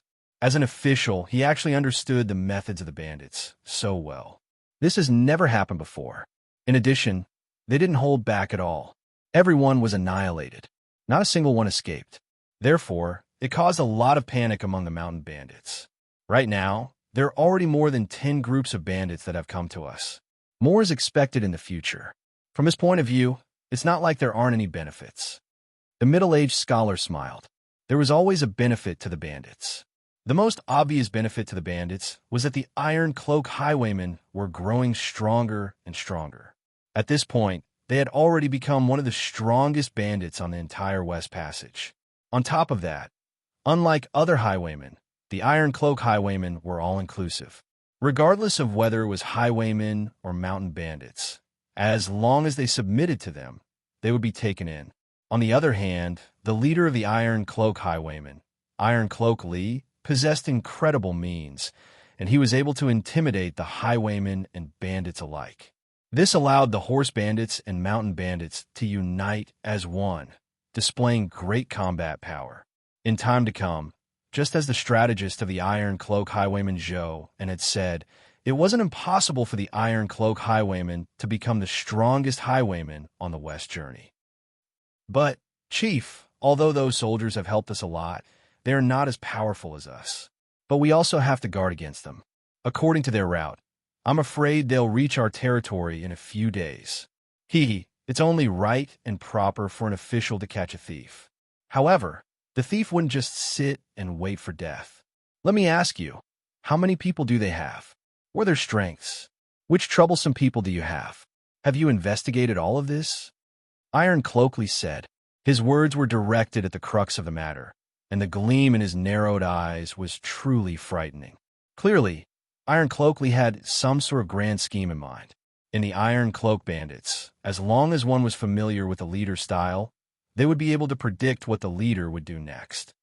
I've already asked the bandits who were lucky enough to escape, and I've also sent people to investigate the places where they make their stoves and eat. According to my estimation, there should be about 80 of them. Moreover, they were all true martial realm experts. The ones leading them should be 4 students from the training camp appointed by the Holy Emperor himself. There's a high chance that the royal court is cooperating with a few students from the training camp to use us bandits and highwaymen as practice. The middle-aged scholar stroked his beard. His eyes flickered as he deduced the truth. A student from the training camp? Iron Cloakley frowned. Even though he was a highwayman, he knew about the 3 new training camps in the capital. Moreover, it was personally appointed by the Holy Emperor. It was obvious that the imperial court attached great importance to this matter. This is rather troublesome. If we don't handle it well and kill these students, the imperial court will be in deep trouble. Iron Cloakley fell into deep thought. It was one thing to kill a few students, but if the royal court were to take this matter seriously, it would be a huge problem. Regardless of whether it was highwaymen or highwaymen, there was no way they could stand against the royal court. If Lord Iron Cloakley is afraid of trouble, wouldn't it be fine as long as no one knows about it? Besides, if you knew that they were students from the training camp, would you have given up on them? The middle-aged scholar said. Highwaymen and highwaymen were known to be robbers, and according to the laws of the Tang dynasty, they should have died more than 10 times over. After all, this leader of his had even killed the imperial army quite a few times. Yet, he was still spouting such insincere words at this moment. Zhou, you truly understand me well. Since the students of the training camp will bring trouble to us, we won't let a single one of them get away. Pass down my orders. If anyone dares to leak the news of this operation, I'll skin them alive. Iron Cloakley laughed heartily as a cruel glint flashed in his eyes. A man is not a gentleman with a small heart. In the world of highwaymen, it was impossible to achieve anything without some viciousness and viciousness. Yes, Lord Iron Cloakley. Receiving the order respectfully, Zhou lowered his head. Officials can subdue bandits, but who says that bandits can't subdue officials? There's no need for them to come personally this time. Zhou, make the necessary arrangements. This time we'll wipe them all out. Yes. Hung Long. As soon as those words were spoken, the mountain trembled, and a moment later, a horde of highwaymen and highwaymen surged out of the mountain like an excited flood. At a glance, there were Arabs, Turks, Uzan, Gogurians, Han, and so on. This group of highwaymen and highwaymen seemed to cover the entire sky, numbering around 600 to 700. This number far exceeded that of any group of highwaymen and highwaymen. This was a mixed force made up of dozens of groups of highwaymen and highwaymen. Tzz. A chilling autumn wind blew, and a cloud of dust rose from the path. An invisible force shrouded Wang Chong, Su Gan, and the others. But at this moment, no one was aware of it. The autumn wind was silent. Several hundred li away, the atmosphere was still silent. No one seemed to be in danger. That lad sure is enviable. Beneath a red maple tree, Huang Yongtu glared hatefully at Wang Chong and by sighing as they left a trail of dust behind them. After so many days, he must have amassed more than 2 million gold taels. Let's not compete with him. We're no match for him, Su Gan said. Over the past few days, they had been competing with one another, and he had long since lost the motivation to do so. There was no point in competing with him. Even though Su Gan didn't say it out loud, he had already accepted Wang Chong's superiority. Even though Wang Chong's martial arts realm was beneath him, his ability to lead troops and eliminate bandits was indeed superior to theirs. Even in terms of searching for gold, Wang Chong's performance was superior to theirs. You might be convinced, but I'm not. And that slut, by sighing, she actually defected to that brat who was several years younger than her and reeked of his mother's milk. Just the thought of it pisses me off. Huang Yongtu spat hatefully. It was one thing if it was anything else, but despite working together with Su Gan to search for gold, their harvest still paled in comparison to that slut. Following behind that lad, by sighing was able to easily reap far more than the two of them. How could Huang Yongtu feel comfortable? For once, Su Gan chose to remain silent. In truth, he had some opinions about by sighing as well. It was just that he didn't share the same opinion as Huang Yongtu. Su Gan, no matter what, I can't lose to that lass. I've checked the map, and there's a group of bandits 30 li ahead. Do you want to go? Huang Yongtu turned to Su Gan and asked. Let's go. After a moment of contemplation, Su Gan leaped onto the back of his steed. Compared to Huang Yongtu's meaningless complaints, gathering gold was more practical. Su Gan knew that if he were to miss this opportunity, it would be difficult for him to earn gold in the future. Be careful this time around. Along the way, we've come across quite a few bandit camps that are empty. I have a feeling that our continuous extermination might have caused a chain reaction among the bandits. Su Gan held on to Ma Ju's reins and said hesitantly. It wasn't without reason that he was able to stand out among the many prestigious clans and be nurtured by them. Su Gan had a sharp intuition toward danger. In this period of time, he had already sensed that something had happened to the bandits. Ha, Su Gan, there's no need to make a fuss about nothing. We have already exterminated so many bandits. It would be weird if they didn't react at all. Bandits can't possibly stand up to the official army. We have more than 40 true martial realm experts here. Do you think that a dozen or 20 bandits can stand up to so many of us? Huang Yongtu burst into laughter as he scoffed at Su Gan's intuition. Su Gan pondered for a moment, and he couldn't help but shake his head. Huang Yongtu was right. The bandits only had 20 to 30 people at most, and they weren't particularly strong. No matter how indignant the bandits were, there was no way they would be a match for them. I've spoken too much. Let's go. The horses galloped, and a group of more than 40 people galloped towards another bandit camp 30 li away in a grandiose manner. At this moment, the sky was clear, and the sun hung high in the sky.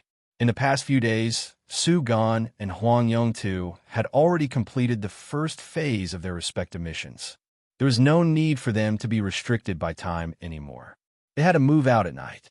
Their target was now very clear. It was the gold in the bandits' camp. As for whether they had been discovered by the bandits or how many bandits had managed to escape, that wasn't something they cared about. Dee-da-da.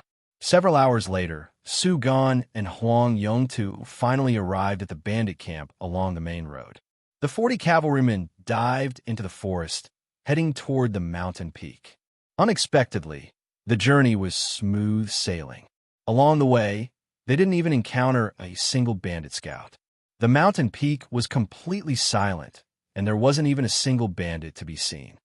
Damn it, I've run into another group of bandits who have emptied and retreated. On a mountain peak, Huang Yongtu kicked open the gates of the bandit camp. Looking at the empty camp, he clenched his fists tightly and cursed furiously. This is bad. Just as he was at the peak of his rage, Su Gan's alarmed voice suddenly sounded by his ear. "Look over there." In a daze, Huang Yongtu subconsciously turned his head around and looked in the direction Su Gan's finger was pointing at.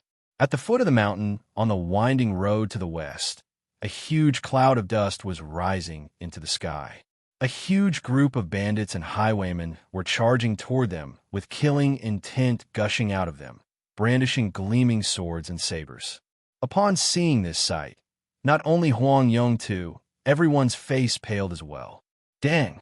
Almost at the same time, no one noticed that in the empty stronghold, a nimble bandit had climbed up to the highest point of the stronghold and knocked on a large bell at the highest point of the stronghold. The resounding sound of the bell echoed across the entire mountain range, and, at the same time, it pointed out the direction of the bandits and highwaymen. "Not good, retreat quickly." Chaos broke out on the mountain peak. Su Gan led the group down the mountain at lightning speed. Huang Yongtu followed closely behind them. No matter how slow they were, it was clear that this was a trap waiting for them to take the bait. Chapter 339. A gentle breeze blew, and the leaves rustled in response. Wang Chong stood behind a red maple leaf at the top of the mountain, slowly circulating his energy to regulate his breathing. Inside his body, waves of blood-colored origin qi surged and surged like serpents. In the end, Wang Chong reeled it off like silk from a cocoon and stored it in the depths of his dantian through a special circulation. This blood-colored origin qi did not belong to Wang Chong, but to the little yin-yang technique, which he extracted from the bandits. Over the past few days, Wang Chong had been able to absorb the origin qi of the bandits almost every day. As the origin qi filled his body, Wang Chong's aura grew stronger and stronger. Even the little yin-yang technique had broken through its bottleneck and reached a small peak. Now, under the nourishment of the various origin qi, Wang Chong could clearly feel that the little yin-yang technique was extracting much more energy than before. However, it was a pity that Wang Chong had not broken through to the true martial realm, so he could not use this energy. All of the absorbed energy was stored by Wang Chong in a special way, in a special part of his dantian at the bottom of the sea. This was a secret qi storage technique from Wang Chong's previous life. The advantage of this qi storage technique was that when one's origin qi reached its peak and could no longer be raised, it could store extra energy in the body in case of a rainy day. Although Wang Chong's current strength could not be compared to before, this qi storage technique could still play an important role. "My lord!" Just as Wang Chong was resting under a tree, his eyes closed, a loud voice rang out. Wang Chong opened his eyes and saw a high-spirited cavalryman of the Tang dynasty striding out through the broken wooden gate of the stronghold, a long saber at his waist. "My lord, the battle is over. Miss Bai has personally taken action and captured a bandit. However, Miss Bai wants you to go over personally, saying that she has something to discuss with you." The cavalryman walked up to Wang Chong and respectfully reported. "Oh." Wang Chong raised his eyebrows slightly, a little surprised. Miss Bai was naturally Bai Siling.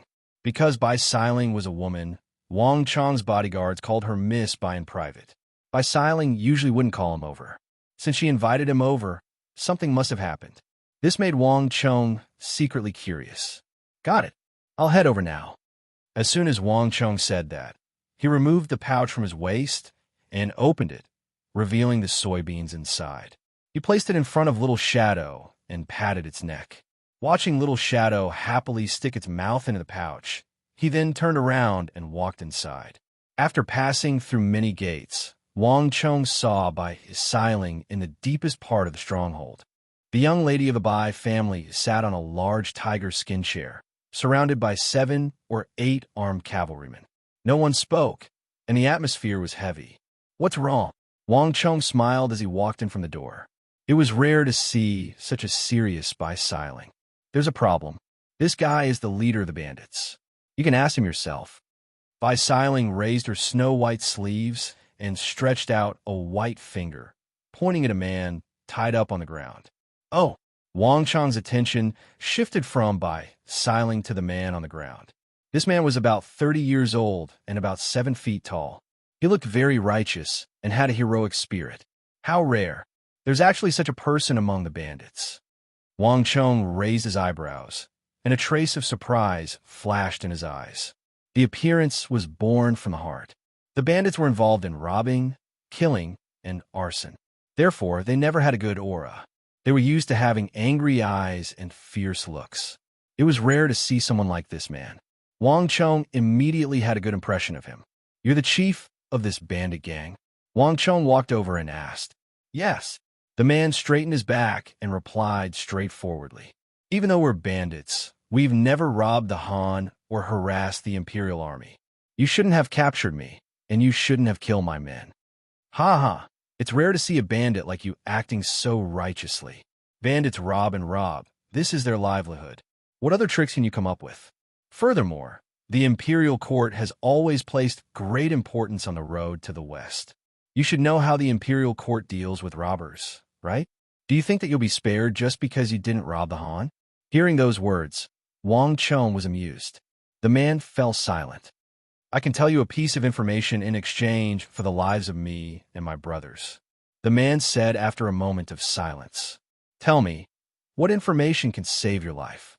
Wang Chong replied non-committally. "A piece of information that can save your lives," the man said. Wang Chong didn't say anything. He shot a glance at Bai Siling, only to see Bai Siling's calm expression. Clearly, she had already heard of it. "Continue." Wang Chong retracted his gaze and looked at the chief of the bandit gang. "Didn't you exterminate a large number of bandits previously?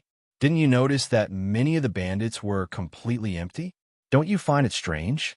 Then what do you want to say? Are you saying that we're in danger because the bandits escaped?" "Hee hee. What if I were to tell you that all of the bandits that escaped went to seek refuge with a single person? What would you think?" The surroundings suddenly fell silent. Wang Chong's lips parted, but he couldn't say a single word. He turned to look at Bai Siling, only to see Bai Siling nodding seriously. No one said anything. The man stared at Wang Chong. The atmosphere was solemn. All of the bandits that escaped went to seek refuge with a single person. Only those who had personally experienced it would understand the weight of these words. Along the way, especially in the recent period of time, Wang Chong had noticed that many of the strongholds were empty. There wasn't a single bandit in sight. In truth, Wang Chong had noticed this a long time ago. However, Wang Chong didn't take it to heart. It was normal for the bandits to flee when they knew that the army was coming. But now, this man was saying that all of the bandits that escaped went to seek refuge with a single person. The nature of this matter was completely different. The bandits of a dozen or so strongholds added up to at least several hundred people. This was a significant force. "Continue," Wang Chong said grimly. He wouldn't believe the words of another just because of a few words. At the same time, he wouldn't overlook some important information just because of his arrogance. "I don't know if you know of the Iron Cloak Highwaymen, but their leader, Iron Cloak Lee, is a vicious and powerful martial artist. More importantly, he has mastered the Iron Cloak technique, making him invulnerable to swords and spears. He's the true #1 expert in the region between Longxi and the capital. Moreover, this person is lawless and unrestrained. He is extremely dangerous.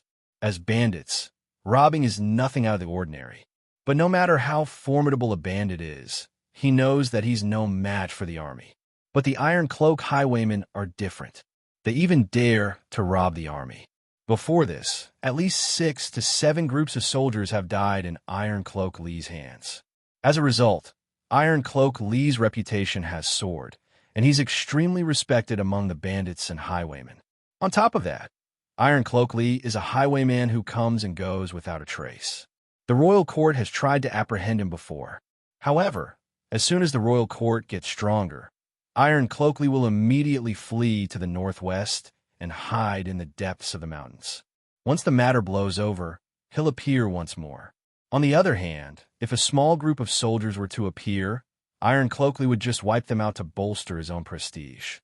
All of the highwaymen and bandits in the region between Longxi and the capital view him as their leader. Right now, it's said that he has gathered 400 to 500 highwaymen and bandits under him. You've gone too far in your operation to exterminate the bandits. Not a single one of the bandits managed to escape. Most of them were so frightened that they ran over to Iron Cloak Lee's side. They wanted to pull Iron Cloak Lee over to deal with you. Some of the bandits even invited me to join them, but I'm just disdainful of Iron Cloak Lee's character. As the saying goes, commoners shouldn't fight with officials. As bandits, robbing is just for the sake of riches, but Iron Cloak Lee kills for the sake of killing. That's why I didn't join them. However, not too long ago, I received an invitation from the Iron Cloak Highwaymen requesting for the highwaymen and bandits in the area to deal with the official army. The operation will be taking place in the next few days. I believe that you'll be the only group on the road to the west. If I'm not mistaken, you should be Iron Cloak Lee's target. As the man spoke, he swept his gaze across the crowd in the room. This was especially so for Wang Chong and Bai Siling. Clearly, the man also knew that these two youngsters were the main characters of this operation. Where's the invitation? It's here. The one who spoke wasn't the man, but Bai Siling, who was seated on a chair made of tiger hide. With a flick of her finger, she took out a red invitation from her voluminous white sleeves and passed it over with 2 fingers. On the surface of the post, there was a black, evil spirit protruding out. It had a fiendish expression and an evil appearance. It looked extremely terrifying. Iron Cloak Token. Beneath the malevolent ghost, Wang Chong saw 3 bold and majestic words that seemed to have been carved out by iron hooks. The sun, moon, and universe, clear air above and turbid air below. Snakes have their ways, and rats have their ways. Today, 80 soldiers disregarded military orders and oppressed the Greenwood Forest, resulting in countless casualties among us. We hereby invite the heroes of the world to join us to uphold order in the Greenwood Forest and uphold the authority of the Greenwood Forest. We shall execute 80 rebellious soldiers to uphold the law. Inscribed Iron Cloak Lee. Looking at the words on the invitation, Wang Chong frowned. The man had said that the leader of the Iron Cloak Bandits was a vicious and unscrupulous person, but the words on the invitation didn't seem to be written by an ambitious person at all. The invitation was written by the military advisor of the Iron Cloak Bandits. Zhou and Iron Cloak Lee's documents have always been written by him. The same goes for the Iron Cloak Token. Seemingly knowing what Wang Chong was thinking, the man kneeled on the floor and explained. For 80 soldiers to know how many of us are here, this isn't a good sign. Chapter 340. As a daughter of the Bai clan, Bai Siling had always been an intelligent young lady. Furthermore, as a lady, there wasn't much that she needed to worry about. In truth, the conflict between Su Gan, Huang Yongtu, and Wang Chong had been the focus of this expedition. As for Bai Siling, she had always been able to sit by the sidelines and watch from the sidelines. But this time, Bai Siling couldn't help but feel deeply worried. This expedition was issued by the royal court and the training camp. Even though they knew that there was danger ahead, they couldn't possibly give up. Furthermore, the Iron Cloak Bandits didn't seem to be simple at all. Even until now, Bai Siling hadn't found any traces of them, but they had already figured out how many people they had. This left Bai Siling feeling uneasy, and it was also the reason why she called Wang Chong over. Siling, it's not a big deal for them to know how many people we have. In the military, there's a method of counting the number of stoves. Our group of 80 are all veterans of the Tang dynasty, and it's common practice for us to cook with stoves. As long as they send their men around us, they'll know how many stoves we have. It's not a big deal at all. Wang Chong replied calmly. It didn't take long for him to figure out how the other party did it. What's your name? Wang Chong turned to the man on the ground. Li Sangqi. The man was taken aback for a moment, but he still straightened his back and reported his name. Li Sangqi slowly sensed that this young man with sword-like eyebrows, starry eyes, and a jade-like face who appeared to be 16 or 17 years old seemed to be the real leader of this trip. Furthermore, he had already told him about how formidable the Iron Cloak Bandits were, but the young man didn't panic at all. On the contrary, he even pointed out that the Iron Cloak Bandits were counting the number of people in their group. This left Li Sangqi with a bizarre feeling. This young man seemed to be different from ordinary people. Li Sangqi. Wang Chong nodded and glanced at him. It seems like you're quite familiar with the highwaymen on the Western Path. Let me ask you, if you were one of the Iron Cloak bandits, given your knowledge, when would they make their move? Right now, Li Sanchi said solemnly. Wang Chong and Bai Siling looked at each other, and their expressions changed.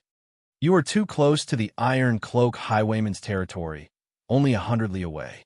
Based on the Iron Cloak Highwayman's usual style, they would never wait for the enemy to arrive at their territory before making a move. Instead, they were more accustomed to long-distance raids and taking the initiative to attack. This way, they would be able to catch the enemy off guard. Based on my understanding, I advise you to retreat while your men are still here and have yet to come into contact with the Iron Cloak bandits. Otherwise, with just the 80 of you, you wouldn't be a match for the Iron Cloak bandits. Li Sanchi said solemnly. His original intention was to remind Wang Chong and the others to hurry up, but after hearing his words, Wang Chong's expression suddenly changed. This is bad. We have to inform Su Gan, Huang Yongtu, and the others. Wang Chong abruptly turned around, and without a word, he dashed out like a bolt of lightning. Li Sanchi thought that all of them were here, but Wang Chong knew that that wasn't the case at all. Perhaps one group of soldiers would head up the mountain to suppress the Iron Cloak bandits, while the other would wait at the foot of the mountain. However, their group was different. Based on his understanding of Su Gan and Huang Yongtu, they weren't at the foot of the mountain at all. It was likely that as soon as the two of them set off, these two men would rush out with their army and rush to another stronghold 30 miles away. That place was only 70 li away from the Iron Cloak bandits' territory. If the Iron Cloak highwaymen prefer to take the initiative, that meant that Su Gan and Huang Yongtu would be in great danger. Everyone retreat. Hurry up. A thought suddenly struck Bai Siling, and she leaped up from her chair as if she had been electrocuted. Without any hesitation, she quickly followed behind Wang Chong and dashed out of the stronghold. Nay, with the neighing of war steeds, the entire stronghold fell into chaos. Realizing the danger they were in, the 40 Tang dynasty cavalrymen charged out furiously from the top of the mountain, not even bothering to clean up their spoils of war. Dust billowed on the main road as the 40 cavalrymen charged toward a stronghold 30 li away. Even though he had many conflicts with Su Gan and Huang Yongtu, Wang Chong didn't wish for them to be killed by the bandits and highwaymen just because of that. More importantly, other than Su Gan and Huang Yongtu, there were 40 loyal cavalrymen of the Tang dynasty with them. For a cavalryman who had dedicated his life to the Tang dynasty to be killed by bandits and highwaymen, this was a humiliation and a disgraceful ending. Wang Chong had spent his entire life on the battlefield, so he could understand this feeling better than anyone else. Thus, he couldn't allow such a thing to happen. Jaya, the white-hoofed shadow beneath Wang Chong, seemed to have sensed its master's intentions and galloped forward with all its might. Su Gan and Huang Yongtu had set off very early. Taking into account the time they had spent on the mountain, it would take at least several hours for them to reach the stronghold 30 li away. For the first time, Wang Chong felt that a journey of 30 li felt so long. I hope that I can make it in time. Wang Chong clenched his fists tightly. At this point, he could only hope that the Iron Cloak highwaymen wouldn't make a move so quickly. Or perhaps Su Gan and Huang Yongtu hadn't met them yet. Long. Several hours later, when they were still around 10 li away from their destination, they could see a huge cloud of yellow sand rising into the sky. Amidst the yellow sand, men and horses neighed, and war cries could be heard. In an instant, an innumerable number of people had gathered in the area. This is bad. Seeing the huge cloud of yellow sand, Wang Chong and Bai Siling felt their hearts turn cold and the blood drain from their faces. We are too late. Bai Siling's lips quivered and her face paled. No matter how slow she was, she could tell that they were too late. Judging from the surging yellow sand and the imposing aura, there were more than 100 highwaymen gathered there. To be able to gather so many of them, it was likely that they were the Iron Cloak highwaymen that Li Sanchi spoke of. At this moment, Wang Chong's complexion wasn't any better than Bai Siling's as well.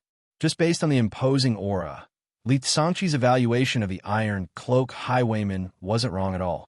On the road between Longxi and the capital, the Iron Cloak Highwaymen were without a doubt the #1 group. What should we do now? Bai Siling reined in the reins and turned to look at Wang Chong with a dazed look on her face. She was skilled in martial arts, and she was the daughter of a prestigious clan. She was one of the few women in the world who had her own opinions. But at the end of the day, she was still a girl. She had never experienced this kind of confrontation between two armies in a military-like battle before. On top of that, the other party had the advantage in numbers. From a distance of more than 10 li away, it would be difficult for one to hear their words if they didn't raise their voices. It would be difficult for the 40-odd cavalrymen of the Tang dynasty to deal with hundreds of highwaymen and highwaymen. If they advanced, they wouldn't be a match for them. Su Gan, Huang Yongtu, and the others would surely die if they retreated. Faced with this difficult decision, Bai Siling was caught in a dilemma. She subconsciously turned to Wang Chong, hoping to find some support from him. Along the way, Wang Chong's decisiveness, courage, and decisiveness had left a deep impression on her. At this moment, Bai Siling instinctively chose to trust Wang Chong's judgment. Battle cries sounded from afar. Bai Siling and the 40-odd cavalrymen of the Tang dynasty had their gazes on him. Everyone was waiting for his decision. In that instant, Wang Chong felt a heavy weight on his shoulders. A familiar feeling welled up in his heart, and in that instant, Wang Chong felt as though he had returned to the time when he shouldered countless expectations. Back then, everyone was looking at him with the same gaze. Time seemed to have come to a standstill. All that could be heard was the thumping of his heart. It felt as though countless centuries had passed, but also felt like an instant. Wang Chong soon calmed down. Calm down. Wang Chong suddenly spoke, his voice exuding a soothing power that made them calm down and calm down. There are still battle cries in the distance. This means that the battle isn't over yet. In other words, there's still hope for Su Gan and Huang Yongtu. Otherwise, we wouldn't have heard any battle cries here. Those words jolted the uneasy crowd back to their senses. That's right. If the battle was over and Su Gan and Huang Yongtu were dead, they wouldn't have heard any battle cries. If there were battle cries, it meant that Su Gan and Huang Yongtu were still alive. This was a simple logic. But if not for Wang Chong's words, no one would have thought of this possibility. In that instant, everyone turned to look at Wang Chong in awe. This lad is truly a born leader. Bai Siling looked at Wang Chong with a hint of astonishment in her eyes. With just a single sentence, Wang Chong was able to stabilize the morale of the army. He was truly a born leader. This made Bai Siling rejoice that she had made the right decision along the way. The art of war is to know one's enemy as well as oneself. Regardless of whether we fight or retreat, we need to know the other party's strength and fighting prowess before we can make a decision. If it's within our means, we will save Su Gan and Huang Yongtu. If it's impossible, we will retreat immediately to avoid further losses. As a general, we must avoid letting our emotions get the better of us. I hope that you all understand this. Also, no matter what we do later on, I hope that everyone will obey my orders. I hope that everyone will obey my orders obediently. You mustn't let your emotions get the better of you, understand? Wang Chong said those last words with a grim expression. There were only 40 of them, and they were vastly outnumbered by the other party. If they couldn't obey his orders and march in unison, they would only be courting death if they charged in. Yes, Lord. This time, without Bai Siling's orders, all of the Tang dynasty cavalrymen, regardless of whether they were under Wang Chong or Bai Siling, obeyed his orders. In this period of time, Wang Chong had won their respect and trust through his actions. Chapter 341. The atmosphere suddenly turned solemn, and an invisible killing intent emanated from these Tang dynasty veterans. It was as if they were about to step onto a fierce battlefield. Bai Siling could clearly sense the changes in her surroundings, and a dazed look flashed across her beautiful eyes. She looked at Wang Chong's figure, and her vision suddenly blurred. The figure of this 15 or 16-year-old youth suddenly became mysterious and tall in her eyes. Wang Chong did not notice the change in Bai Siling at this moment. Looking at the boundless killing intent and fighting spirit emanating from the 40 Tang dynasty veterans, Wang Chong nodded in his mind. Although the Tang dynasty was showing signs of weakness, the empire still shone brightly, and these soldiers of the Tang dynasty were still the same as he remembered. With a troop like this, not to mention bandits and highwaymen 10 times their number, even if they were facing a regular army 10 times their number, Wang Chong would still dare to lead them into battle. Siling, when the battle begins, I'll have to trouble you to cooperate with me. Wang Chong suddenly turned his head to Bai Siling and said, Bai Siling was in a flurry, as if she had not expected Wang Chong to call her, but she quickly covered it up. All right, don't worry. I'll do my best to cooperate with you. Bai Siling nodded seriously. As a daughter of the Bai family in the capital, Bai Siling quickly returned to normal. All right, let's go. Wang Chong squeezed his horse's belly, and the 40 Tang dynasty cavalry immediately galloped toward the direction of the distant battle cries. Chief, the other cavalry is coming. Just as Wang Chong and the others were rushing over, a pigeon descended from the sky. On the slope beside the official road, there was a dense forest, and a rugged boulder stood on the side of the road. On the boulder, the military advisor of the Iron Cloak Highwayman, Zhou, stretched out his right hand and caught the pigeon. He opened the letter on its leg and passed it over to the towering leader of the Iron Cloak Highwayman, Iron Cloakly. Since they're already here. Then passed down the order to slow down the offensive. It wasn't easy to lure them here. I don't want to scare them away. Yes, leader. Zhou received the order and left. It didn't take long for this order to spread throughout the entire Iron Cloak Highwayman. This allowed Su Gan, Huang Yongtu, and the others to catch their breath. Dee-da-da. Roughly half an incense's time later, a cloud of dust rose on the official road to the east. Leading the way, Wang Chong finally saw the scene of the battle. On the official road, several li away from where Su Gan, Huang Yongtu, and the others were supposed to attack the bandits, bandits and highwaymen dressed in all sorts of clothes filled the sky. Like a tidal wave, they covered the official road, the forest, the slopes, and the treetops. Under the encirclement of these bandits and highwaymen, Su Gan, Huang Yongtu, and the others were like reefs in the middle of the ocean, isolated on a slope 30 zhang away from the official road. The air was filled with the pungent stench of blood. Corpses of bandits, highwaymen, soldiers, and steeds were strewn all over the ground.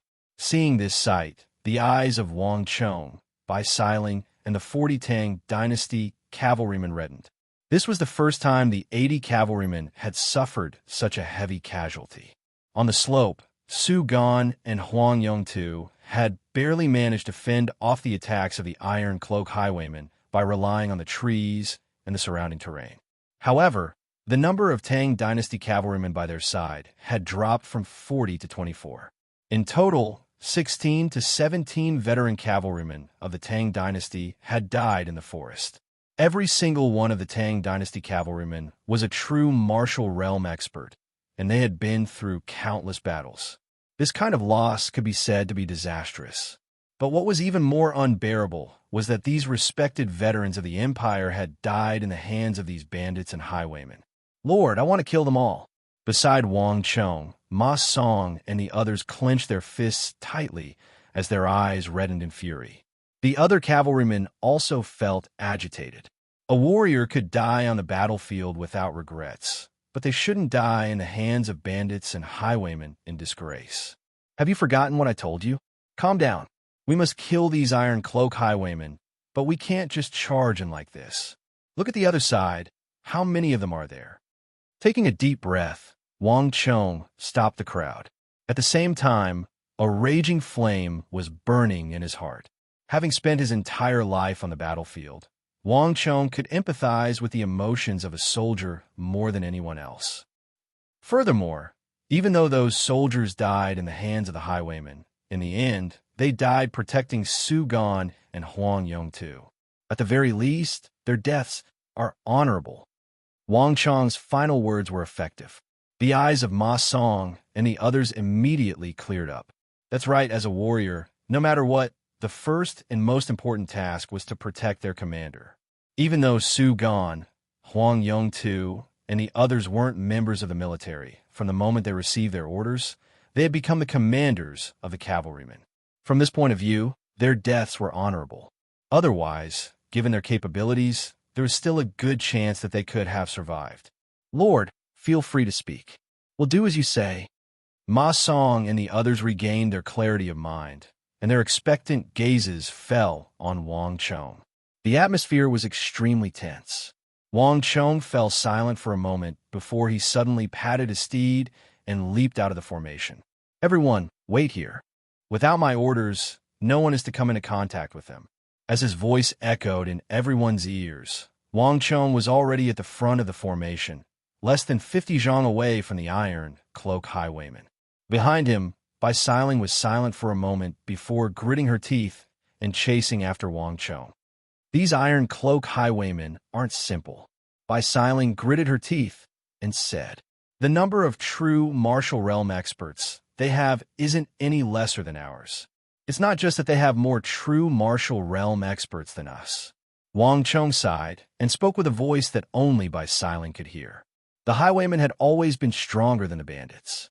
In the previous missions, Wang Chong and the others had barely met any true martial realm experts. However, this group of highwaymen couldn't be judged using common sense. Even though they made up the majority of the group, there were still several hundred of them who were beneath true martial realm. Just the true martial realm highwaymen alone numbered at least 70 to 80. Their strength was truly astounding. If the cavalrymen in the military were well-trained, experienced, and coordinated with one another, they would have been able to defeat the highwaymen easily. Wang Chong would have long given up on the idea and fled the moment he saw the highwaymen. Siling, haven't you realized it yet? They look like a bunch of ragtag bandits, but someone is able to maneuver them into a tight formation. They surrounded Su Gan, Huang Yong-tu, and the others on a slope where the terrain is complicated and the trees are dense, making it difficult for cavalrymen to exert their might. Even though Su Gan, Huang Yong-tu, and the others managed to stop them with the help of the map. But at the same time, they were also trapped there. If a cavalryman were to dismount, would he still be a cavalryman? There must be an expert among the highwaymen. Wang Chong sighed. A group of powerful highwaymen wasn't fearsome because they didn't know how to coordinate with one another. On the battlefield, a well-trained army could easily crush a group of highwaymen of equal strength. However, if the highwaymen were to learn how to coordinate with one another, everything would be different. Are you talking about the military advisor? Bai Siling was taken aback. That's not what I'm worried about. Didn't you notice? When we arrived here, the battle cries suddenly lessened significantly. Wang Chong said, you mean? Bai Siling was taken aback. Then, as if she had thought of something, her face suddenly paled. Wang Chong nodded, confirming her conjecture. If I'm not mistaken, that person is quite ambitious. The appearance of Wang Chong and Bai Siling didn't just attract the attention of the highwaymen. On the slope, Su Gan, Huang Yong-tu, and the others also noticed the commotion. Siling, and the others are here.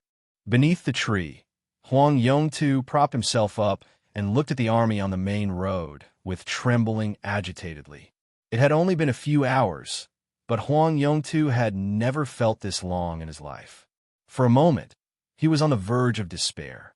There was no way the 40 Tang dynasty cavalrymen would be able to fend off 700 highwaymen and highwaymen. Huang Yong-tu was only hanging on by his will to survive. Never had Huang Yong-tu thought that it would be Wang Chong and Bai Siling who would come to his rescue in his moment of despair.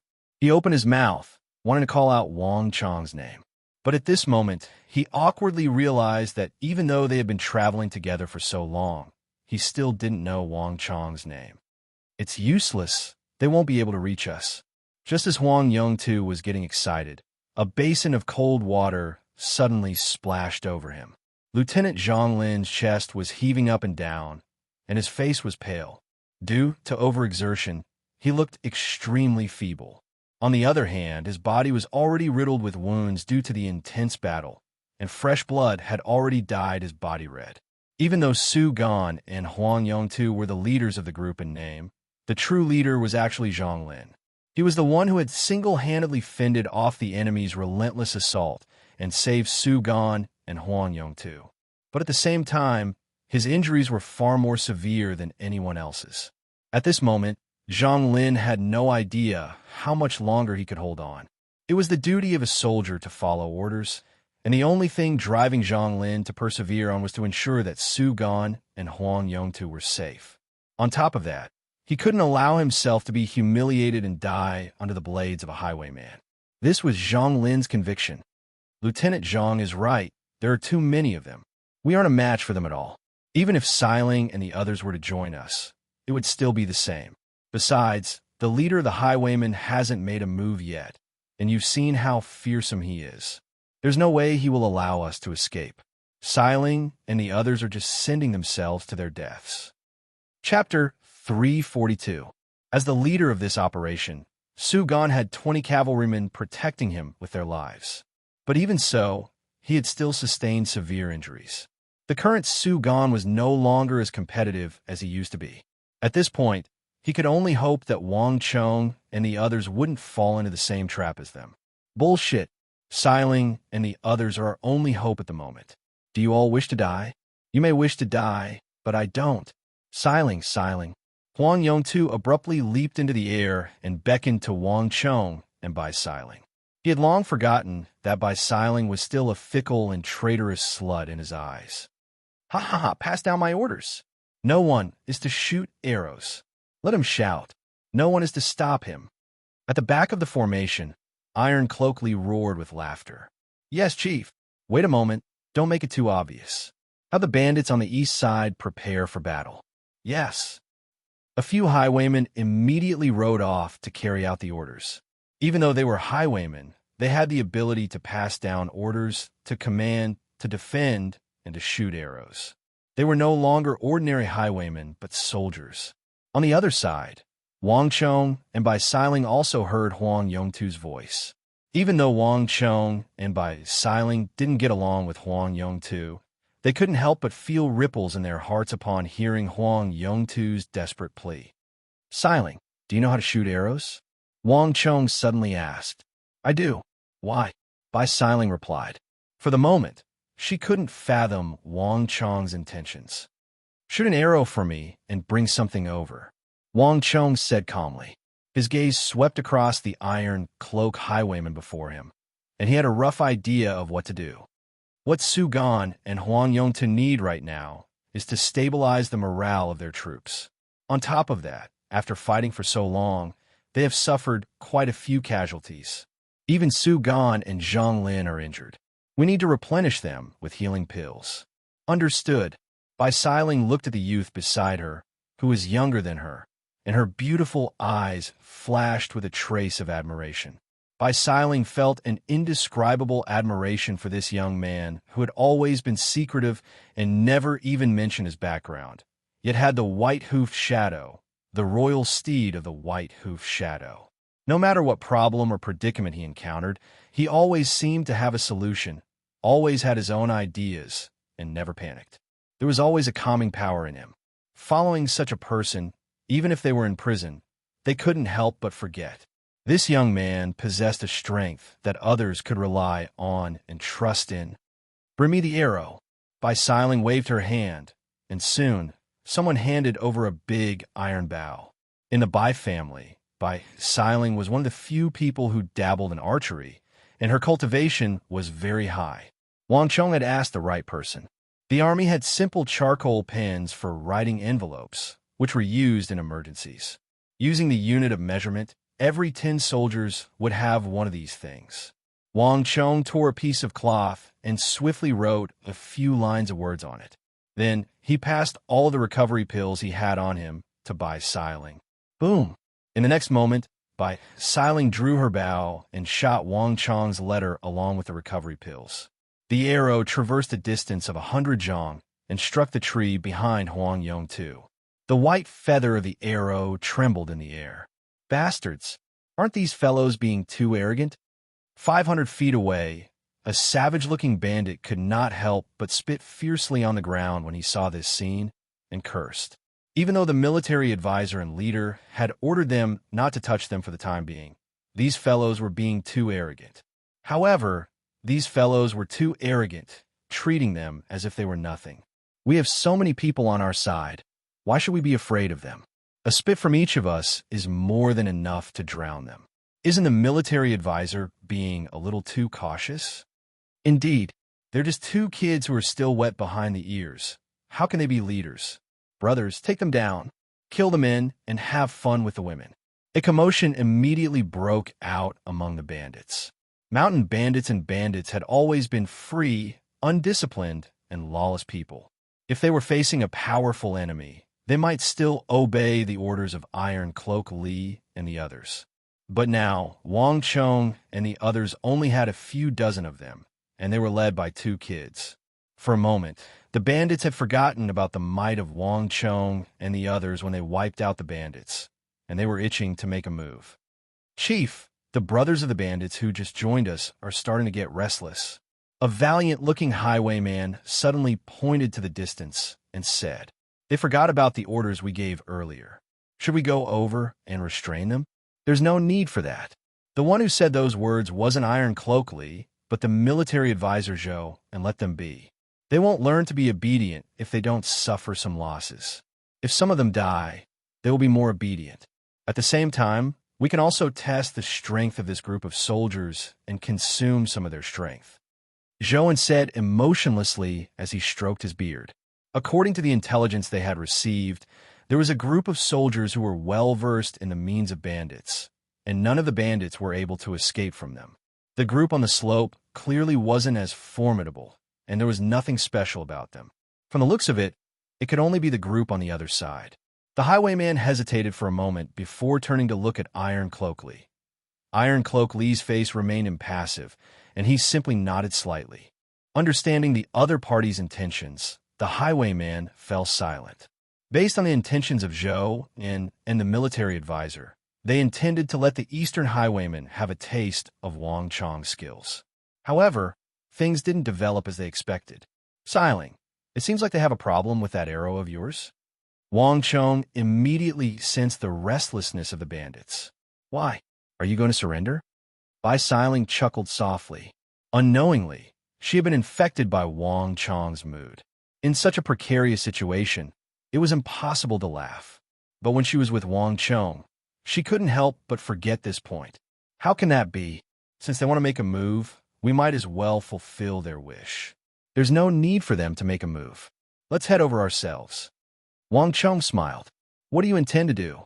Bai Siling rolled her eyes at Wang Chong, and even Wang Chong couldn't help but fall into a daze. "First echelon, step out. Second echelon, get ready." Wang Chong waved his hand, and 5 Tang Dynasty cavalrymen immediately stepped out. Their auras were in sync, and their steps were in sync. They were like unsheathed swords, giving off a feeling of sharpness. "Siling, I'll have to trouble you to come with us." As Wang Chong spoke, he unsheathed his sword and pointed it at the sky. Rumble. The next moment, like a silver vase breaking, the first echelon of Tang Dynasty cavalrymen, along with Wang Chong and Bai Siling, roared out like dragons emerging from the sea. Although they were only 7 people, they exuded the aura of an army of thousands. In that instant, it was as if the entire earth was trembling beneath their feet. This was the first time Bai Siling had seen Wang Chong's troops move out. They had all received their troops on the same day, and they were all of the same strength and realm. But the 5 Tang Dynasty cavalrymen under Wang Chong gave off a completely different feeling. It was no longer the feeling of being a bystander when he and Bai Siling surrounded the bandits. Instead, it was a soul-stirring feeling. It was as if the troops they had received belonged to 2 completely different armies. Hong Long Long. With the neighing of their steeds, Wang Chong's troops increased their speed. Even when they were about to reach the Iron Cloak highwaymen, they showed no signs of slowing down. Waves of tyrannical Yuan Qi surged into the bodies of those warhorses and then turned into rippling martial arts halos onto the warhorses. In an instant, the aura of the 5 cavalrymen increased by more than 2-fold. The might of a cavalry could only be brought out through a relentless charge. As long as their steeds did not stop, they would be the strongest force on the battlefield. No one could withstand the charge of a cavalry of the same level, and this included the iron cloak highwaymen. Wang, seeing that there were only 7 of them, but the great Tang army was still advancing relentlessly without any signs of stopping, the bandits finally fell into disarray. Damn it! Do these fellows really think that they can deal with the 600 of us with just the 7 of them? They're committing suicide. Bastards, these fellows are crazy. Careful, careful. Amidst the neighing of Ney's steed, the 7 of them charged right into the midst of the bandits like a bolt of lightning. The furious curses soon turned into chaotic screams and shouts. No one could withstand the charge of 7 true martial realm experts. The combined might of their steeds and their riders was far beyond what these bandits could withstand. Pung pung pung. The hooves of the steeds crushed the bones of the 7 bandits, sending them flying high into the air. Before they could even land on the ground, they were already deader than dead. In just a single clash, the Iron Cloak highwaymen had lost 7 of their men. But this was far from the end. The might of the cavalry didn't just lie in their first charge, but in their relentless charge. Nay, get out of the way. Get out of the way. Be careful. The scene was in chaos. The charge of Wang Chong and the others was only the beginning of the first wave of attacks. In the next moment, spears and swords rained down. The bandits only felt their vision blur, and before they could even react, they'd already been pierced through by the iron spear and perished. The mountain bandits who lived in the mountains and robbed the passing merchants were no match for the well-trained and battle-hardened regular soldiers. A single cavalryman might not amount to much, and the threat they posed to the mountain bandits was rather limited. However, when 2, 3, 4, 5, when a group of cavalrymen appeared and coordinated with each other, no bandits who only knew how to fight one-on-one would be able to stand against them. Pu. The metal spears were as dense as rain, stabbing out like poisonous dragons, throwing the surrounding bandits into the air. The cold light that flickered in the air was like the scythe of the god of death, taking away one life after another. Blood sprayed in the air, and miserable screams rang out one after another. The bandits who were still clamoring madly a moment ago had suddenly become prey for the 7 of them. In just a short period of time, more than 20 bandits had died in the first wave of attacks from the 7 of them. On the other hand, not a single person on Wang Chong's side was injured. This was the might of the Tang dynasty's cavalry. Chapter 343. Kill them. Kill them. Don't let those fellows get away. We have the advantage in numbers. We'll crush them to death. Kill. On the official road to the east, although the bandits had lost more than 20 people in an instant, the continuous deaths had also aroused the viciousness in the hearts of the bandits. If Wang Chong's group had hundreds or even thousands of men, the bandits might still be fearful. However, there were only 7 of them. No matter how many men they had, it was impossible for them to stand against the 600 to 700 of them.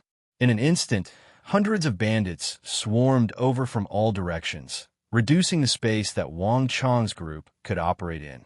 Even if they had to exhaust Wang Chong's group to death. What should we do? Amidst the dense crowd, Bai Siling turned to look at Wang Chong. Her sword moved swiftly, and the war steed beneath her feet pulsed with halos, sending the surrounding bandits flying. Bai Siling was a true martial realm expert, and her strength was on par with Marchioness Yi and Wang Zhuyan. However, even she felt the pressure from such a dense encirclement. Her smooth forehead was filled with sweat, and her stamina and origin energy had been greatly depleted. Don't panic, Wang Chong said calmly as he observed the movements in the surroundings. Of the group of 7, his cultivation realm was the lowest, still at origin energy realm. But in this chaotic battle, Wang Chong had an easier time dealing with the situation than Bai Siling. This was the environment of the battlefield, and Wang Chong's bloodline and bones had long gotten used to being surrounded by enemies. Furthermore, it wasn't as if he couldn't make use of the chaos. At the very least, Wang Chong's sword chi of life slaying became even more difficult to defend against in this environment. Index finger, middle finger, ring, finger. Wang Chang's 10 fingers moved in turns. Strands of extremely dense sword qi crisscrossed the air, constantly shooting out and shooting into the forehead, neck, and heart of the bandits. Moreover, there were many times when Wang Chang's sword qi was clearly aimed at a single bandit. But in the next moment, these sword qi as thick as a finger would pass over that bandit's shoulder and shoot into the body of another bandit 10 meters away. This kind of pointing and attacking made Wang Chang's lethality increase exponentially. Among the 7 of them, in terms of the number of kills, perhaps only by Xiling, who was the strongest and had the highest realm, could compare with him. Almost there, Wang Chang kept his eyes and ears open, sensing the situation of the bandits surrounding him. When he felt that the situation was about right, Wang Chang sat on the back of his horse and clenched his right hand into a fist. He raised it up high, leaving only his thumb sticking out and pointing at the sky. Boom! Just when the bandits were about to drag Wang Chang's group into the sea of people and completely surround them, the 5 cavalrymen of the second echelon suddenly leaped out from the rear of the formation. It was as if a mountain had collapsed. Boom! They covered a distance of 50 zhang in a single leap. The 5 cavalrymen of the second echelon were like 5 sharp blades, charging into the sea of bandits with an unstoppable momentum. The same thing happened once more. Before the charging cavalrymen, one bandit after another was knocked into the air, sent flying by the true martial halo. The steel cavalry's speed could no longer be measured by their own cultivation realm and strength. Under their high-speed charge, their strength had increased by at least 3 realms. At the very least, before their speed decreased, none of the bandits would be able to block their blades. Like 5 invisible blades plowing into the bandits, screams rang out incessantly. The encirclement that had just closed up was instantly torn apart by the charge of the regular cavalrymen of the imperial court. Let's go. When the 5 cavalrymen of the second echelon had broken through the encirclement, the first and second echelons converged, forming a line of 10 cavalrymen of the Tang dynasty. With a loud boom, they pierced through the bandits' defensive line from the inside out. Like a flood dragon, they charged forward, leaving behind a trail of corpses. Damn it! Don't let those bastards get away. After them, kill them. The bandits were so furious that they felt like their lungs were about to explode. So many of them had died, but not only did they not manage to kill a single person, they even allowed them to escape. How would the bandits take this? Whoosh! A dense mass of bandits chased after Wang Chang's group.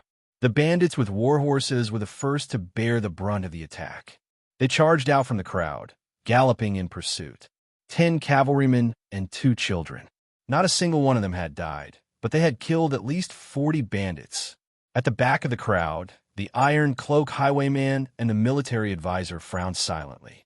Even though they intended to use Wang Chang's group to intimidate the bandits, and, at the same time, test the strength of Wang Chang's group, the loss of so many bandits in a single encounter still left them with a heavy heart. This group of cavalrymen possesses frightening destructive power. The Iron Cloak highwayman spread open his right palm, and a miniature iron cloak floated in the air, flexing and flexing in his hand. Cavalrymen have to charge on their own to unleash their full potential. This is also the reason why I tried my best to intercept them and keep them in the forest, preventing them from entering the main road. The Iron Cloak highwayman's military advisor stroked his beard as he explained calmly. But after a brief pause, a subtle glint flashed across Zhou eyes. However, this group of cavalrymen is indeed stronger than the one we intercepted earlier. As the saying goes, soldiers are fearless, generals are fearless. The same soldier would behave differently under different generals. Under the command of a defensive and conservative general, this soldier might appear timid.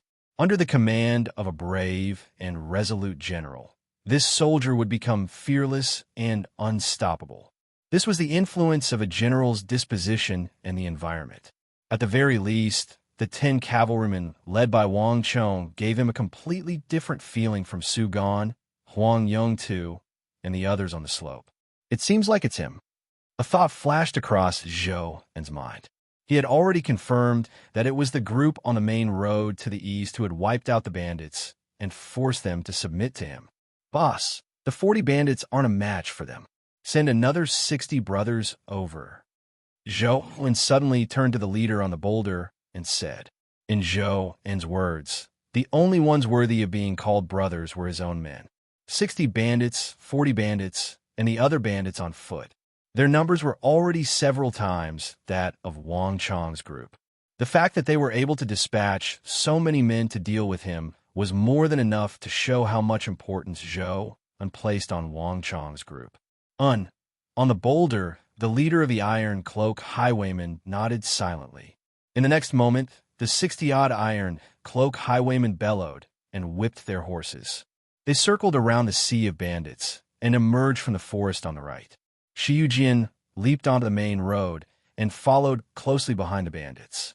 The horsemanship and fighting prowess of these bandits were decent, on par with the official army. With so many of them, they were more than enough to crush Wang Chong's group. They're following us. On the main road, a cloud of dust billowed as the war steeds galloped. Bai Siling had been paying close attention to the movements behind her.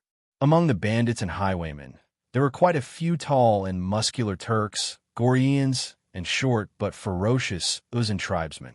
In this wave, Wang Chong had gathered at least 80 to 90 bandits and highwaymen with him. Honestly speaking, this was the first time that Bai Siling had experienced such a situation. She was so nervous that her palms were drenched in sweat. With so many people around, Bai Siling wasn't confident that she could deal with them at all. Don't panic. It's just 80 to 90 bandits, and they aren't even part of the official army. They aren't a threat to us yet, Wang Chong said calmly. The army he led had even triumphed over invaders that were several times the number of bandits and highwaymen, let alone a bunch of bandits and highwaymen. In the battlefield by the borders of the Tang dynasty, it was normal for such a numerical comparison to be expected. As a lady, Bai Siling couldn't help but feel flustered. However, to Wang Chong, he was more than familiar with such a situation. On a battlefield with complicated terrain, for a commander who was truly good at leading troops, numbers sometimes didn't mean anything. Chase, you won't be able to escape. Even if you run to the ends of the earth, I'll catch you all. Ha, that woman is blaming me. Don't you dare snatch her from me. Kill them all. Strange how it sounded. Seeing how Wang Chong and the others were being chased by them, the bandits' faces contorted as they laughed excitedly. Nay, after chasing for dozens of li, intense and high-spirited neighs of horses suddenly sounded from the two sides of the mountain.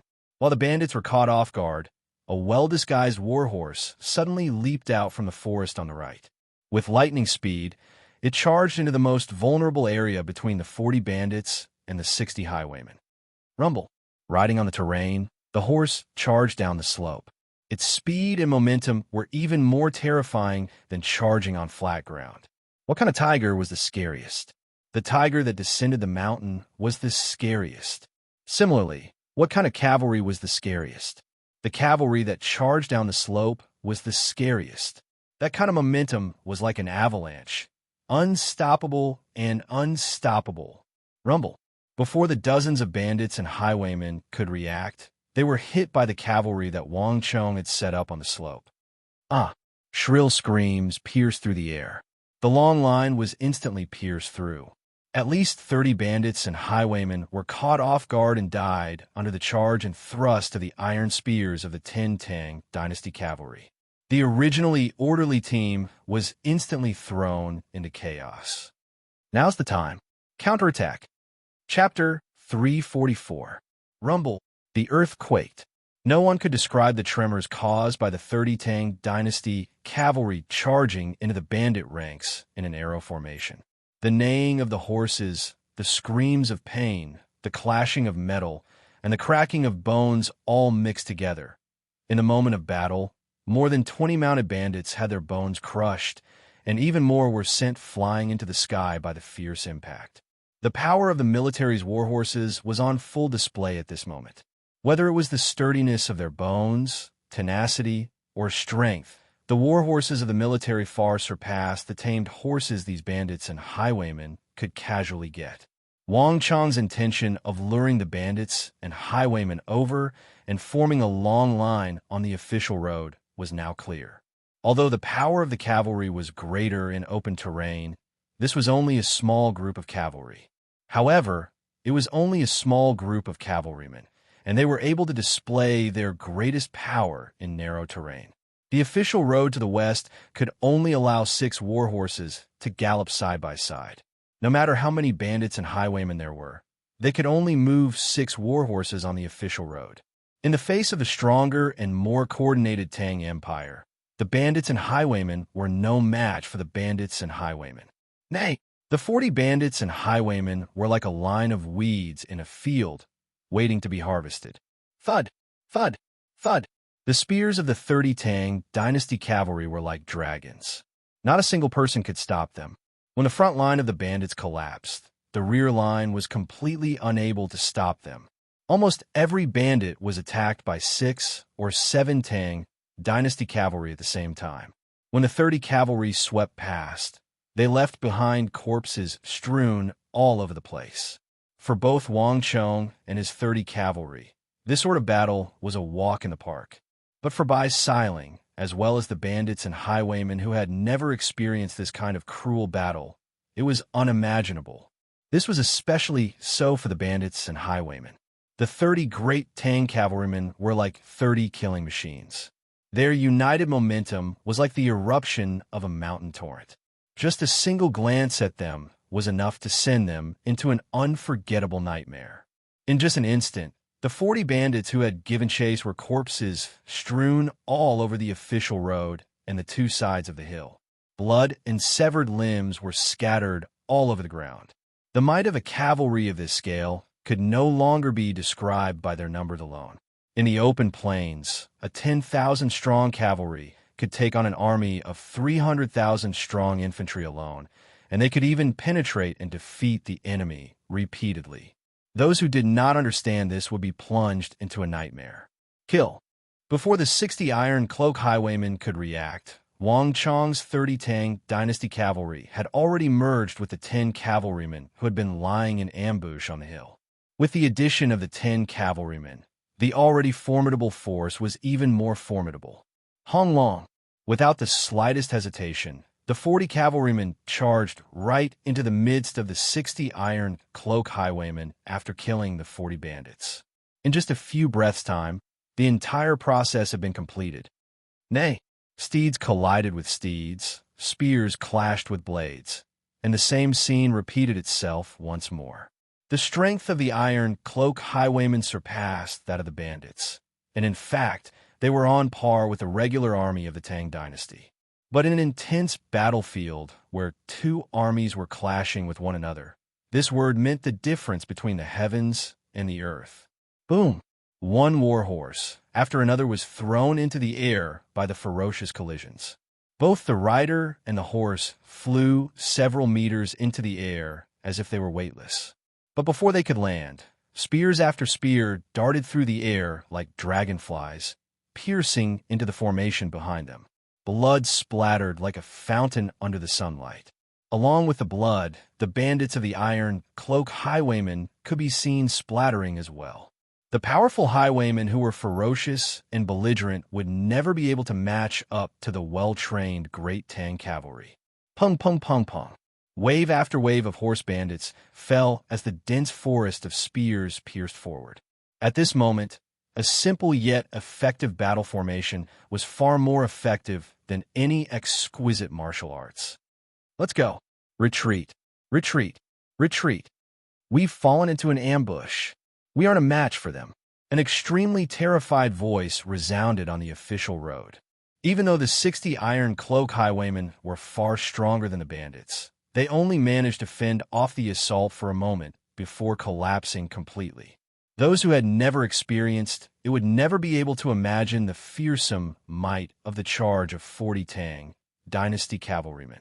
The 30 Iron Cloak highwaymen at the front line didn't even manage to hold on for a moment before they were crushed to smithereens by the might of the 40 Tang dynasty cavalrymen.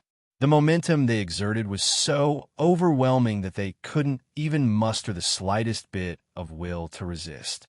The difference in strength was too great. This wasn't just a matter of strength. The might of the charge of 40 Tang dynasty cavalrymen was far beyond what the highwaymen could withstand. Da. Seeing the collapse of the cavalrymen before them, the iron cloak highwaymen at the very back were the first to turn tail and flee. Charge! Wang Chang's gaze turned cold as he ordered without any hesitation.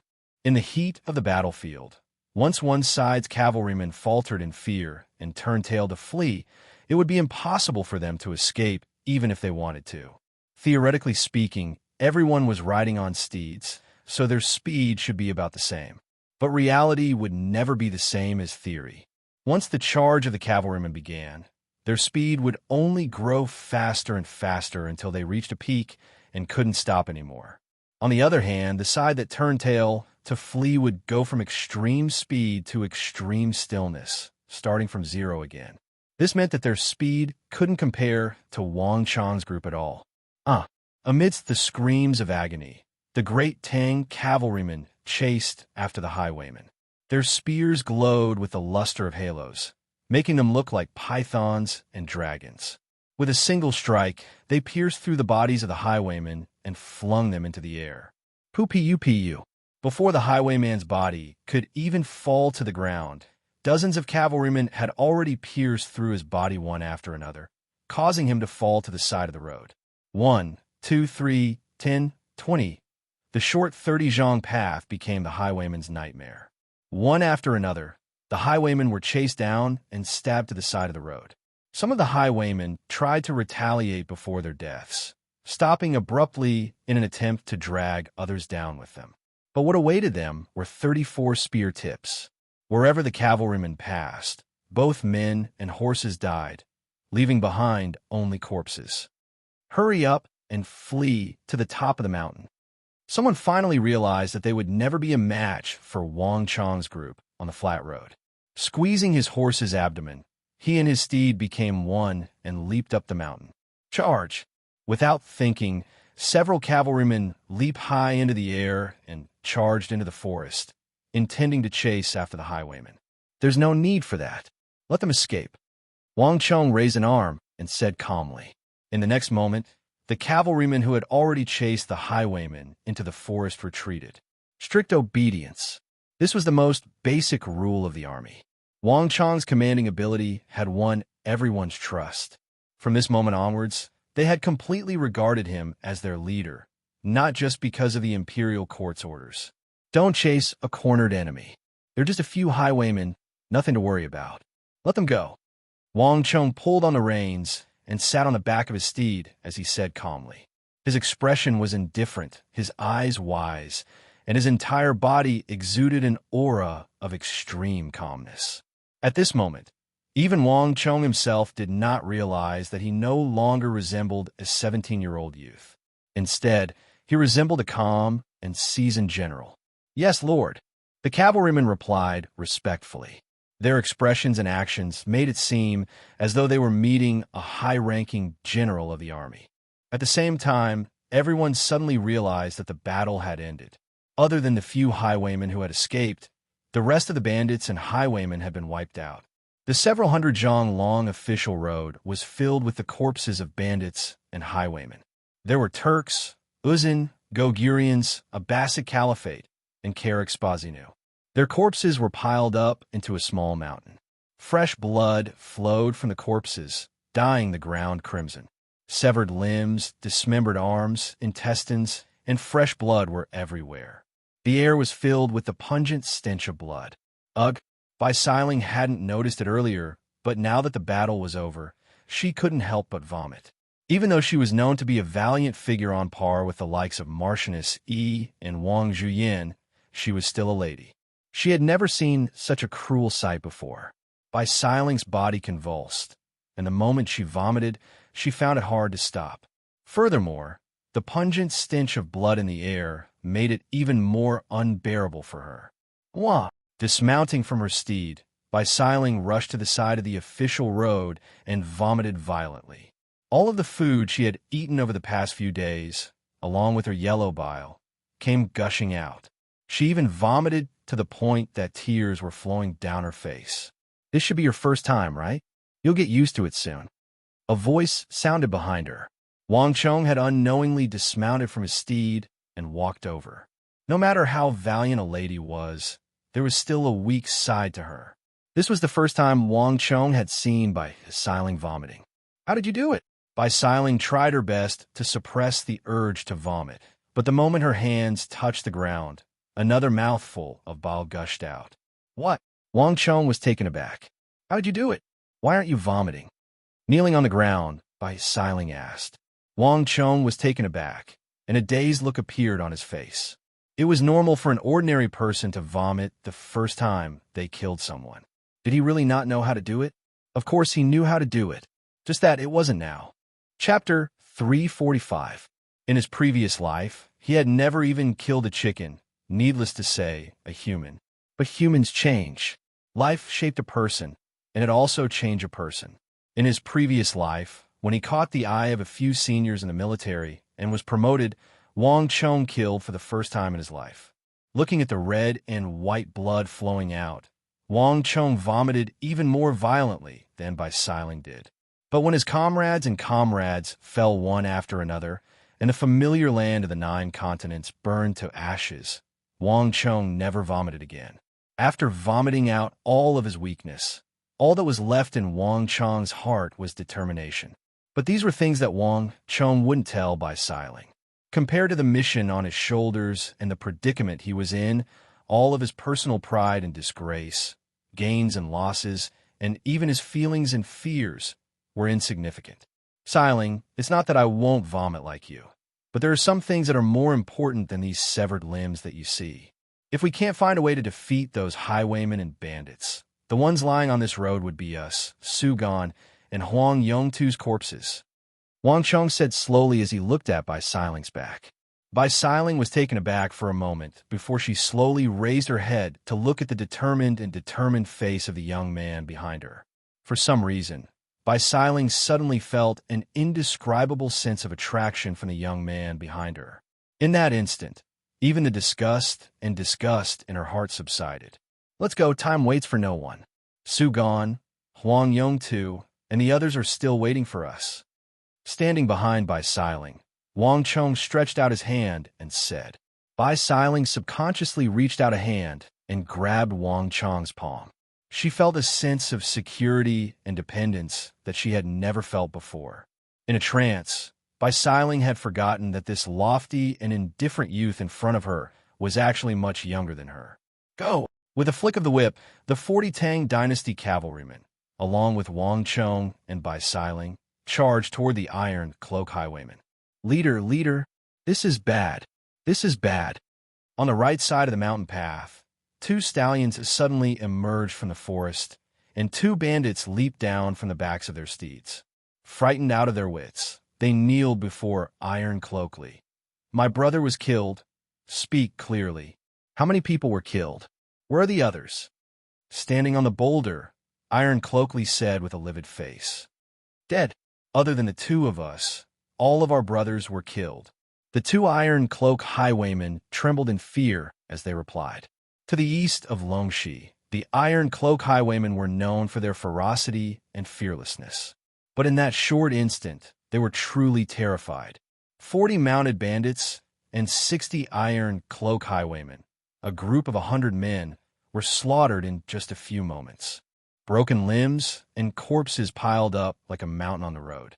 On the other hand, there wasn't a single casualty on Wang Chong's side. That kind of ferocity was unimaginable to those who hadn't experienced it themselves. What? As soon as their voices fell, 2 bangs rang out, and they were sent flying almost simultaneously. Retracting his palm, Iron Cloak Lee's complexion turned awful. Even though he and the military advisor didn't give chase, they had been paying close attention to the movements in the distance. When the deafening battle cries finally disappeared, Iron Cloak Lee had already sensed that something was amiss. But in Iron Cloak Lee's view, his brothers were experts in horsemanship. Even if they couldn't defeat the bandits, they should still be able to escape. Perhaps they might even be able to kill a few of the Tang Dynasty soldiers. That would be even better. But for more than 100 of his subordinates to be slaughtered, With the exception of two, this was truly out of Iron Cloak Lee's expectations. Furthermore, from the looks of it, it seemed like the other party had intentionally let the two of them escape. This made Iron Cloak Lee's complexion turn awful. "Joan, how are the preparations on your side?" Iron Cloak Lee asked grimly as he turned to the military advisor beside him. "I still need a while more. Judging from the alertness of those bandits, I'm afraid that it'll take a little more time." Joan replied with an awful complexion as well. Even though the Iron Cloak Highwaymen had the advantage in numbers, it was still a considerable loss for them to lose 100 of their subordinates in a single go. The only thing that could make the two of them feel better was that those bandits who had just joined them weren't too great of a loss to the Iron Cloak Highwaymen. When a new group of bandits appeared, they would be able to replenish their numbers. As for the 60 highwaymen who had died, it was truly a heart-wrenching sight to behold. However, those were the weakest of the Iron Cloak Highwaymen, and only a few of them had reached true martial realm. From this point of view, although 100 of their brothers had died, they were all the weakest in the lower ranks, so it wasn't a serious loss. Iron Cloak nodded as he clenched his right hand into a fist and spoke with killing intent. "Once you're done with your preparations, I'll make a move personally and slaughter those fellows." Up till now, the Iron Cloak Highwaymen had never suffered such heavy losses. Including those whom Wang Chong had killed previously, he had already killed more than 100 of them. Iron Cloak Lee had to admit that he had underestimated these 40 cavalrymen of the Tang dynasty. In terms of fighting prowess, they were definitely much stronger than those on the slope. However, Wang Chong and the others had also succeeded in infuriating Iron Cloak Lee. If Iron Cloak Lee was only trying to win over the hearts of his subordinates and intimidate them previously, at this moment, he was bent on killing Wang Chong and the others. "Let's wait for a moment first. We'll wipe out all of the Tang soldiers on the slope together with them." Iron Cloak Lee spat. In his eyes, the Tang soldiers on the slope were no different from birds in a cage. The only reason why he didn't slaughter them was because he was afraid that Wang Chong and the others would leave once they had nothing to worry about. Dee-da-da. Just as he was fuming with rage, the sound of galloping could be heard from afar, accompanied by a cloud of dust. Turning around a corner, Wang Chong led the way with Bai Siling on his right. Leading the 40 cavalrymen of the Tang dynasty, they slowly appeared before everyone's eyes. Boom! When Wang Chong appeared with the 40 cavalrymen, a deafening cheer suddenly sounded from the slope. Zhang Lin, Su Gan, Huang Yongtu, and the other cavalrymen of the Tang dynasty all stood up in agitation. Regardless of the conflicts they had previously, at this moment, Wang Chong's appearance had filled them with unprecedented hope. Unbelievable. He really did it. They really killed more than 100 bandits and highwaymen. Not a single one of them was missing. The crowd was excited. When more than 100 people went out and only 2 returned, the crowd already knew the result. But who could have thought that not a single one of the 40 cavalrymen would die? Unbelievable. How did that lad do it? Looking at Wang Chong and the 40 cavalrymen of the Tang dynasty, Su Gan and Huang Yongtu muttered in astonishment. They were veterans who had fought against the highwaymen and highwaymen. Just like that, more than a dozen veterans of the Tang dynasty were slumbering in this place. But despite dragging more than 100 highwaymen and bandits out, Wang Chong still managed to annihilate all of them while coming out unscathed. This result was simply like a miracle. Su Gan and Huang Yongtu knew that it was impossible for them to achieve such a feat. This was the first time that they were deeply impressed by the strength that Wang Chong had displayed. "Lad, report your name. Who in the world are you?" A loud voice came from the back of the densely packed bandits and horse bandits. The crowd stirred and parted like a wave, creating a straight path on its own. Behind this path was a massive boulder, and standing on top of it was the leader of the Iron Cloak Highwaymen, Iron Cloak Lee. That 8-foot-tall figure, even separated by layers of space, still gave people a strong sense of oppression. As soon as Wang Chong appeared, Iron Cloak Lee's gaze immediately fell on Wang Chong. Hundreds of gazes were directed at Wang Chong from all directions. Even Zhang Lin, Su Gan, and the others, who were hiding behind a makeshift shelter, were paying close attention to Wang Chong as well. The atmosphere was unprecedentedly grave and somber. Dita, Wang Chong urged his steed forward. Facing the hundreds of gazes, Wang Chong showed no fear at all. Iron Cloak Highwayman, you sure are gutsy to dare attack the army of the royal court. Do you know the consequences of making an enemy out of the royal court? Paying no heed to Iron Cloak Li, who was standing on top of the boulder, Wang Chong swept his gaze across the surrounding highwaymen. What a joke! You have already come knocking on our door. Wherever you went, you left no one alive. Who knows how many bandits died in your hands? Are we not allowed to retaliate? Officials can kill bandits, and naturally, bandits can kill officials as well. Iron Cloak Li sneered furiously as an unruly aura emanated from him. Humph, the world is bright, and the sun and moon are shining brightly. To think that you bunch of bandits, invading the lands of the Tang dynasty as kings, and sparing the lives of those who have committed crimes. The imperial army suppresses the bandits, pacifies the people. This is a righteous act. It is a reasonable act. Are we supposed to allow you bunch of bandits to wreak havoc in the world? You should know the strength of the royal court. With just 40 of us, we can easily wipe out 100 of you without suffering any injuries. When the true army of the royal court appears, you should know what will happen to you. I advise you to make use of this opportunity to repent and turn over a new leaf. There's still time. Wang Chong's gaze was as sharp as a bolt of lightning. Coupled with the feat he had just accomplished, his gaze exerted immense pressure on everyone. For a moment, the entire area fell silent. Chapter 346. Gongzi sure has a sharp tongue. However, if we were afraid of the laws of the royal court, we wouldn't have become bandits. Since this is our livelihood, it goes without saying that our heads are already hanging by our belts. Do you think that we will fear the imperial army? Besides, we have already killed the imperial army, and this isn't the first time. Do you think that there's a way out? At the back of the formation, the military advisor of the Iron Cloak Highwayman, Zhou Un, suddenly spoke up. That young man was simply too imposing. With just a few words, he had managed to lower the morale of his brothers. Zhou Un knew that if he didn't stop the other party now, something unexpected might really happen. Speaking of which, Gongzi sure is impressive.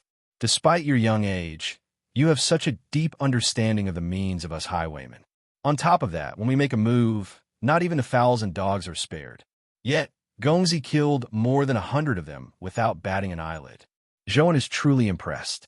To think that a place like the capital would have a figure like Gongzi, I'm really surprised. It seems like if Gongzi were to rise to the top in the future, we would have to keep our distance from Gongzi. That fellow sure is formidable. With just a glance, Wang Chong could tell that the military advisor of the Iron Cloak Highwayman had managed to raise the morale of the bandits with just a few words. The eyes that were staring at him were filled with hostility and killing intent. You must be the military advisor of the Iron Cloak Highwayman, Zhou Un. Wang Chong stared at the middle-aged scholar next to Iron Cloak Li, his eyes sharp and unfazed by his aura. A light breeze blew by, causing Wang Chong's robe to flutter. Even the cavalrymen of the Tang dynasty who had followed Wang Chong for a long time had never seen such a powerful aura before. Just how many secrets does that lad have? Bai Siling looked at Wang Chong's slender back with a peculiar look in her eyes. She had seen many geniuses in Longwei training camp, and she had seen many scions and scions of prestigious clans.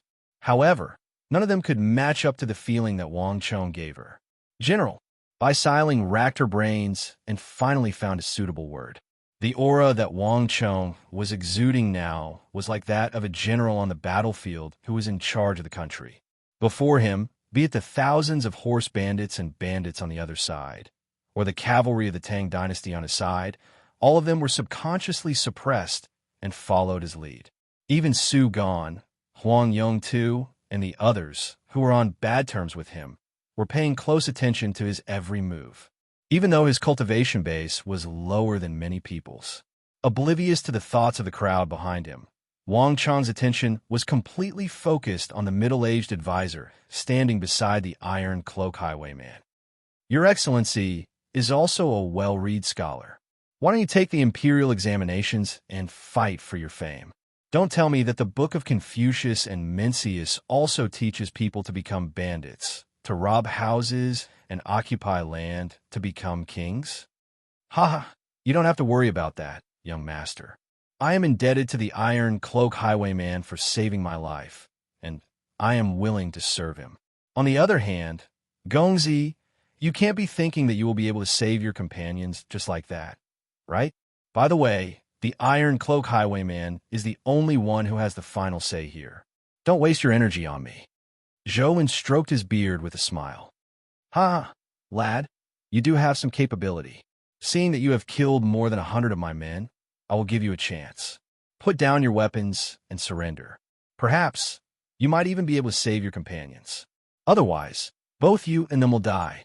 Iron Cloak Li laughed heartily, and his voice reverberated through the surroundings like the rumbling of thunder. Leader of the bandits, are you joking with me? Won't we die even faster if we put down our weapons? Wang Chong sneered coldly. There's no other way then. If you don't put down your weapons, they will die even faster. Attack! As soon as those words were spoken, Iron Cloak Li's smile retracted, and with a wave of his hand, he pointed at Su Gan, Huang Yongtu, and the others with a cold and cruel expression on his face. Hong Long, the bandits and highwayman, who were still in a passive state a moment ago, suddenly began to move like a massive machine. 500 to 600 bandits and highwaymen moving out at the same time, their aura could topple the mountains and overturn the seas. It was extremely astonishing. Nay, with the highwaymen at the front and highwaymen at the back, they charged right at Su Gan, Huang Yongtu, and the others with the aid of bows and arrows. This is bad. On the slope, the faces of Su Gan, Huang Yongtu, and the others warped in horror. They had just received the pills from Wang Chong and the others, and they hadn't even rested for long when the Iron Cloak Highwayman suddenly launched an all-out attack. Get up! Get up! Damn it! Bastard, what are you doing? Put down your weapons. Are you trying to get us killed? Are you insane? If they put down their weapons, we will die even faster. On the slope, Huang Yongtu cursed furiously as he tried to get Wang Chong and the others to put down their weapons. However, what greeted him was Zhang Lin and Su Gan's fury. Huang Yongtu might have been speaking without thinking, but Su Gan and Zhang Lin knew that if Wang Chong and the others were to put down their weapons, there would be no hope left. Everyone was going to die. Hurry up and prepare the defenses. Don't let them get close. If we can't hold them, we can break out at any moment. Zhang Lin hurriedly issued the command. The 26 true martial realm cavalrymen of the Tang dynasty were still able to hold on for some time. What should we do? Bai Siling subconsciously turned to look at Wang Chong. The Iron Cloak Highwayman's sudden assault on Su Gan and Huang Yongtu had thrown the crowd on the main road into chaos. Don't panic. Everyone listen to my command. Charge. Don't hold back, charge. Wang Chong swiftly analyzed the situation before Bai Siling, and before Bai Siling's astonished gaze. Wang Chong waved his hands grandly and led the 40 Tang dynasty cavalrymen into the midst of the Iron Cloak Highwayman. Kill! Kill!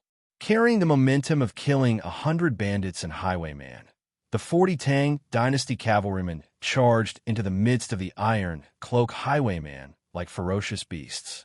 The speed of the charge was far faster than the speed of the Iron Cloak Highwayman. Before the first wave of bandits could even reach Su Gan and Huang Yongtu, the steeds of Wang Chong and the others had already charged into the midst of the Iron Cloak Highwayman like a sledgehammer. The same sight repeated itself once more. Hong Long, amidst shrill, panicked, and terrified screams, dozens of mountain bandits and horse bandits were thrown high into the air by the impact of the warhorse's charge as if they were weightless. Pu-pu-pu-pu-pu. A dense formation of spears pierced through the air, and in the blink of an eye, a large group of bandits and highwaymen fell to the ground. The halos connected with one another, and the forest of spears turned into a tidal wave. Before the charging Tang army, the bandits and highwaymen were no match for them at all. Ah, get out of the way, get out of the way. Those fellows are attacking us. Hold them back. AH. Get out of the way. Let me through. Save me. AH. Wang Chang's assault was extremely sudden, and the speed of his steed's charge was even more unexpected. Most of the bandits clearly saw it, but they were unable to react in time. In just an instant, the bandits and highwayman collapsed like weeds, their severed limbs flying all over the place. Relying on their superior strength, the bandits and highwayman on the east side of the main road collapsed in an instant, and the collapse swiftly spread to the rear. The crowd fell into chaos. The valiance and ferocity of the bandits and highwaymen were nothing in the face of the ruthlessness of the Imperial Army, as well as their machine-like efficiency in harvesting. The bandits and highwaymen screamed as they frantically fled. Panic swiftly spread through the crowd, and it seemed like it was going to spread to the entire army.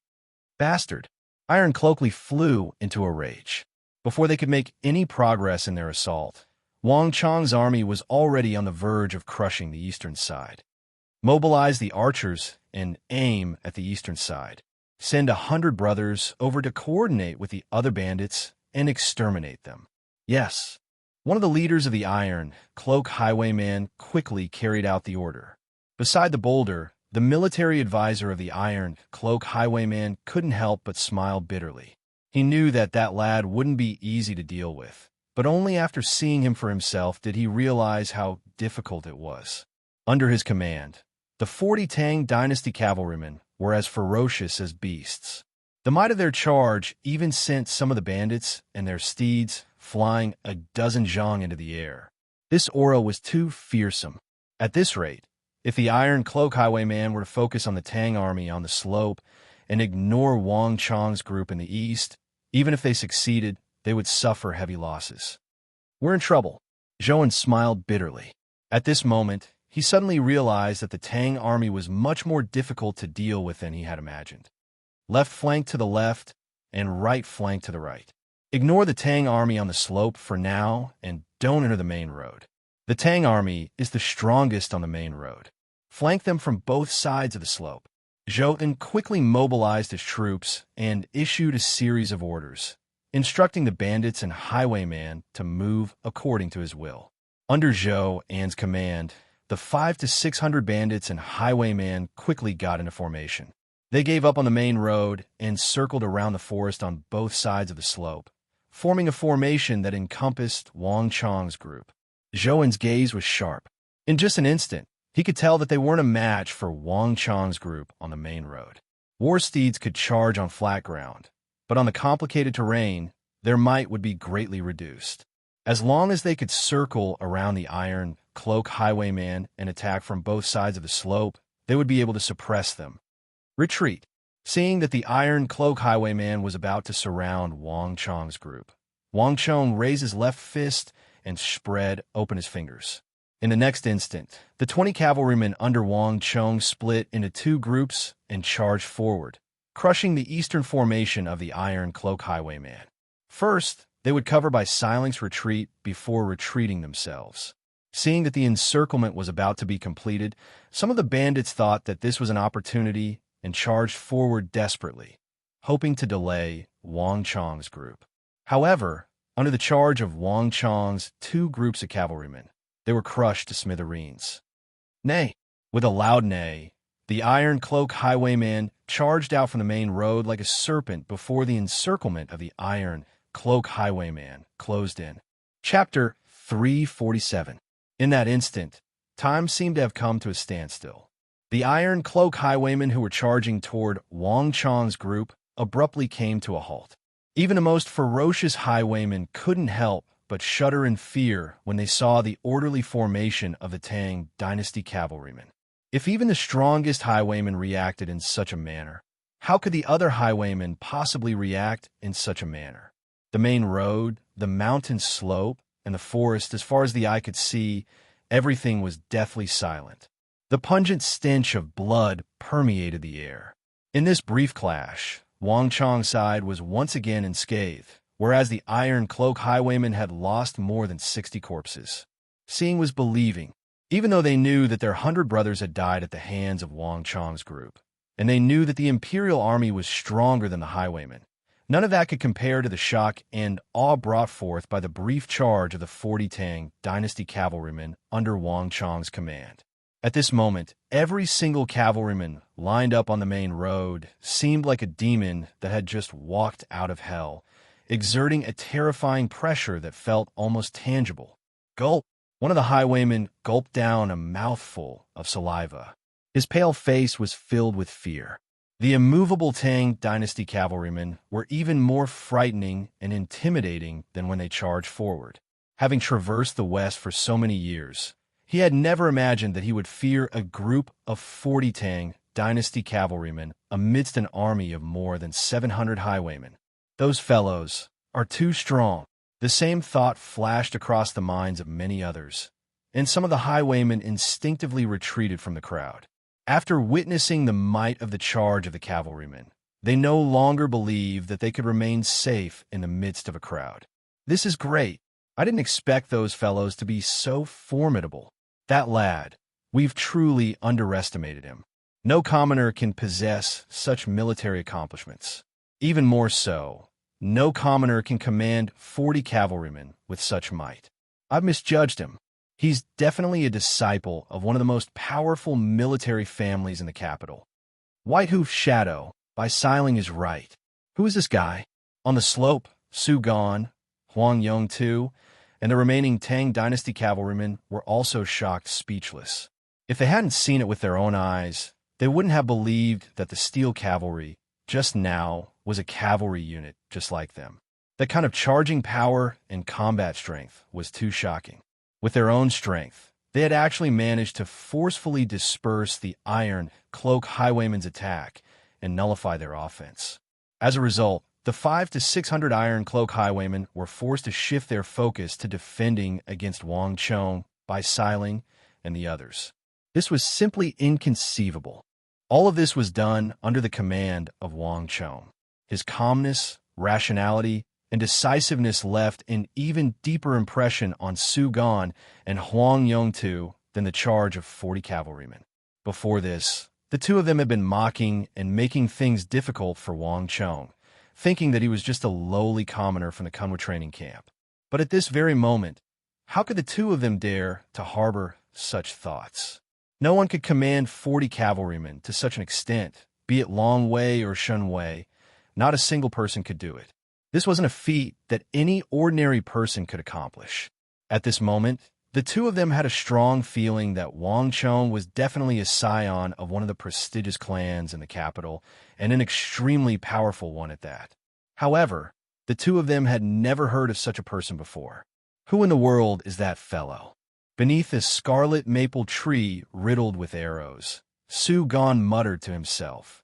At this moment, he was deeply curious about Wang Chong's identity. Bastard. At this moment, no one was more furious than Iron Cloak Li, the leader of the Iron Cloak highwaymen. Including the highwaymen who had died earlier, Wang Chong's group of 40 had already killed nearly 200 of his highwaymen and highwaymen. This was a heavy blow to him.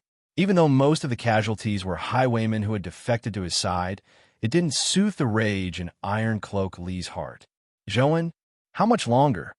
Iron Cloak Li gazed into the distance and asked grimly. The rage in his eyes was on the verge of bursting out. A little while more, Zhouan replied grimly. He also felt terrible inside. From a certain perspective, this could be considered as a dereliction of duty on his part. Chief, rest assured, by the time the arrangements are completed, they will have nowhere to run. By then, you can do whatever you want of them. But before that, I'll have to trouble you to wait a little longer. I'll listen to you for a little longer. Iron Cloak Li flung his sleeves and suppressed his anger. He had always trusted the military advisor by his side. But this time, the losses were truly too great. Even if they were to win this battle, it would still damage his prestige. A light breeze blew past, and the surroundings were completely silent. The main road, the hill, and the bend in the east, all three sides were silent. There wasn't even the slightest sound to be heard. Unknowingly, the focus of the Iron Cloak highwaymen had shifted from Su Gan and Huang Yong-tu to Wang Chong's group. Even the true martial realm experts by Iron Cloak Li's side had been dispatched to the left side of the main road. After losing nearly 200 of his subordinates, Iron Cloak Lee could no longer tolerate any more losses. And with nearly 80% of the attacks being diverted to Wang Chong's group, the remaining forces were unable to focus on Su Gan and Huang Yongtu's group. Just like that, the three sides fell into a stalemate. Gugu. After an unknown period of time, a sudden change occurred. Before countless eyes, a white silhouette suddenly appeared in the sky, and a white pigeon suddenly descended from the sky. In an instant, the atmosphere turned bizarre. Bung! The bowstring vibrated, and before the pigeon could even land, an iron arrow shot through the air. Blood sprayed everywhere as the arrow pierced through the pigeon's body. Following the direction of the steel arrow, the leader of the Iron Cloak Highwayman was slowly sheathing his bow. It's a carrier pigeon from the royal court. Seeing the golden hoop on the pigeon's right leg, Lieutenant Zhang Lin's expression tensed up. With a flick of his horsewhip, he leaped into the air. Before the pigeon was sent flying by the arrow, he coiled his whip around the pigeon's corpse and pulled it back. The purpose of the Iron Cloak Highwayman was only to prevent the news from being transmitted. Seeing that the carrier pigeon was dead, they didn't make any other moves. Lieutenant Zhang, how is it? Did the carrier pigeon say anything? Su Gan and Huang Yongtu's faces tensed up as they turned their gazes over. Even Wang Chong and Bai Siling turned their gazes over as well. This was the first time they had received a carrier pigeon from the royal court. Without saying a word, Zhang Lin took down a golden lacquered bamboo tube from the pigeon's leg and carefully took out a paper scroll. He unrolled it and began reading through it. I have received a second-tier mission from the royal court. After reading the contents of the letter, not only was there no joy on Zhang Lin's face, there was even a bitter smile on his lips. Su Gan and Huang Yongtu were taken aback. To receive a second-tier mission from the royal court at such a time? Lieutenant Zhang, what kind of mission is it?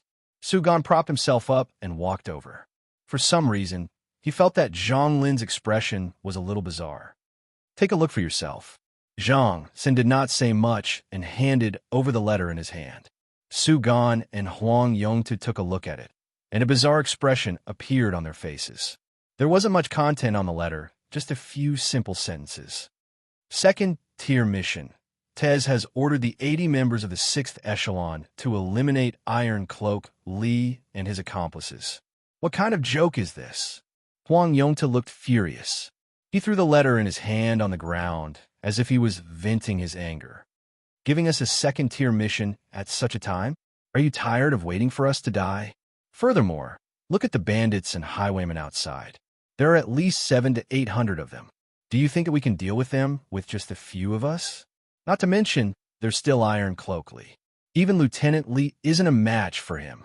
What kind of darn mission is this? Huang Yongtu, are you insane? Watch your words. Are you trying to hide from the royal court? Su Gan warned grimly. Damn it. I'm already on the verge of death. Why would I care about such trifles? Huang Yongtu spat with a twisted expression. No one knew how long they could hold on. Sitting in the small fortification on the hillside, it seemed that they were temporarily safe, but no one knew when they would be smashed into pieces and turned into dust.